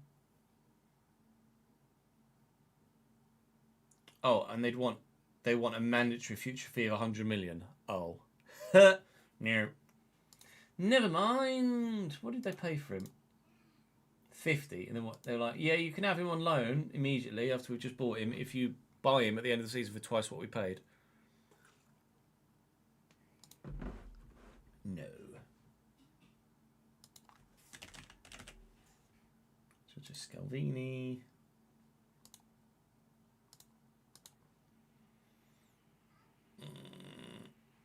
Someone like that isn't going to be good enough now, though, are they? Bremer might be a shout.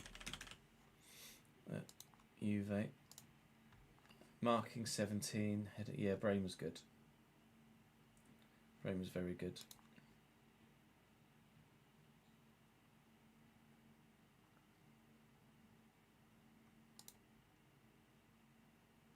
Make an inquiry about Bremer.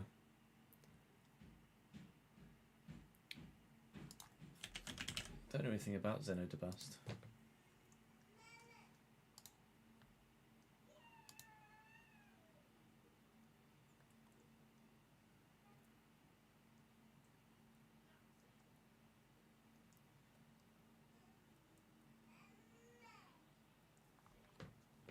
There's two people that have mentioned William Pacho at the same time.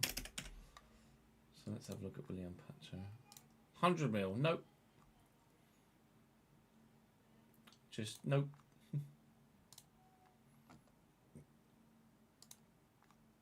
31-year-old Marquinhos not for sale.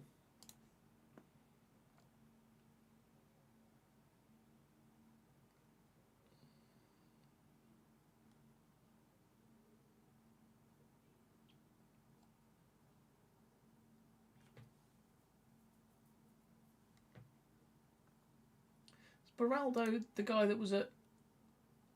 No. That was Baleda. The guy at Marseille, centre-back, Argentinian that we saw in the other save on FC.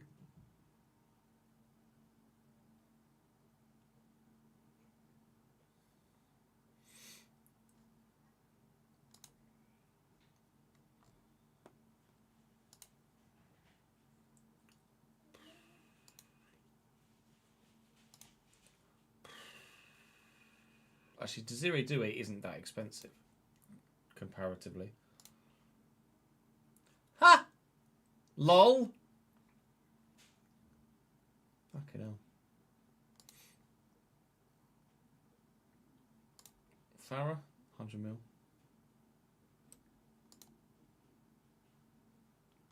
Vitinha, yeah. Balerdi, that's who I was thinking of, yeah. Leonardo Balerdi. Can pass the football, apparently.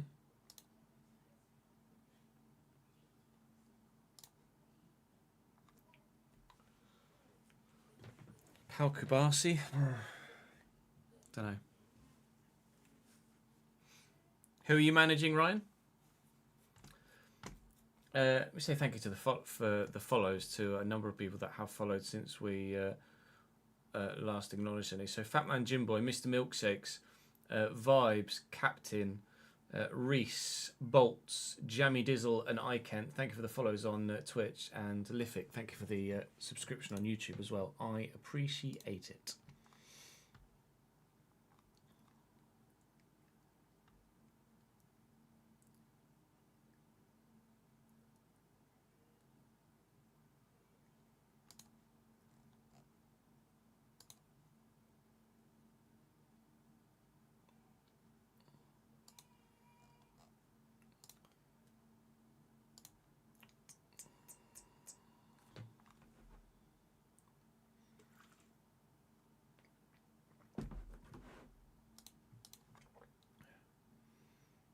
Vuskovic for centre-back.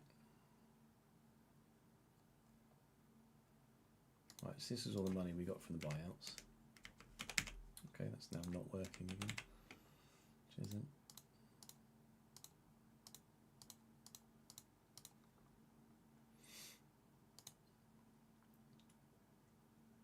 So, let me do a... So we've been looking at centre mids and centre backs as well as goalkeepers. We inquired about Bremer at Juventus, but they've said no.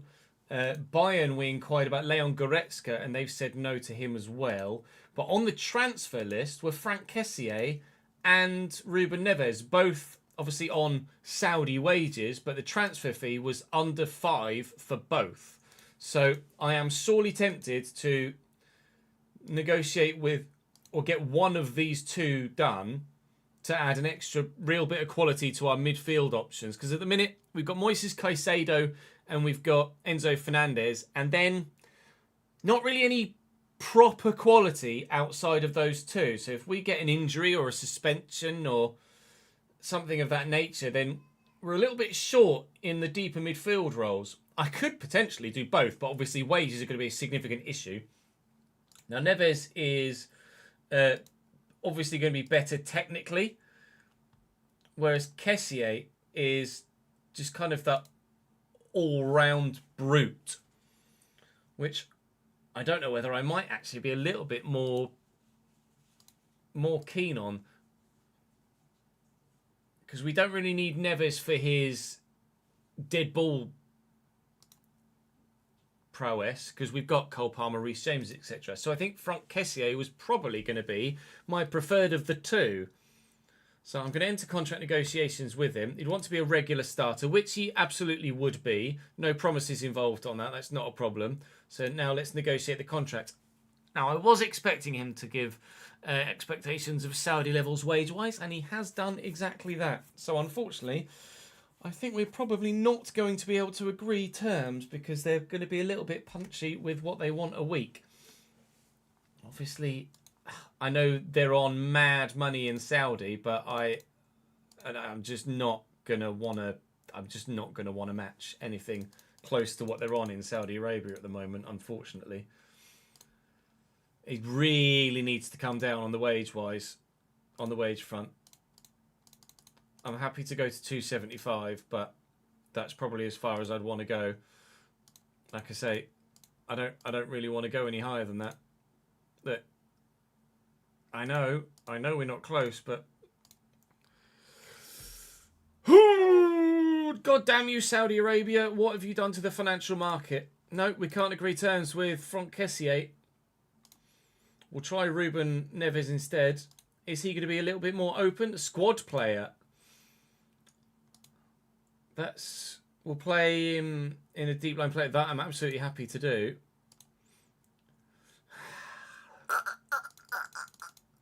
Oh, it just can't match the Saudi wages. Will you agree something? Are you just even more? Are you open to negotiation?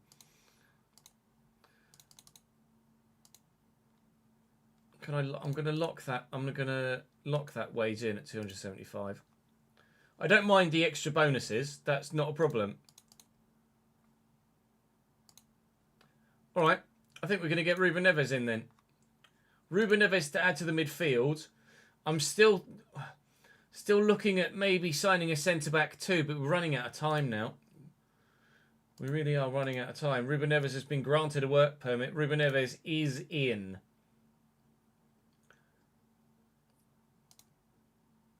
Okay, that's a good signing in midfield to add quality in depth, which is what we're after. We're not looking for a starter there. We're looking for a quality in depth.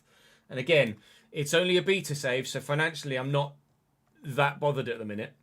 So I'm quite happy to do that. Fan reaction is positive. Board reaction is okay.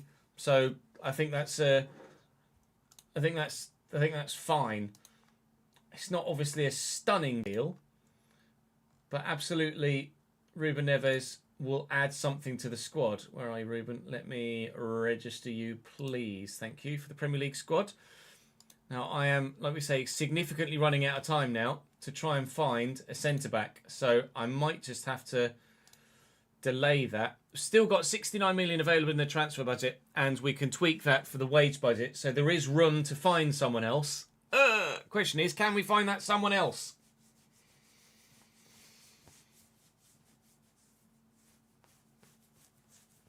Messi and Rohan, thank you for the follows and subscriptions on Twitch and YouTube respectively.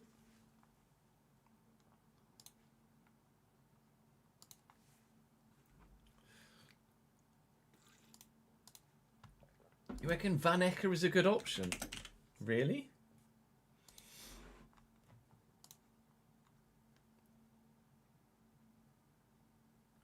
To be fair, he's not bad. I actually really genuinely don't mind that. Jan-Paul Van Ecker does look decent. He's not going to grow though, but to be honest, we don't necessarily need people growing, do we? I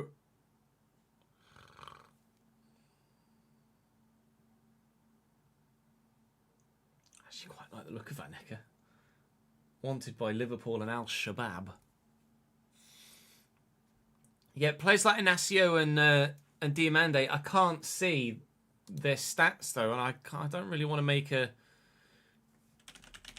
random judgment.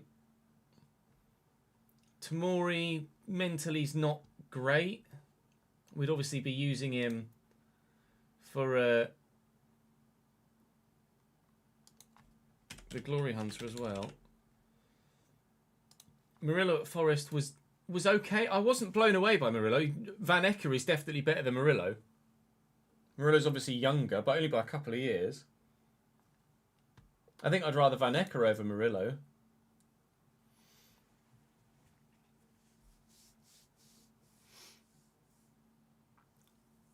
Schlotterbeck, I think it'd be too expensive. Similarly, Mark Gahey.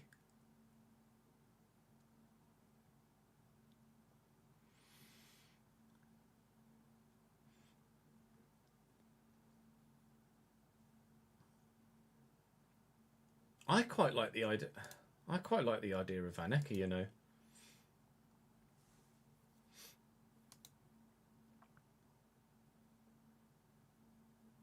I'm really tempted to try and pull the trigger there. We could have a look at Milenkovic.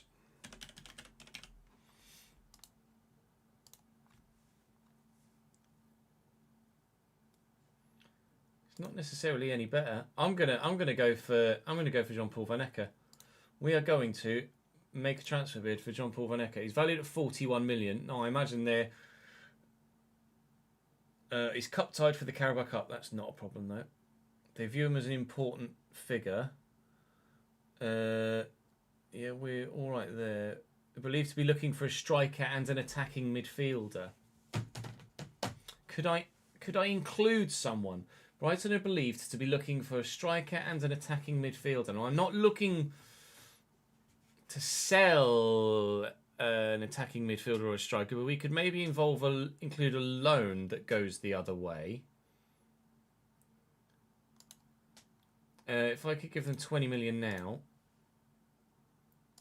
and then another 15 million over 3 installments, and then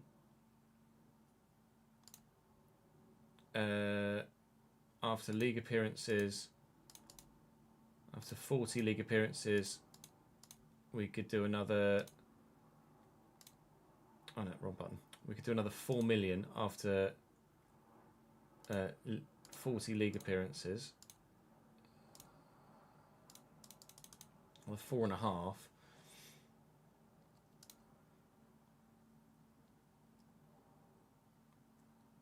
I can't. They're looking for. I don't want to. No, I don't want to offer a replacement player. I'd like to just add another player in.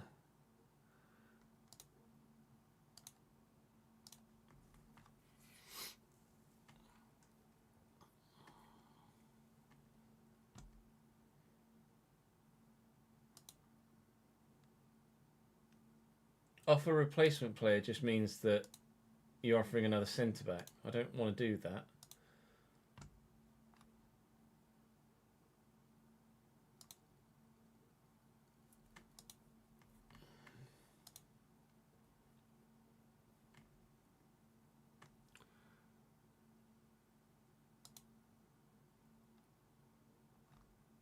They might well have done.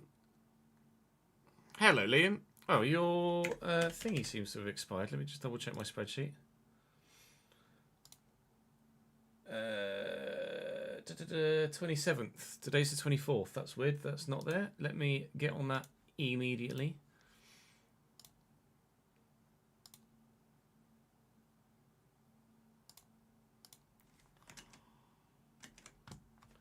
That's 25th. So we might have a couple of other 25ths to do as well. Right, Luke and Misha. I don't think they removed offer any player, but it looks like they. I mean, it's not initially available there, is it?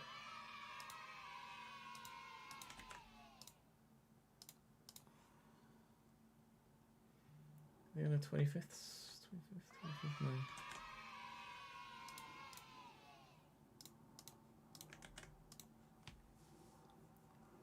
I thought you used to be able to offer any player.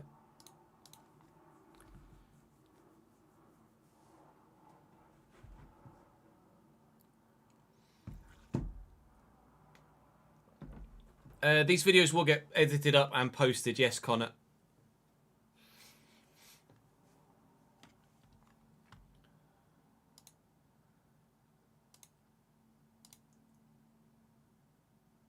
I mean, that might be an oversight.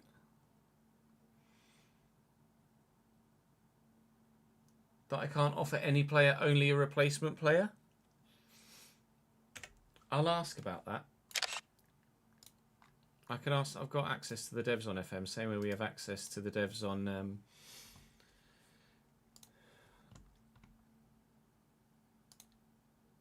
FC. Let me just. It helps if I actually save the picture first, doesn't it?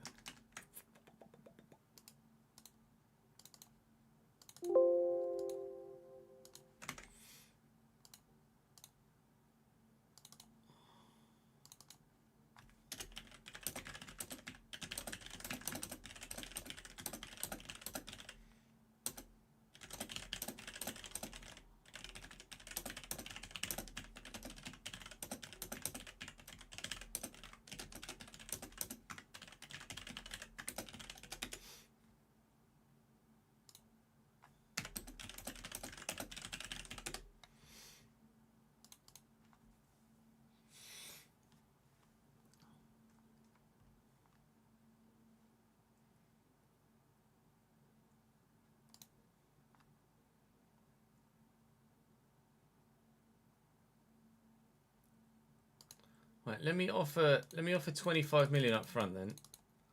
So I was going. It does say that they're interested in a striker and an attacking midfielder, but I can't seem to find the functionality to offer them anything other than a replacement player, which would be another centre back, which obviously I'm at this moment in time I'm not willing to do.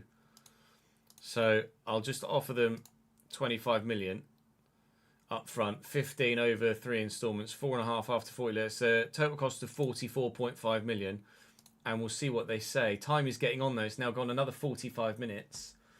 We might be running out of time here on deadline day. There is no kind of deadline day countdown like there used to be in previous. It's become public knowledge as well, apparently. There is no. Yeah, you can have him. There is no kind of black and yellow overlay change to. I think what's 65. 30%, and it's non-negotiable because it's 2 hours to go to the end of the bloody deadline. Well, it's not my money. So, yeah, sure, go on then. Consider it done. We're going to bring Van Ecker in, and he'll absolutely go into the starting lineup. Negotiate contracts. He's going to want punchy wages, but who doesn't want punchy wages these days? Regular starter.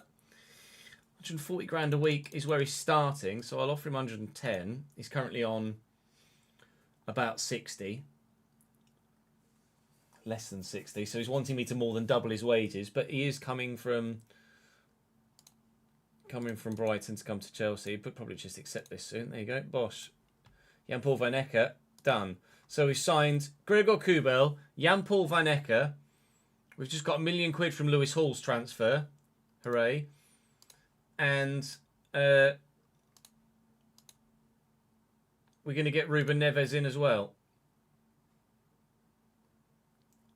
It's not an unbelievable transfer window, but it's certainly an improvement to the squad. Splashing the cash. You bought a player from 50 million or more. I did. Let's register him as well. So he's registered in the Premier League squad. Obviously, you have to register him in the European squad as well. And we'll give him number 16 for this season. Confirm. Right. I think that's our transfer business done.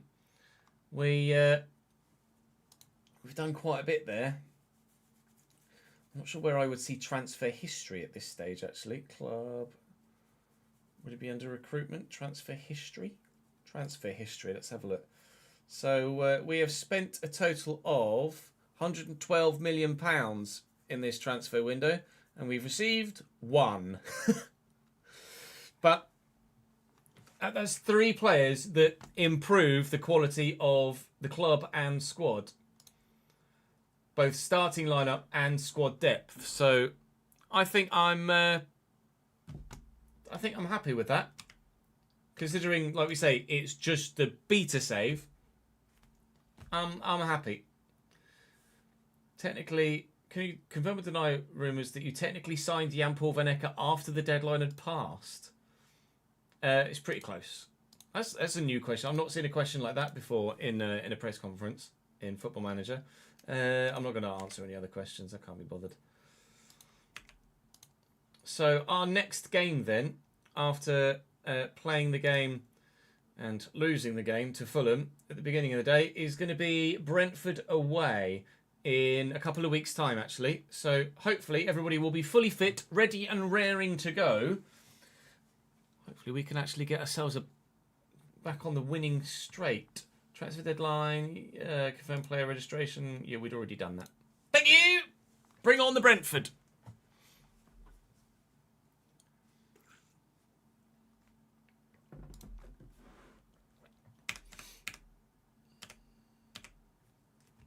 Bring on the Brentford. Bring on the Brentford. Right, I'm actually gonna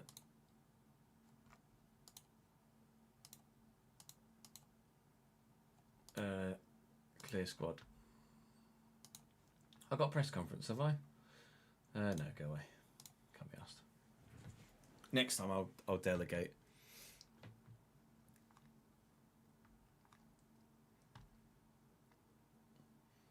Right, Champions League squad. So minimum of 2 goalkeepers. That'd be Gregor Kubel and Robert Sanchez then. We could put Jurgensen in if we need to. Are under 21s eligible? Players at the age of 20 or younger and have been at the club for 2 years don't need to be registered. So we got anyone that is under 20. So presume we don't need to register Andre Santos then. Under 21s basically. Okay, so then we're going to want Van Ecke, Fofana, Disasi, Chaloba, Gusto, Reece James, Kukurea Harto,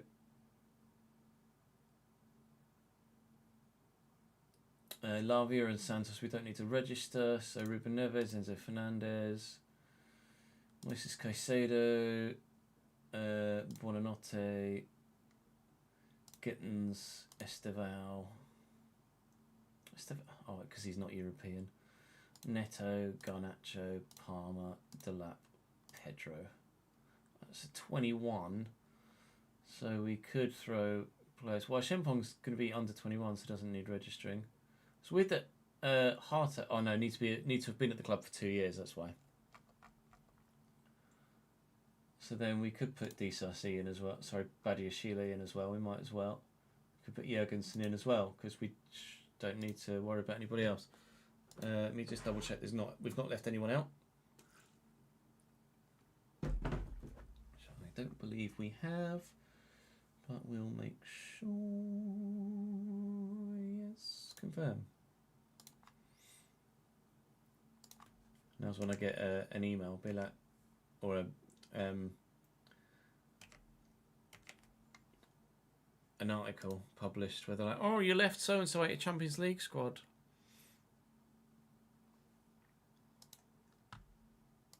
Well, I fucked it.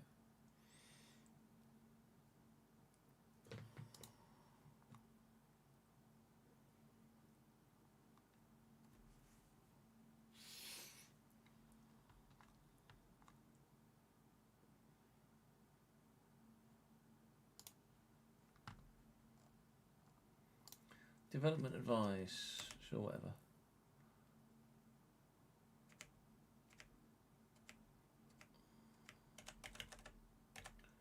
Diogo Costa, useful backup for the first team apparently, Diogo Costa. Svila, similarly.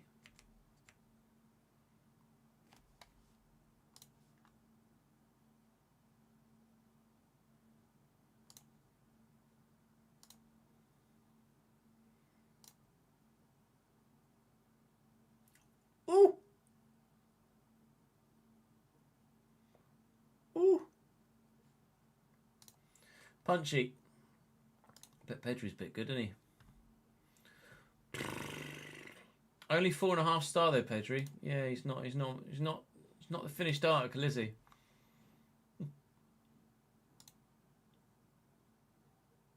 Where are you, Mr. Yamal? Not for sale. Fucking hell.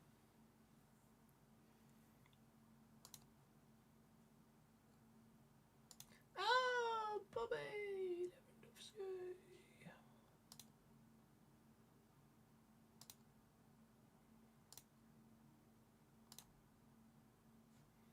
Come on in.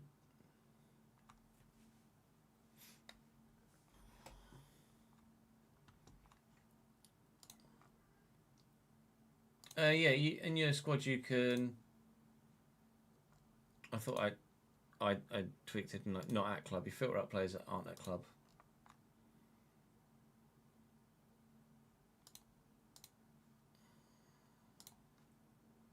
I have 38 players in my squad.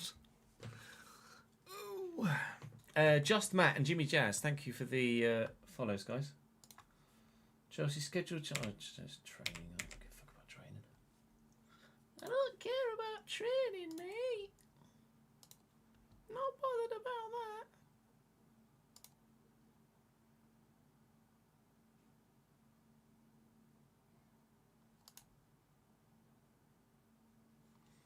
Apparently...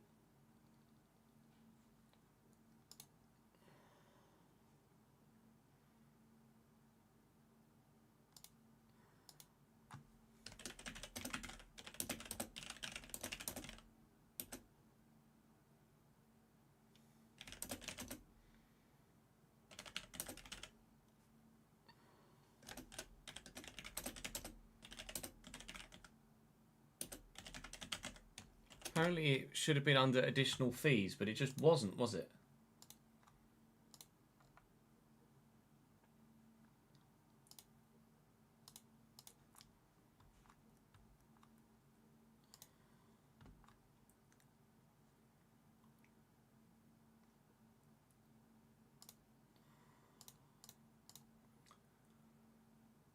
We are... Oh no, what are we?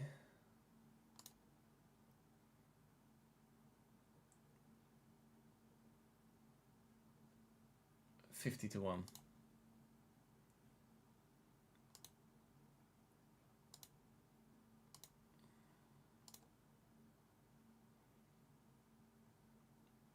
Facundo Torres.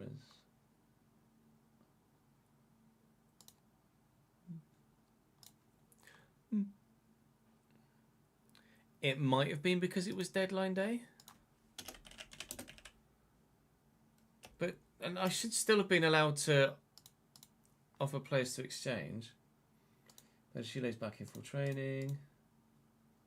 Let's just pick any player. We were going to look at Bremer, weren't we? So if I go make an offer. Yeah, that wasn't there. I'm sure players to exchange wasn't there.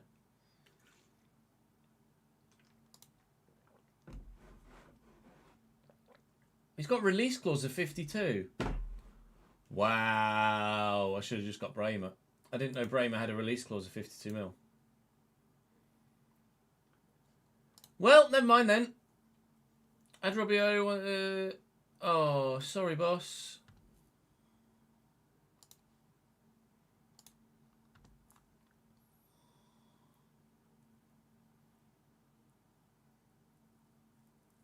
I got too many centre backs, pal.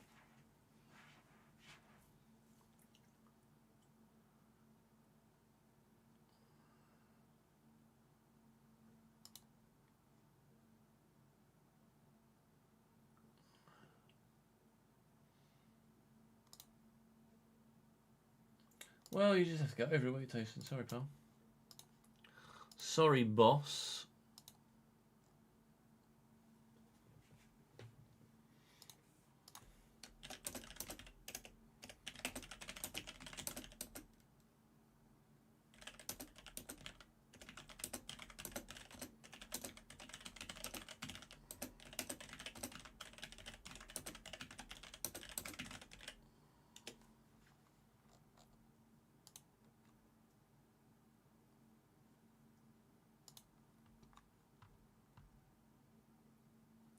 Whoa, he's expensive.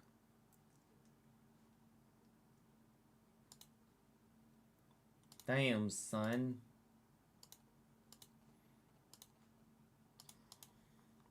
Where is my money, Weekend League? Thank you for the follow, mate. I don't know why Chelsea signed Tosin, to be honest. They signed from Fulham, right? Yeah, I don't know why. Oh, I'm not happy. Well, if you weren't 6th choice for centre-back, maybe you would have got in the squad. Kende is my player. He's out on loan. In a minute.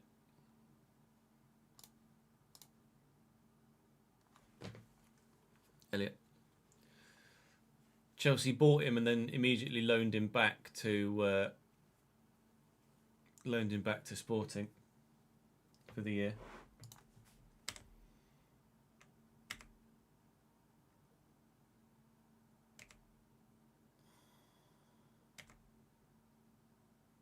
Salakis isn't very good.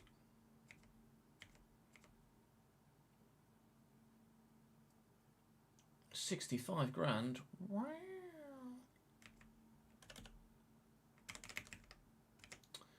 Pedro Neto's out for I'll leave to physio.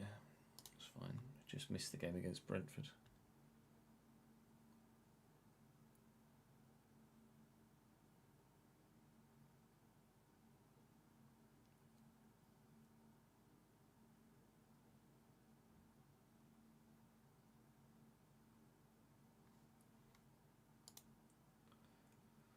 So Stegen, leading Premier League goalkeeper, but yeah, not for sale. Pickford, good.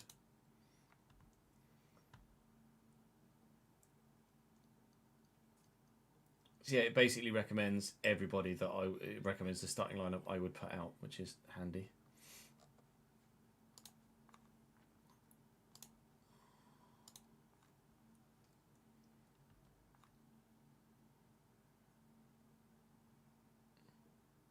Who's a free transfer and a decent squad depth?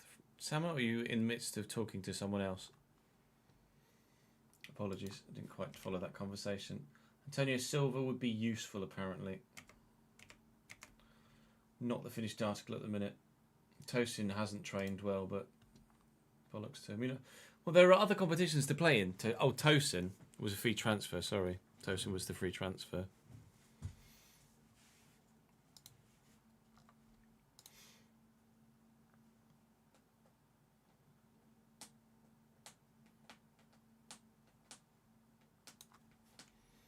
Manchester derby.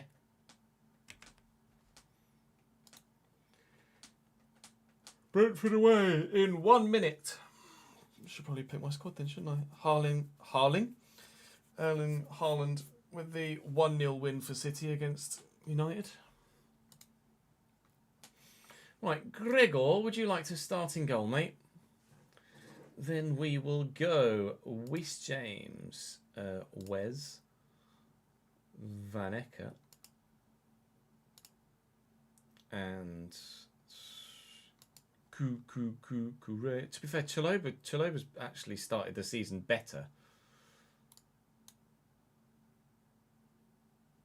Chaloba's in better form, but no, we'll still leave Fofana in. And then Enzo and Moises Caicedo.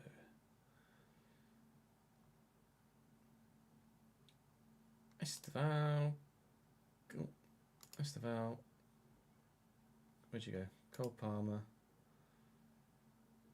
And Jamie Vinnickens on the left. So Pedro up top. We're just not getting much out of him at the minute, are we?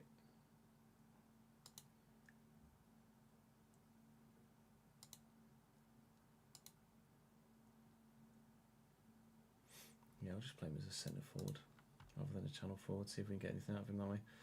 Sanchez. DCC's unavailable? Unavailable to play club football till December. Ow! Why is DCC unavailable to play club football? Did I not register him in the Premier League squad like an absolute idiot?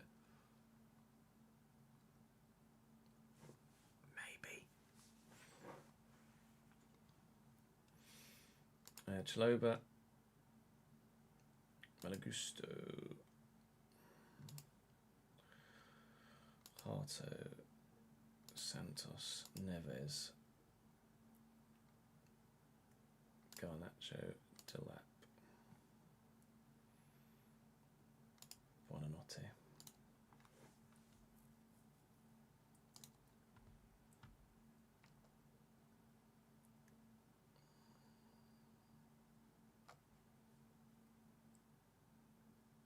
True, that would say he's not registered. Maybe some real life stuff. Yeah, maybe.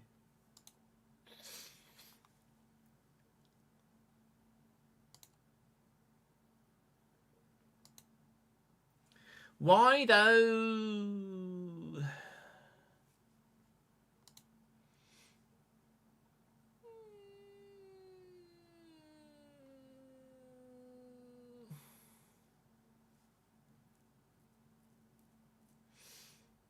Where would it tell me why? No idea where it would tell me why. Okay, what did Chelsea play for DCRC? 40 mil.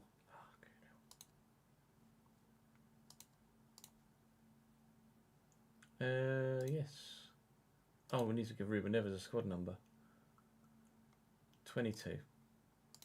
I'm sure I clicked on 22. Ruben Neves.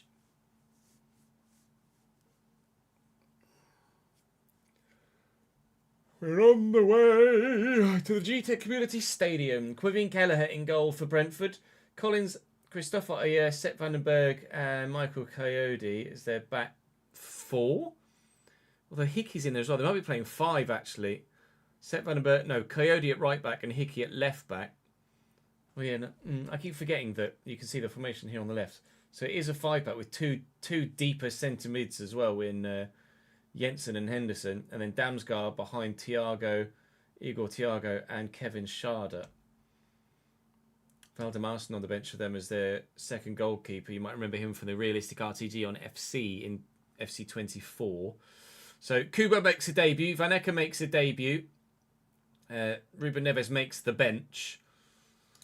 I would certainly like us to bounce back, please. There's no bounce back, so I'll just say stick to the plan. The plan being win every bloody game if you can, please. Keith Andrews, I don't know him.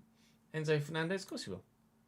Ethan Pinnock, not asked. There you go.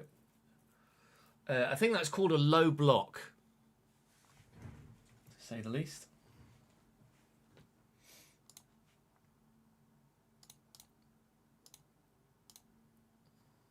Yeah, well, up the chips.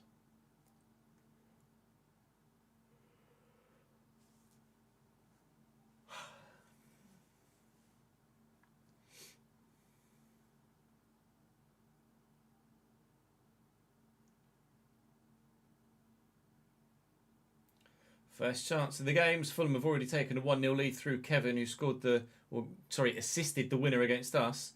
Kevin giving them the lead against Leeds. Half cleared by Hickey, but here's Reece James. Can he find a ball into the box of any real quality? He's found Esteval. James, Cole Palmer, as well Pedro. I mean, it's pinball, and it's now a Brentford counter-attack, which isn't exactly what I thought was going to happen when we had them pinned in to their own box. No foul, please. All right, good. That was worth the watch.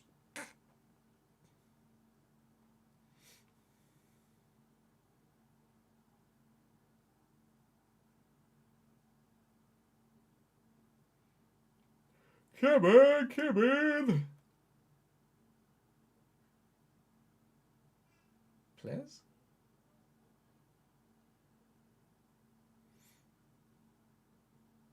I think I could take some more cold and flu meds, but I'm not sure.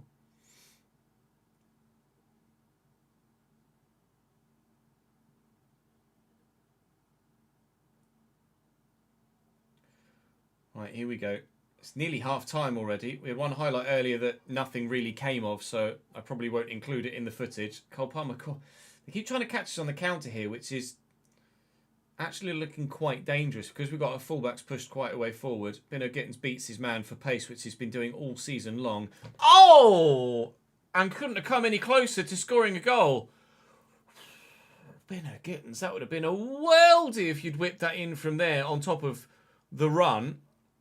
That was Callum Hudson-Odoi-esque, to quote a former Chelsea man. Bino Gittins trying again, and this time a little bit further to the right-hand side rather than the left, in front of those travelling fans. We've, again, bossed the game, created chances, but it's the taking of those chances that is proving to be the most difficult thing for us at the moment. It's 0-0 at half-time. We are absolutely hammering Brentford, but we haven't yet found the ball in the back of the net. I'm not getting enough from Joao Pedro, though. That's absolutely certain. But, wow, Arsenal are 5-0 up against Forest. How we get more out of Joao Pedro, I'm not entirely too sure right now. It might be a change in role. I tried him as an out-and-out centre-forward in this one, and that hasn't really worked. I might maybe try him as a deep lying to bring him a bit more into the play. It might interfere a little bit too much with Cole Palmer doing that, but there's only one way to find out, and that's to try it. And I don't mind Cole Palmer pushing on a little bit because we know that he's got the capability to finish the ball into the back of the net, as he already has done this season. Bino Gittins is really tricky out on the wing. I'm actually enjoying him so far. Here is Joao Pedro now in that deep lying position. You can see that Cole Palmer has pushed a bit further on. Reece James to Esteval here. Now Enzo Fernandez looking for Esteval again. Plenty of options in the middle. That was outside the box, I think. It looked like it was outside the box. And the referee is going to... I thought for a minute it was going to go over and book Esteval for diving. No pen. Yeah. It did look like it was outside the box at first viewing. It is a free kick.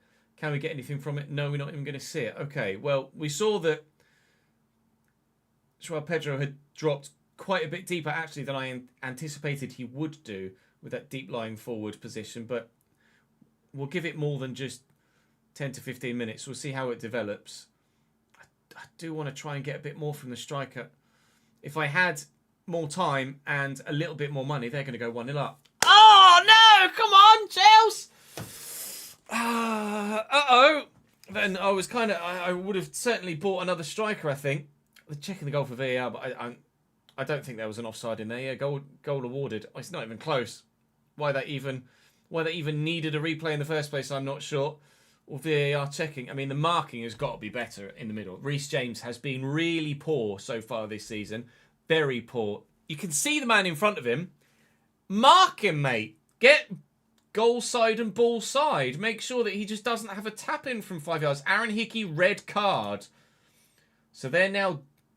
I'm sure that just said Aaron Hickey, red card. I think they're down... It's not confirmed anywhere, but I think they've just gone down to 10 men here. So I'm going to take Reece James off for Malo Gusto, and we're going to go attacking with our mentality. It might be a bit of a poor decision because of the fact that their goal came on the counter, and we might get countered again, but we have to chase the game. I'm sure that just said red card for Hickey. Like I said, I couldn't see it confirmed anywhere. But it might just be me not knowing where to look in the UI for it. Enzo, Cole Palmer, beautiful. Joao Pedro in the channel, woodwork and wide. Well, that's an immediate chance with Joao Pedro changed back to a channel forward, which is how he started the season, but he's still not playing that well. On a 6.3 thus far. It might be, although we've got Inter next. In the Carabao Cup against Burnley, we will absolutely give Liam Delap a chance to do something. Coyote over the top of the bar. I'm going to make some changes in midfield here as well. Enzo Fernandez having a poor game. Let's bring Ruben Neves on, and we'll play him as the deep line playmaker that he asked to be played as. And maybe we can create something. But Joao Pedro is just doing dick all right now. But I don't know, is Liam Delap is the man to be the answer? And I still don't know if they're actually down to 10 men or not. No yellow cards. Maybe it was just showing a red square because it was the Brentford man having something happen to him in this. Wait and see if there's another little pop-up. Could have sworn he got sent off, but it happened so quickly. I obviously just missed it. There's only 15 minutes to go here. I think we're about to lose back-to-back Premier League games, and maybe even by more than the one goal. It'll be the first time we've failed to score in a game, if that is the case. And after starting the season okay, we're certainly not exactly top four worthy at the minute, are we? Oh, so it was a bug. Someone's just rewound back on stream. It says, he said in commentary yellow card, but the graphic on the pitch showed a red. So I understandably, I saw correctly. It did show a red card in the little pop-up. It's just that he didn't get sent off. It was a bug. Okay. I don't feel like I'm batshit crazy anymore. I might have been batshit crazy to start the save with Chelsea, though, because we're 1-0 down to Brentford and we're about to lose to Brentford. 4 minutes added on at the end of the game, and it doesn't look like we're actually going to be able to get anything from it. They've got an attacking corner, in fact, with 2 minutes to go here. Joao Pedro on a 6.1 now. I think Liam Delap might even get a run out in the Champions League at this rate. Over the bar. We're going to have some things to try and iron out between this and the next episode, aren't we? We might well have improved the squad in terms of its quality, but the results are not improving. If anything, they're getting worse. That simply was not good enough, dickheads. We will go again in the next episode, so do not miss that next episode, where we will, of course, be taking on Inter Milan in the Champions League, which is not going to be straightforward at all, and it might be an absolute battering, but hopefully we will be able to get something out of that. We might well change the starting lineup, because we've obviously played a very familiar looking side in each game we've played so far. I'm not going to answer too much here in that nature. The FA Cup qualifying rounds are underway. We're not going to be involved until the third round, of course. It is Champions League next. Malo Gusto's out for a couple of days, but that's fine. Vaneka made his debut and wasn't able to keep a clean sheet on it, unfortunately. We'll go to my first team, and I am going to clear the squad because I've absolutely no idea what I'm going to do for that game against Inter that's coming up next. But it is, in the next episode, going to be Inter, Manchester United.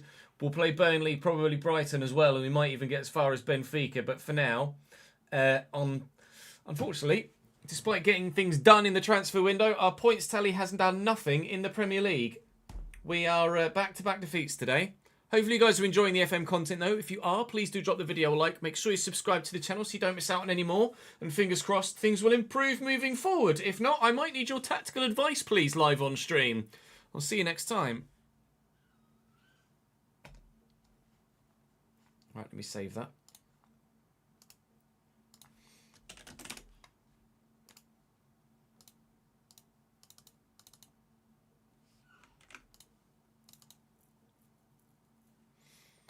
Pretty pretty beep ba bum ba bum. Pretty pretty beep ba bum ba bum.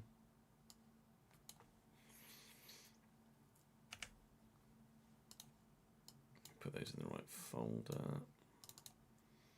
Can now delete those because they've been uploaded.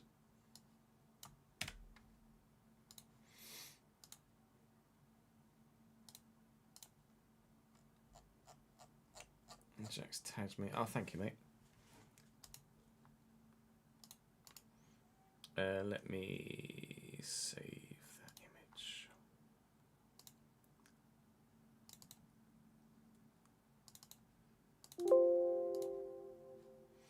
I can immediately report that where it's supposed to go. Bug reports.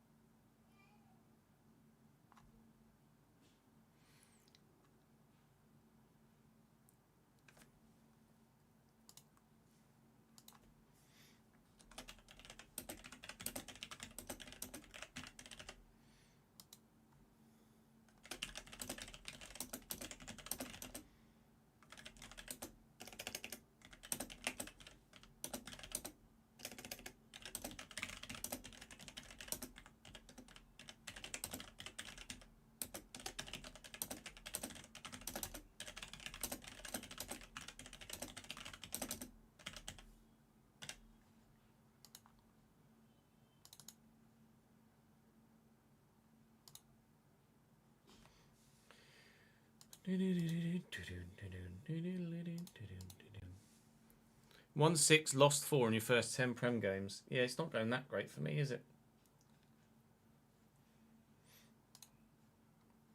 Right, where those of you, how many of you have actually got the license fixes already?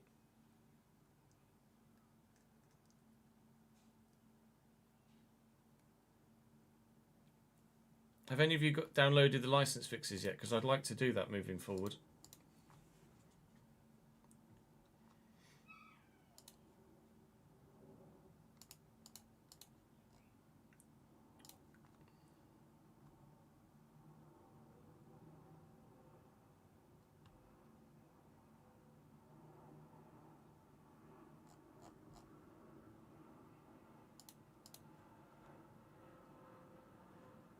Haven't but want to, haven't but want to, haven't but want to.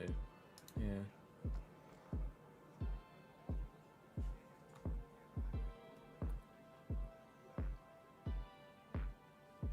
I think we need to go in depth with the tactics and try and actually figure something out as well, don't we?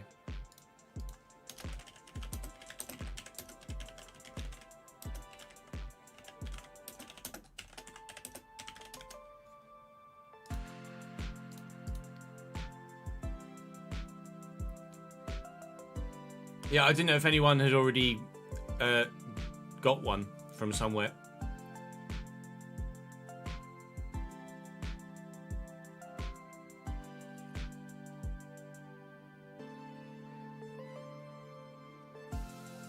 Yeah, we've done the clauses already.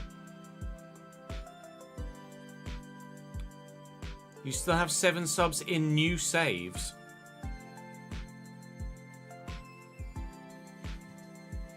I don't know why you've got 7 subs in a new save, Willem.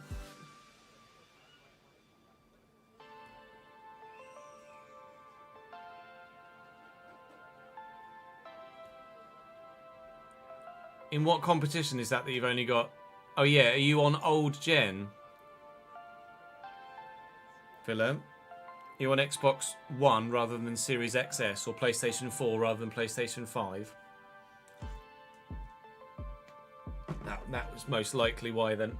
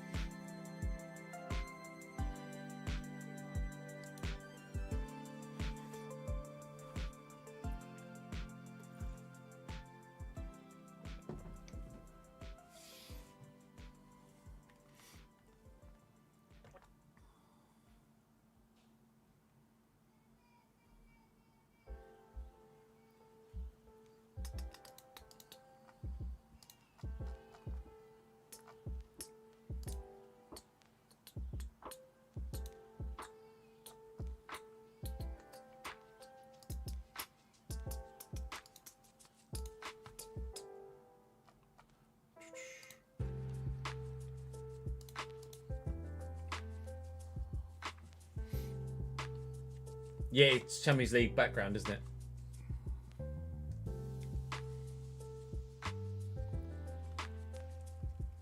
Yeah, I don't think they'll make any changes like that to old gen. I think old gen, it's been like 6 or 7 years. Like old gen just isn't going to get the updates and the love anymore.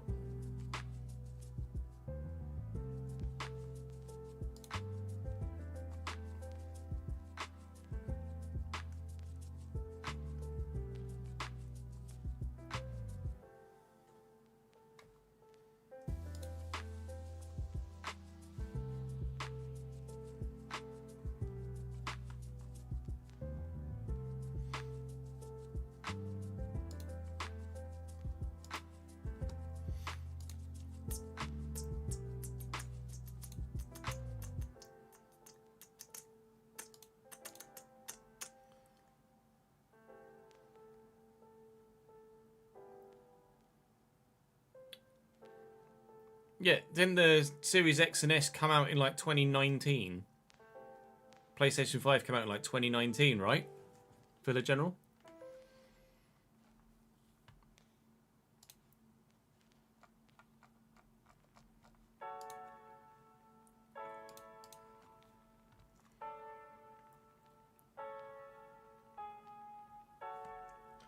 Yeah. Let's have a look at the tactical side of it.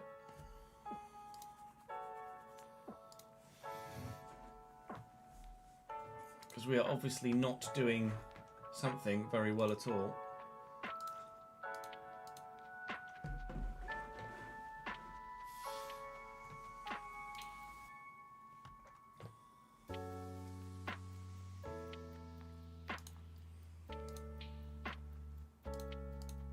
It's annoying that you can't just... Oh, sometimes just not taking it every time. That's annoying.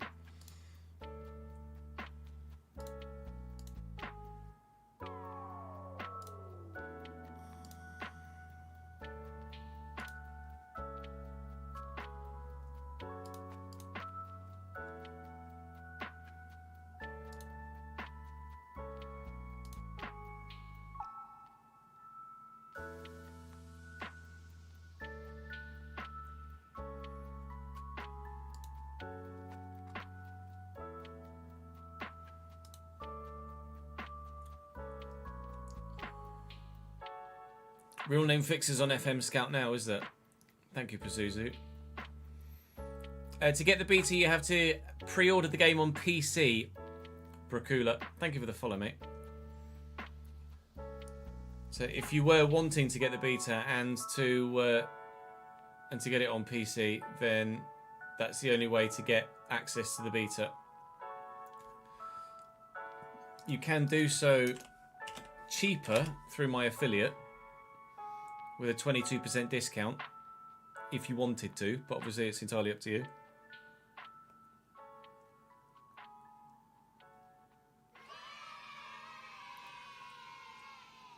Yeah, if you buy through that sponsorship with Fanatical, then you get a Steam link, yeah, or you get a Steam code.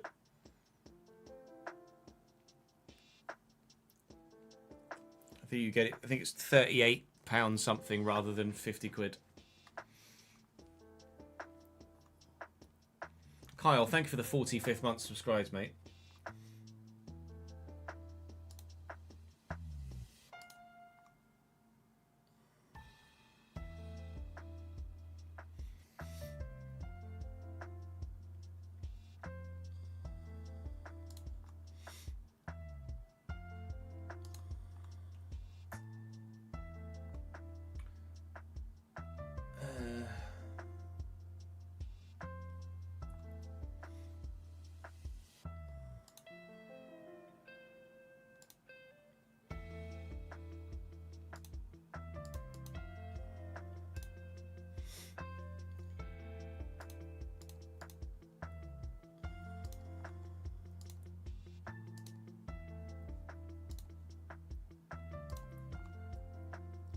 Fucking clicks.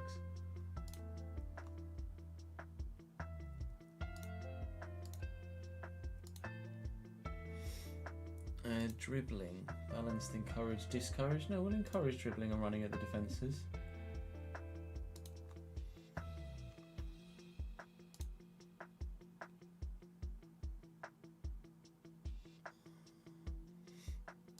We'll concentrate on the flanks, maybe. Because that's where we have had most success, isn't it? Out wide so far.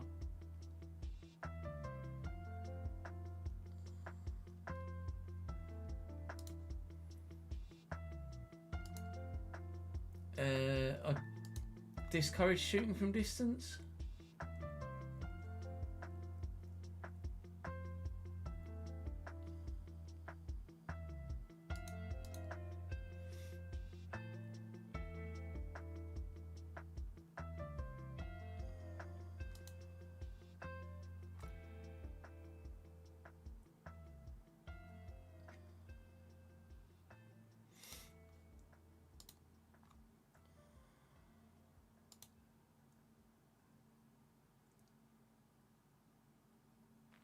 Go for whipped crosses.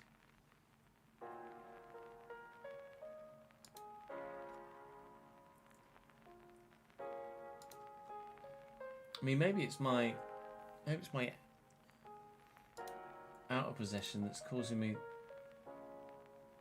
a little bit too much issue.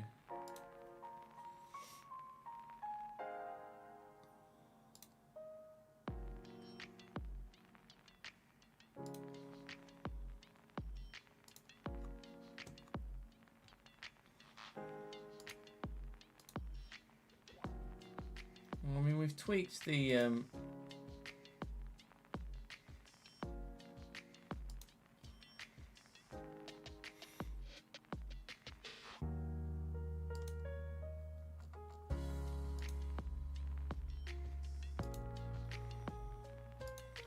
tweak the tactics accordingly.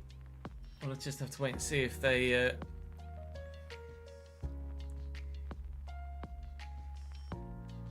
Yeah, in that last game against Brentford, we got counter-attacked a lot. But I think it was more their formation. And it was more the way that they were set up rather than the way that we were set up.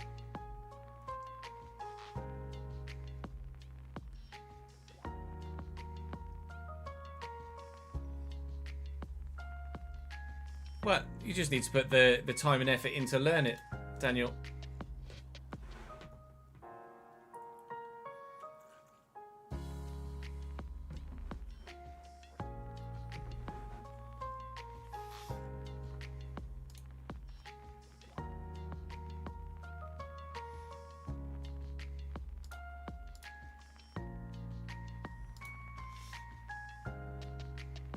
No, by all means, ask away, Stefan.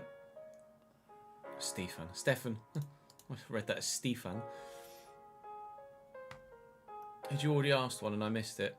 During the Canada simulation, can the full ranking table be seen?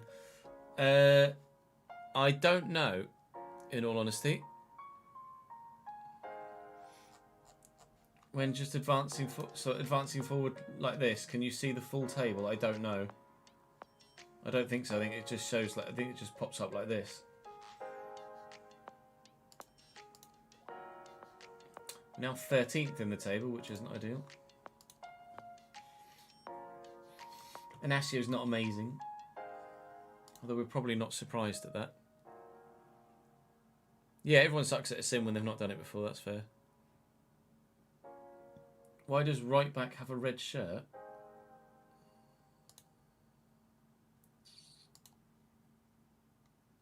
I don't know.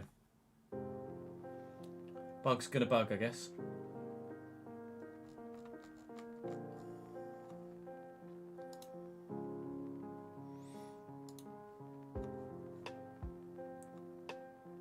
We'll just get ironed out for full launch.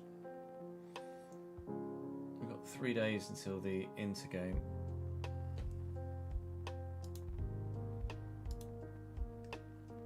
Ketcho, thank you for the follow, mate.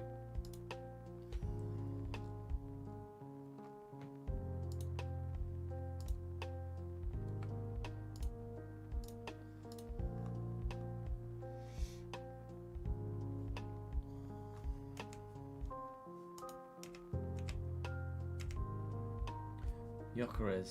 Arsenal won 7-0 in the end. Yikes. Gyökeres has 5 goals in the Prem so far this season and an assist.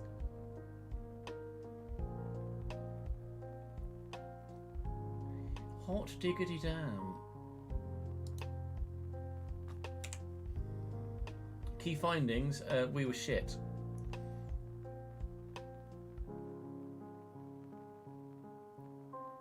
Yeah, 11 shots from outside the area is just too high. I think taking that off in the tactics will benefit us.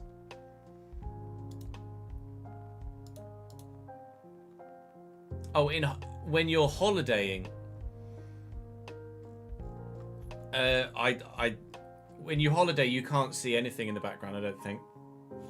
I don't know as that's ever been the case, has it? That you can holiday and see the full table.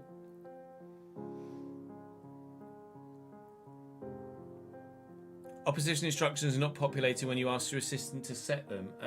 We can have a look at that when we get to the Inter game, but I can definitely have a deeper look at that because that would be potentially an issue for us as well.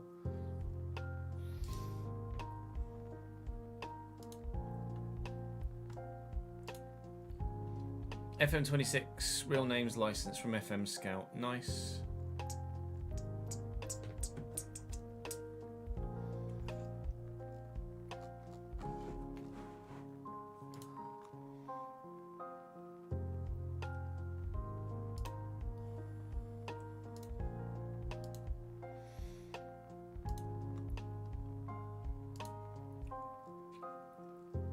I might need to close the game to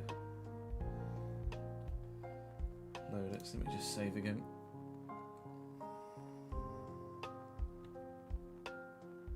Okay, quit the game if it's open, that's what we'll do. Quit game and exit.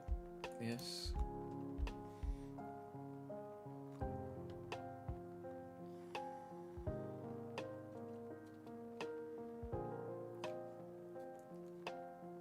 Okay, I'm just doing the real name fix now.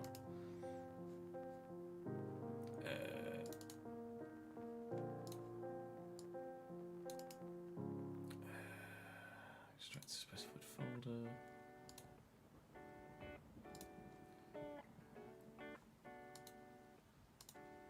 Bear with 1 second. Just making sure I put them in the right folder. I need to update the live editor as well for tomorrow's stream, because the live editor is needing to be updated. Right, and then find this folder. Actually, I'll show you the instructions here, so then I can do it at the same time.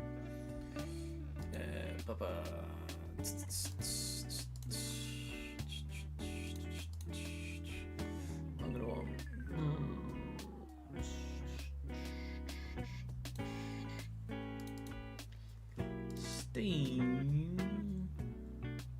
Steam apps.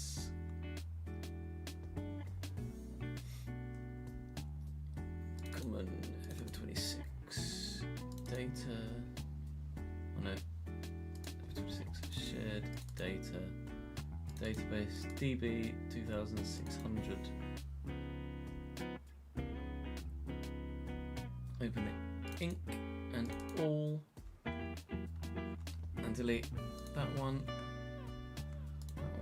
that one. Fake into Japanese. Lazio, that one.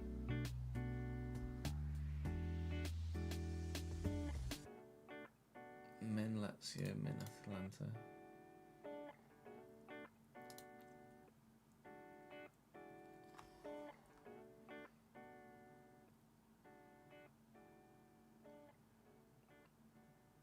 Delete those. And then move FM club names up, move both that and that into here. Go back 2 folders to the EDT. So back, EDT, permanent. Delete the fake.edt.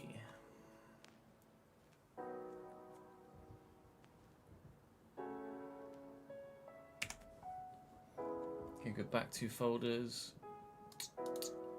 to the DBC. Permanent. Delete Japan remove clubs, Brazil kits, England DBC, forbidden names, France, Japan fake, the random one, J League, non-player, licensing post data lock, licensing 2, licensing 26 and Netherlands. And then now into the language subfolder and delete both of those.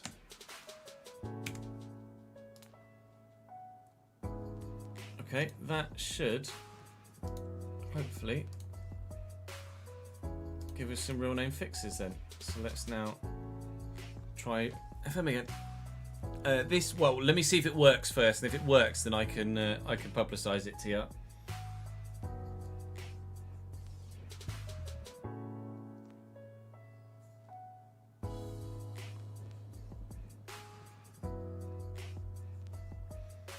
If it doesn't, fuck my life.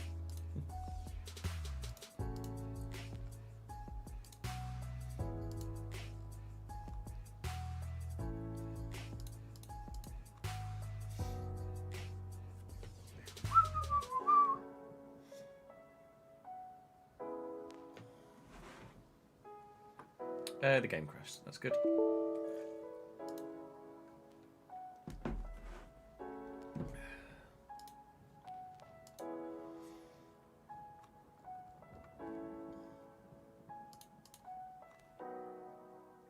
Amorim and Eddie have been sacked in your save, have they? Only 10 games in, wow.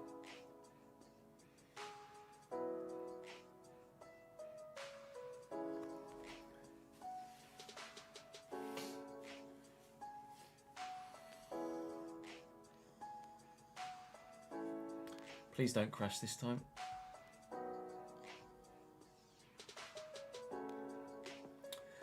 Great. So now the game is just... Alright, well that's not worked then, has it?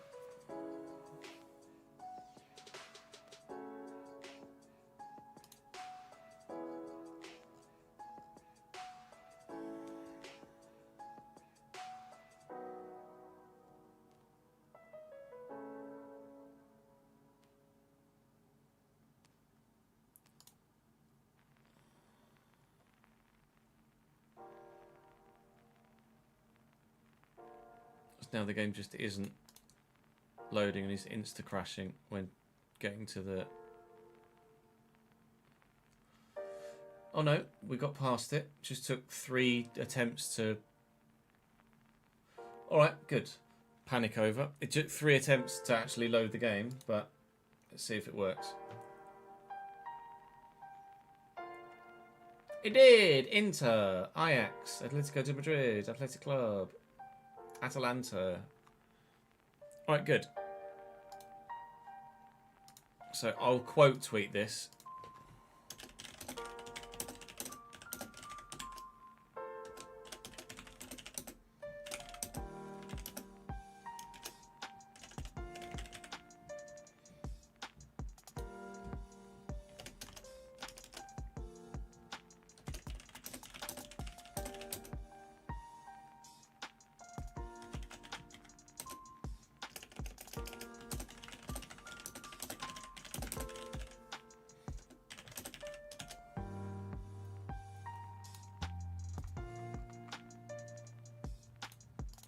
So I've quote tweeted it. It's not a problem, Gary. So if you check my Twitter, it'll show you where I've gotten it from. It's from FM Scout.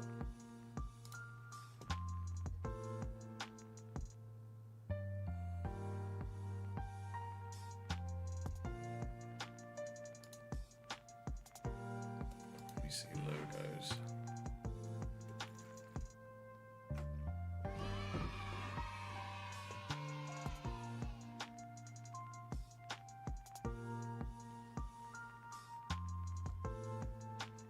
I'll let someone link me something. I'm not just going to try and pick something myself. I want something that's confirmed by someone else as working.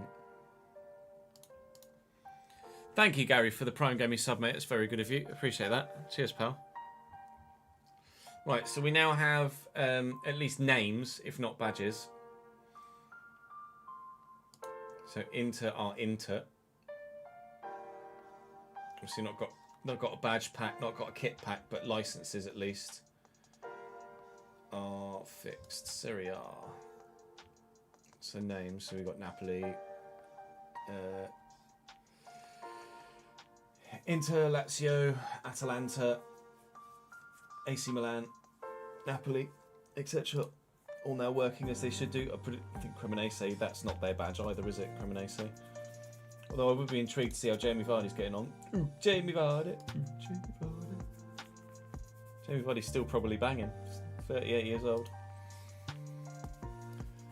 That will be a problem for the console version, Daniel. Yes, you won't be able to download any badge packs or anything for console. It's a PC only sort of thing. Same as live editor type stuff, like licensing fixtures and patches, third party stuff for FC that we use.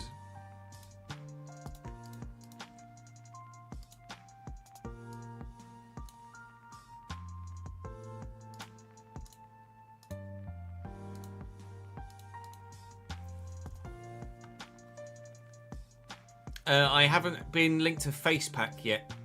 Karen, no.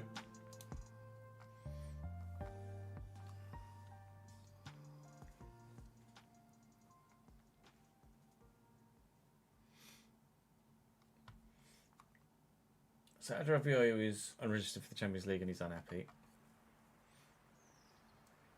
I mean, Vanaka got a 7 in that game.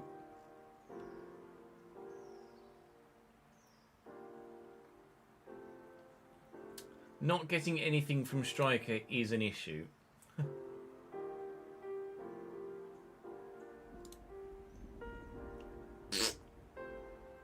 Joao Pedro, can you start fucking scoring, please?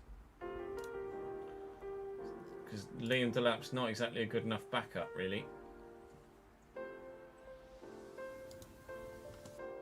How much money have we got left? 37 million, but nothing in the wages. I might have to sell to buy in January.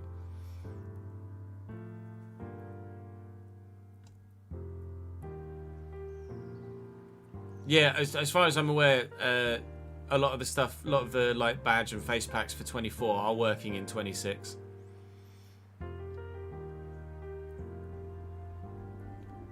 There is no current plans to do a Cambridge save for FM, Jam, but we are planning on doing a Cambridge save on FC with the realistic RTG.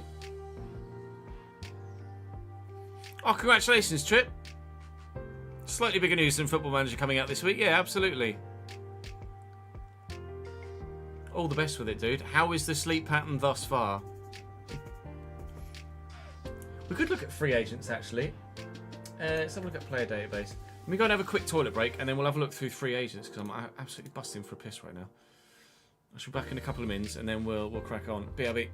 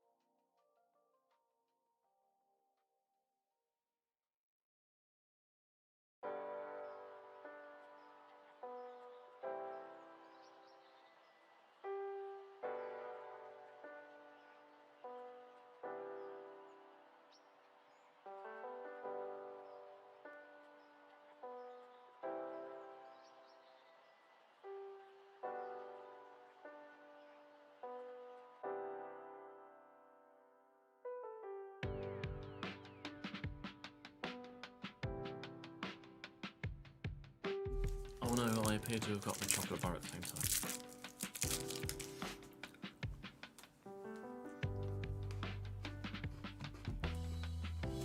To be fair, Jam, Ben has started a Salford save. Dr. Benji is doing a Salford save on FM if you wanted a lower league save.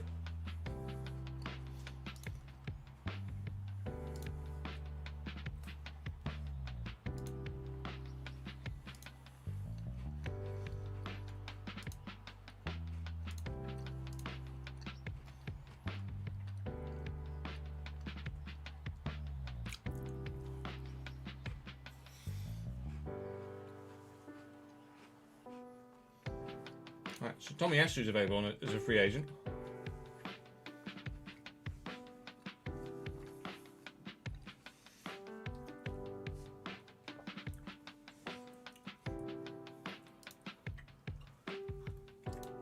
Patrick Bamford. No. I know I need a striker. I'm not resorting to Patrick Bamford.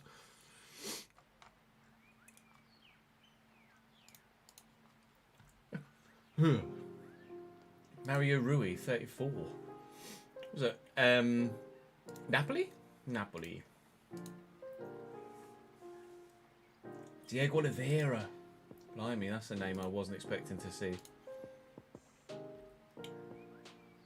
I think actually that's a different Diego Oliveira. Never mind then. I'm thinking the guy that was at Forest. That was Diego Oliveira, wasn't it? No, it was Nelson Oliveira.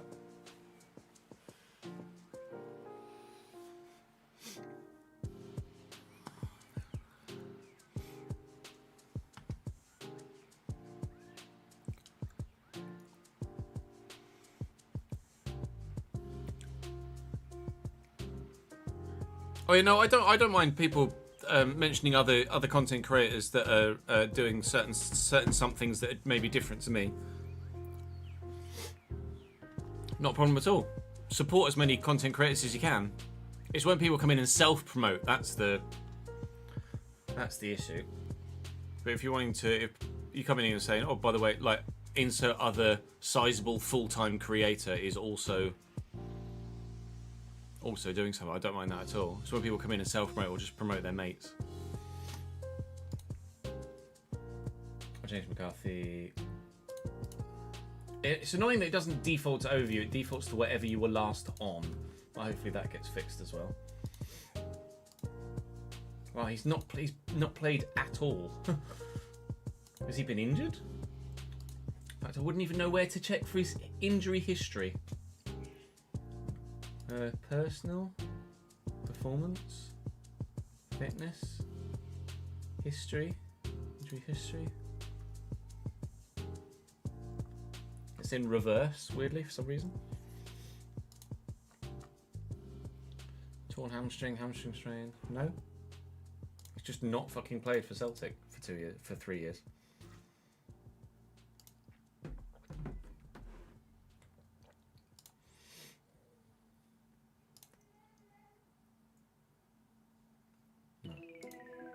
Douglas, I was thinking.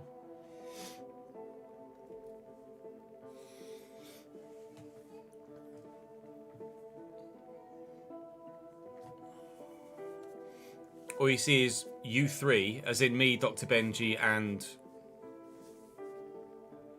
who's the third? I'm curious. 38-year-old Jovino is available as a free agent, even though he's not had a club for 3 years. Could still pick up Jovino.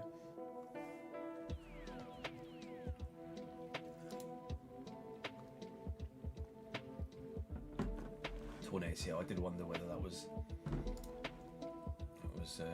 injury, a long-term injury. The Screaming American. Ah, Mr. Zealand.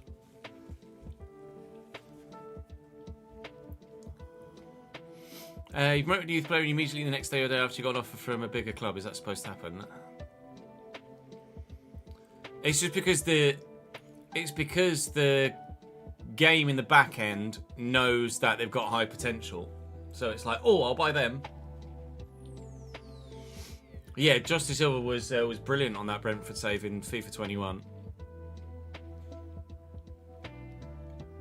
I haven't had any crashes at all vibes personally yet. Touchwood. Deportivo La Coruña want Manuel Dennis.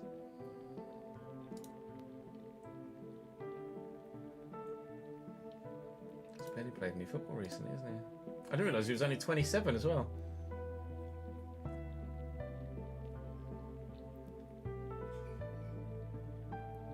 So I think the general consensus is no. There's nobody available on the free agent market.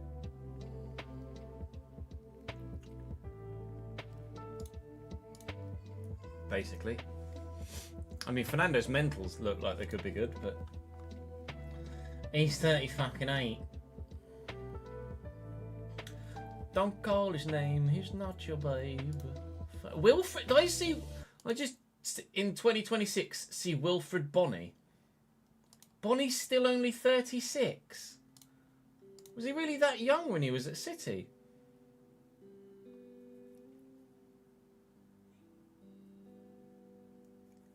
Damn.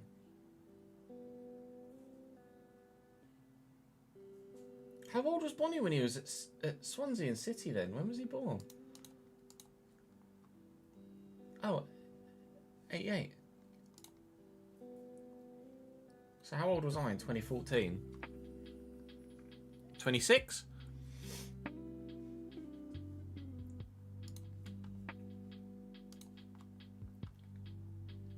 Damn. Aqua.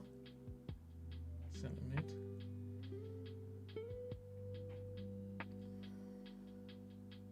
Yeah, Fernando ACL tear.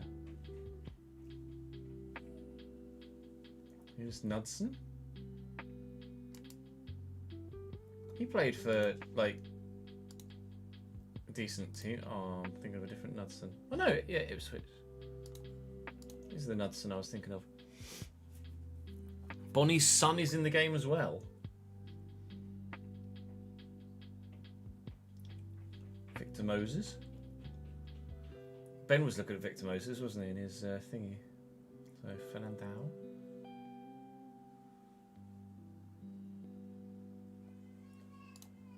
Let's sort by age the other way, shall we?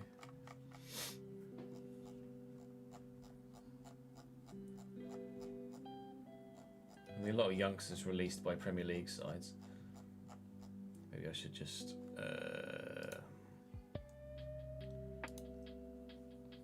like 24.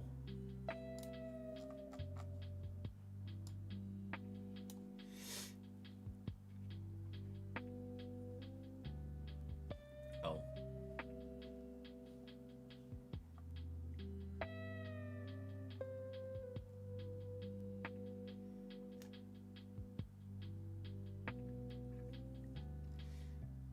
Yeah, I don't think there's going to be... I think there's going to be in the anybody in the free agents, really.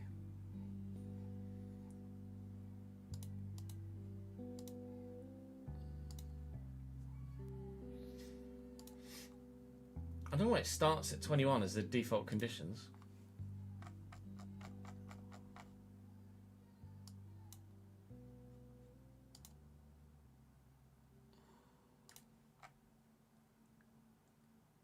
I presume,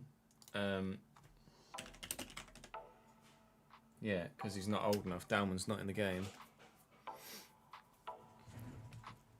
Gervinho would be great as a pickup in career mode. Yeah, you're not wrong. At certain clubs. Yeah, I imagine Dalman. You have to be 16 to be in a game like this. I imagine.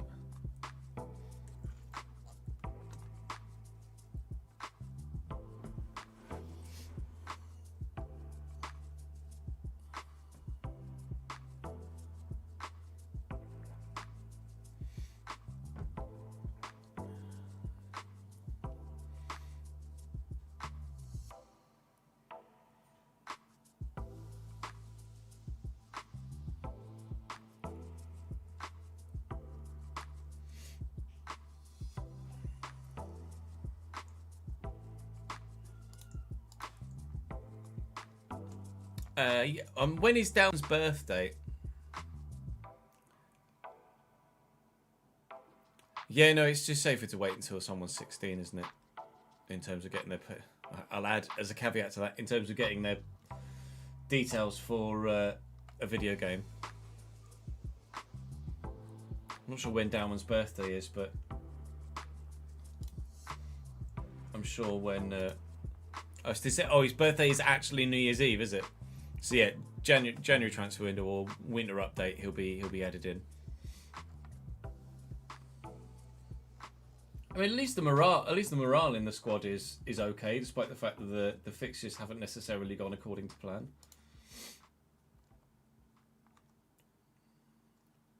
We have only had Enzo Fernandez and Cole Palmer score though so far, which is slightly concerning. 2 of our 5 goals so far have been free kicks as well. We're not really scoring from open play, are we?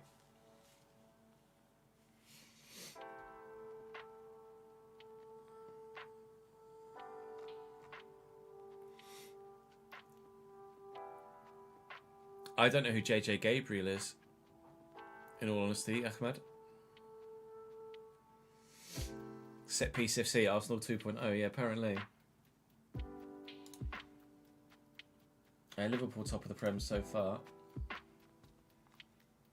Arsenal 3rd. Scored 15. Oh, they got 7 against Forest, didn't they?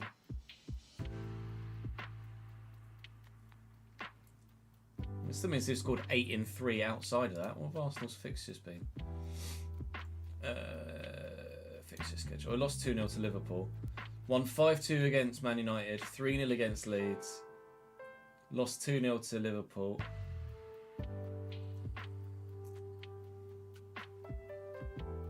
That's weird. Oh yeah, it just wasn't showing. I hovered over it and it did that for that. Bug. It's just a bug.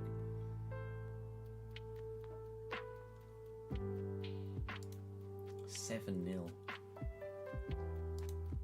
Damn, son.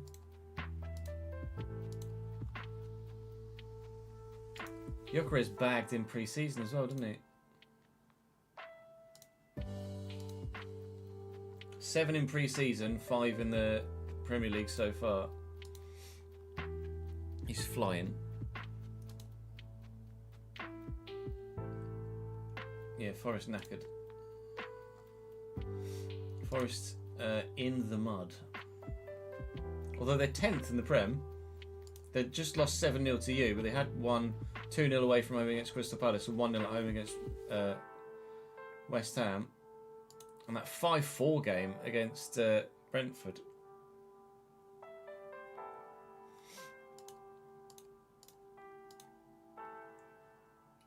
Callum Window, oh, they're the only 2 goals that Callum Window scored. How good is Gibbs White? Yeah, Gibbs White's a bit good, isn't he, really?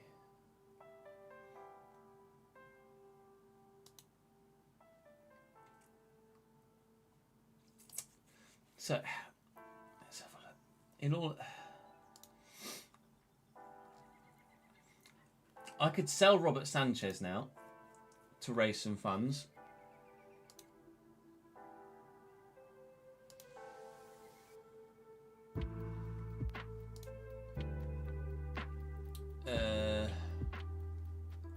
I could sell Tosin.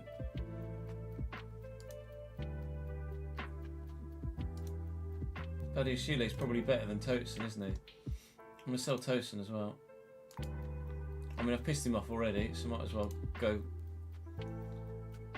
all out.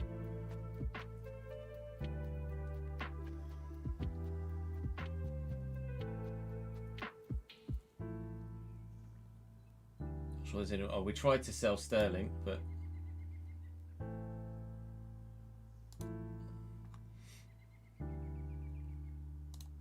not even a sniff.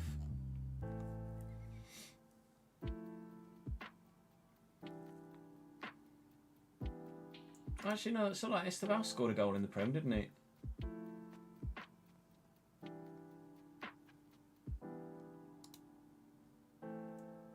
So I was actually incorrect there when I said every goal been scored by Palmer or Fernandez, because actually Esteban got a goal there, didn't he?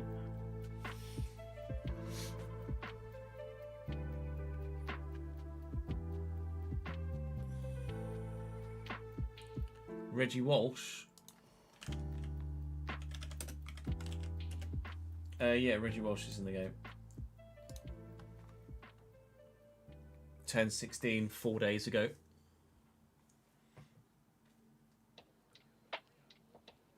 As you know, turned 17 4 days ago IRL. He's 16 in this save because I was going off today's date, not the date in game. Potential apparently to be a world beater, Reggie Walsh. Can't say as I do, but I don't know the name, if you know what I mean. Like, I've heard it before, but I wouldn't. My brain wouldn't be like, oh, that's that Chelsea youngster, if you know what I mean. Thank you for the follow, Joe. Oh, he played against Ajax, did he?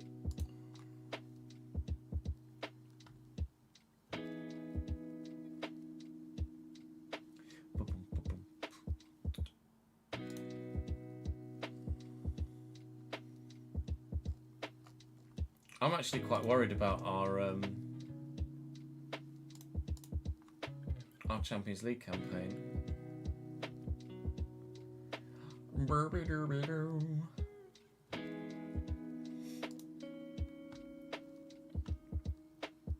Inter, Benfica, Bilbao,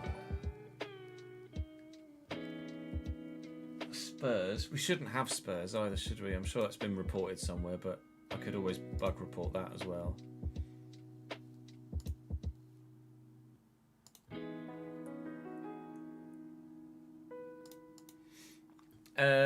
Lucifer, thank you for the... Oh, never mind, you're a bot.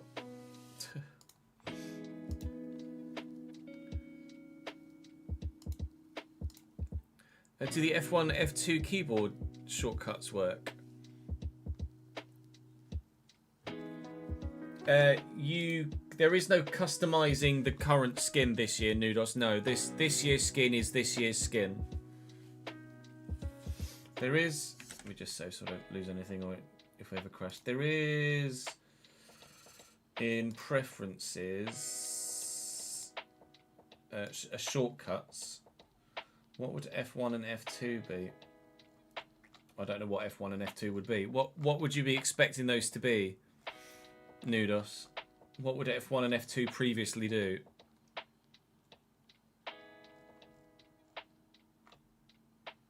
You also can't change. You can't customize your shortcuts yet either.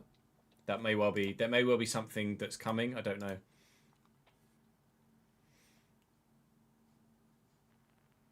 But yeah, I need to report that bug as well, don't I, with... not calendar, you twat.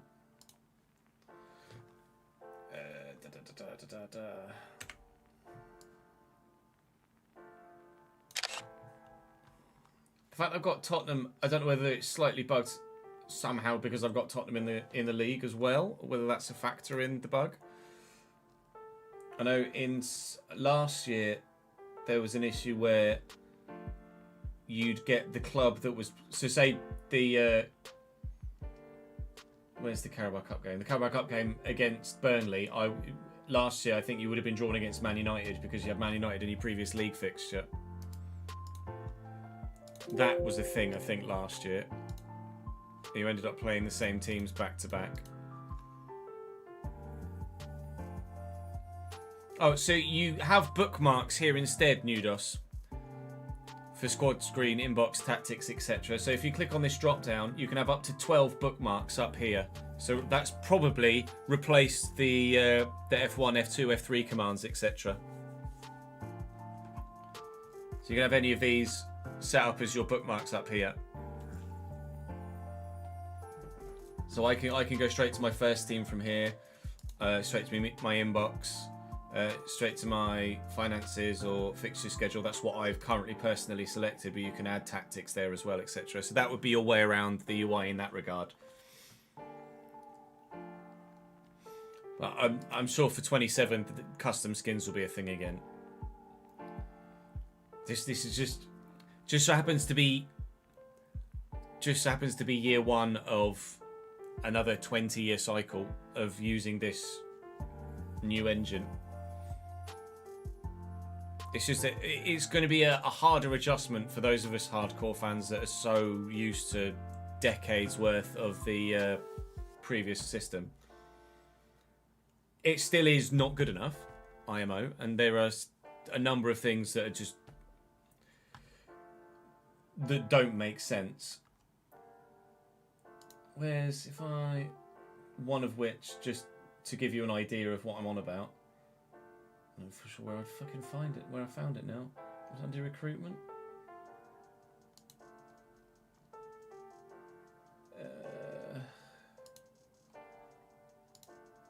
Was it career? No. Managerial vacancies. Like, why is that not the full screen? Little things. Little things. Like, these are the sort of things that are just annoying. There's nothing that's game breaking, it's just frustrating. Like, why is that not the full screen?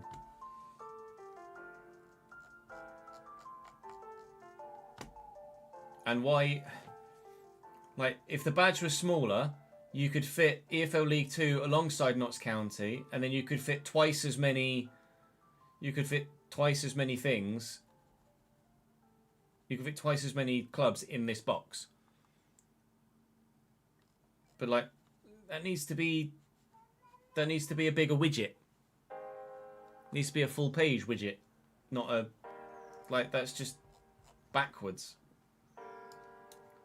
Things like that. It's just not well optimized yet. Thank you for the follow, Bob Jahobba Bob. Or Boba Joba Bob. Thanks for the subscription on YouTube, mate. There's just a lot of wasted... Like, previously, the complaint was there was a lot of wasted space on the page. But now there's still a lot of wasted space on the page. Because rather than fill the space, they've just spread what was in the space wider. So like, you could fit twice as many fixtures in here. It doesn't need to be such a wide gap. Just fit twice as much information in. But it's probably a console thing as well. The whole point is that it's supposed to be more manageable for a console audience as well. Nudos, thank you for the follow on Kick, mate. Appreciate it, pal.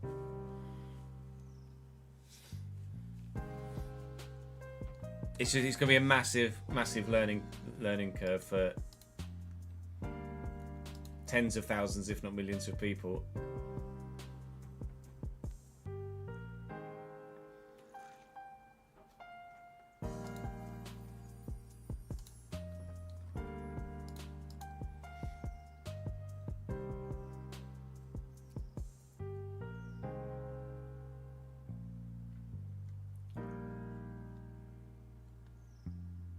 Like, I'm not part. I don't want to be part of the group that are just complaining for complaining's sake. Like, they want to change their UI, fine, change their UI, but there are still flaws in it that obviously need addressing.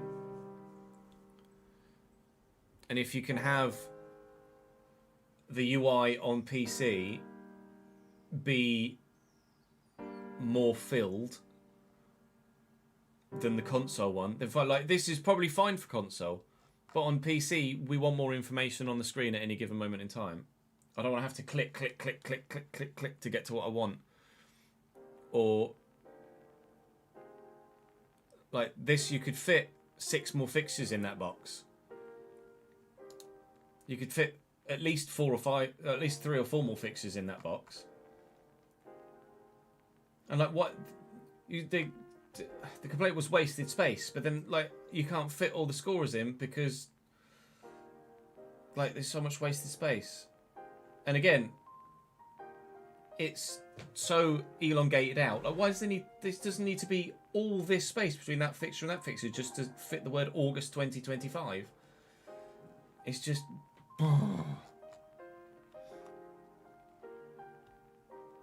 you can see what they're trying to do. It's just not been done as well as it could be.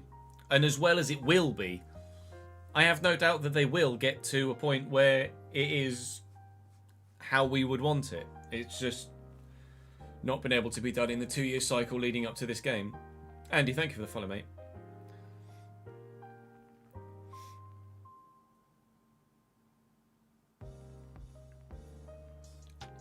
I don't know, Andy, I'm afraid.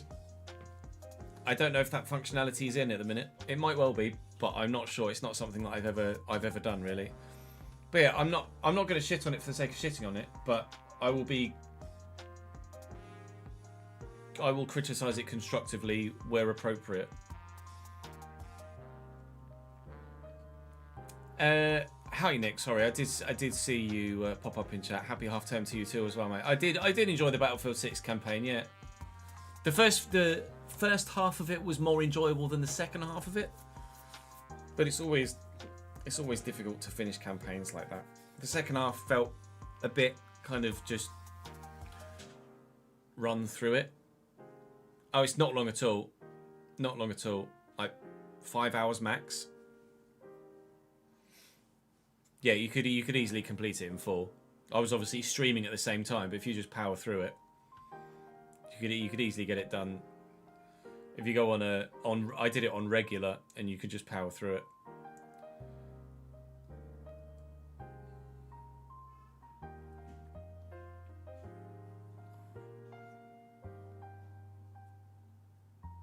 Yeah, you got collectibles and this, that, the other. But yeah, no, it's definitely worth it. Like Battlefield 6 is a game that I really enjoyed, or really enjoy. We will be playing more of it.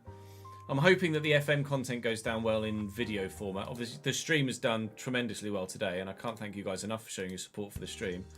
We've had like 150 to 200 viewers on Twitch the whole time, and we've had upwards of 200, upwards of 300 viewers on YouTube the whole time for this particular first stream. Obviously, latter streams won't do as well, but I'm hoping that the video does well. I'm going to edit the video tonight, edit episode 1 tonight, get it live for tomorrow, and then I'll edit episode 2 to get that live for Sunday as well.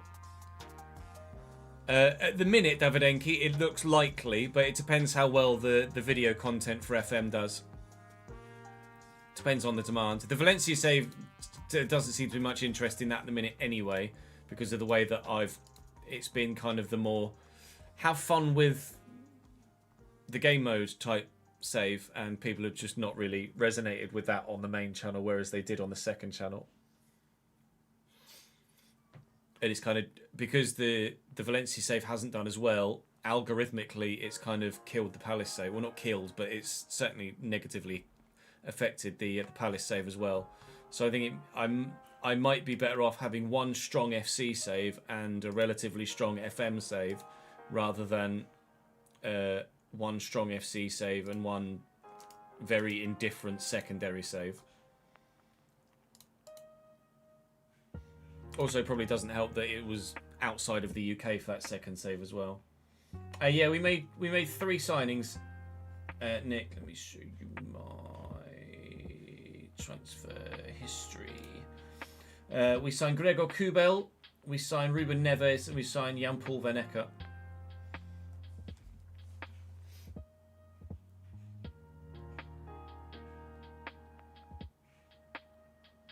Yeah, I'm sure Battlefield is fun solo as well, but it's significantly better as a squad. Yeah, the deal for Van Ecke was that's just total. We didn't pay 60 mil up front.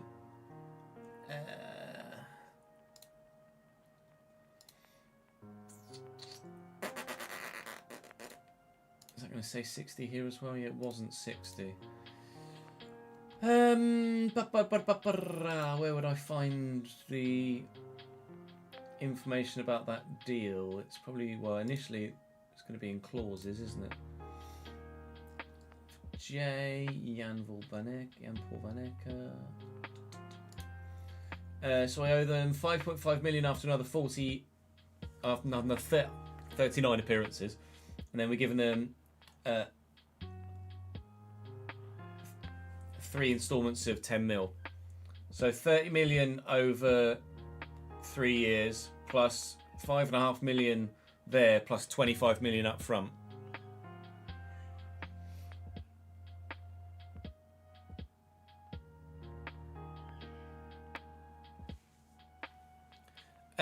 The game should be available. The PC version of the game should be available to you, Tuwanga, on MacBook via Steam. As far as I'm aware, you should be able to play FM on Mac OS. It wouldn't be a Windows file. It would be there's a specific Mac version of it. So if you did want to get it on PC, then you can do. If you cancelled your pre-order, your console pre-order, then you could get it on. You could get it. Oh, is Steam not on MacBook? Is it not on MacBook? Is it just on Mac? That might be the case. And maybe it's available on Mac, as in the desktop Macs, but it's not available on MacBook, as in laptops? Question mark.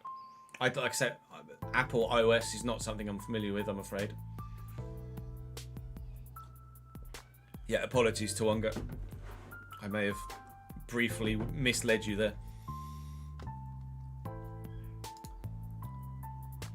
But we got into next, so we'll start the next FM stream with it. So tomorrow we will be.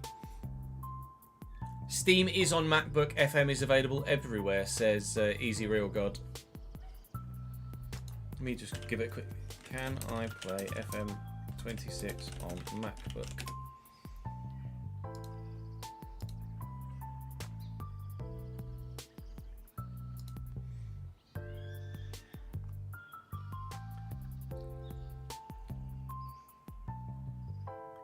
So FM26 should run well on most newer MacBooks. Yeah, FM26 should be available on MacBook. Just through Steam, apparently.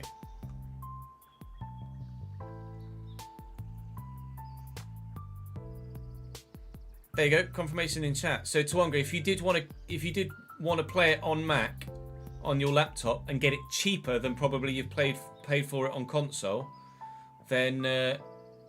Thank you, Easy God, for the follow as well, and Geest. Works on my MacBook. Steam is on MacBook, playing it right now.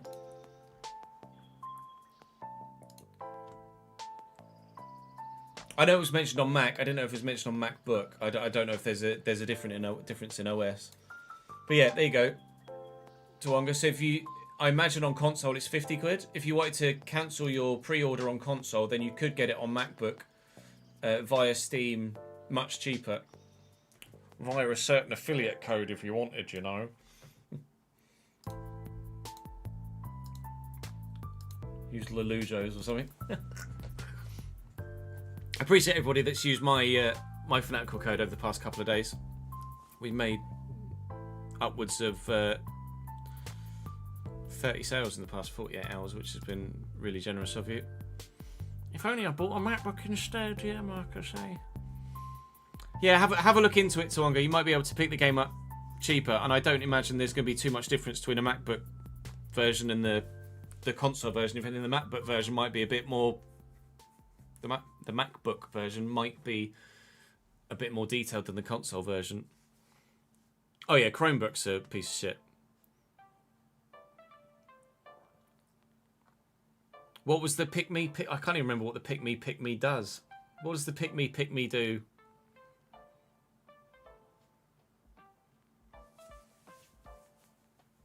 Oh, for the board behind. Yeah, I'm not doing that in a minute, am I? Sorry, Nick. We love you, Nick. Consider yourself picked. I'd always pick you, mate. Mwah. I need to remove. I need to remove that from the thingy. Let's have a look. What would that be? Viewer rewards, power ups and channel thingies.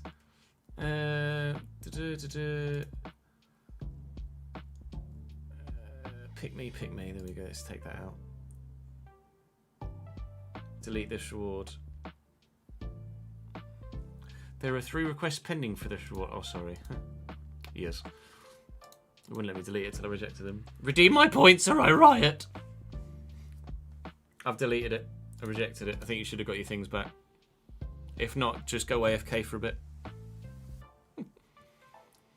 FM26 is £45 on PS5, is it? So if it's £45 on console, you can get it for £38.94 on Fanatical.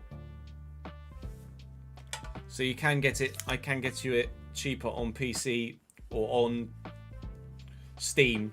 You can get the Steam version cheaper on Fanatical.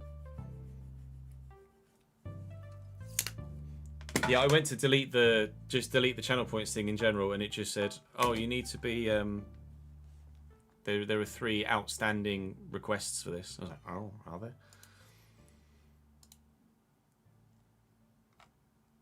If you say so, game. I've just noticed it's 6:05 as well. So apologies for. Well, I'm apologising to you. I should apologise to Nat for being 5 minutes late out the office. That's going to be all for me for today. Thank you for your incredible support on this first Football Manager stream. I appreciate it very much indeed. We, of course, will be doing more.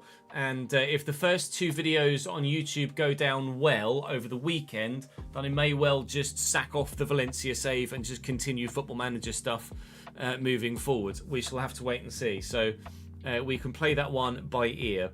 Tomorrow we'll be recording an episode of Crystal Palace. We'll be recording an episode of Valencia on the 50-50 chance that Valencia continues till the end of Season 3. Valencia will finish at the end of Season 3 anyway. If we don't just immediately replace it, then Valencia will end at the end of Season 3 anyway, because I might just do a speed run in the Champions League maybe to end Season 3. Sorry, we talked about so many different things. I must have missed it in chat. I apologise. You are indeed Senpai Mod though. So tomorrow will be record Palace, record Valencia. Then it will be on F1 for Creator Series. I need to practice at Mexico once we feel like we've got a setup, and I'm as fast as I'm going to get in Mexico. We'll have some open lobbies if there's time, and then Creator Series will start from 6, of course, tomorrow, and more likely about 20 fucking past when everyone gets in the lobby and it's all set up properly. You will indeed be King Mod when they enable it. Absolutely. So that's all from me for today, guys. Thank you very much for your support. You've been banging today for Football Manager. Hopefully you've enjoyed it. Again, to one final plug, if you do want to pick the game up yourself on PC to play the beta now, PC, Mac, as we've evidently discovered throughout the course of today's stream as well, then you can do so. !FM26 in chat will give you the link. Use the promo code Chesnoid and you'll get the 5% discount added to the 18% discount you already get on Fanatical as well. So you can get the PC version, which is normally £50 for £39, or 6p under, I think it is, if you'd like to. But obviously there's absolutely no pressure to whatsoever. There's not even any pressure to use my code. Feel free to use Work the Space or Dr. Benji or Lelujo instead. It's entirely up to you. Right, that's all from me for today though, guys. Thank you very much for watching. Hopefully you enjoyed. Fingers crossed we shall see you again next time. Yeah, we could send you on a raid. Go on then, let's send you on a raid. We've got inflated viewership, don't we? Let's send you on a raid. Who else is live right now? Ricky and Rory are live, are they? Let's send you to Ricky and Rory. Yeah. That's exactly why. They're currently in the season 4 finale of their Bolton career mode at the minute. So I'm gonna. Oh, they nearly just scored a banging goal. I'm gonna send you guys over to Ricky and Rory then. Thank you for the suggestion, Daniel. Thank you for your support today, guys. Head on over and join Ricky and Rory. They'd very much appreciate your support, and I'd very much appreciate you guys showing support for anyone that makes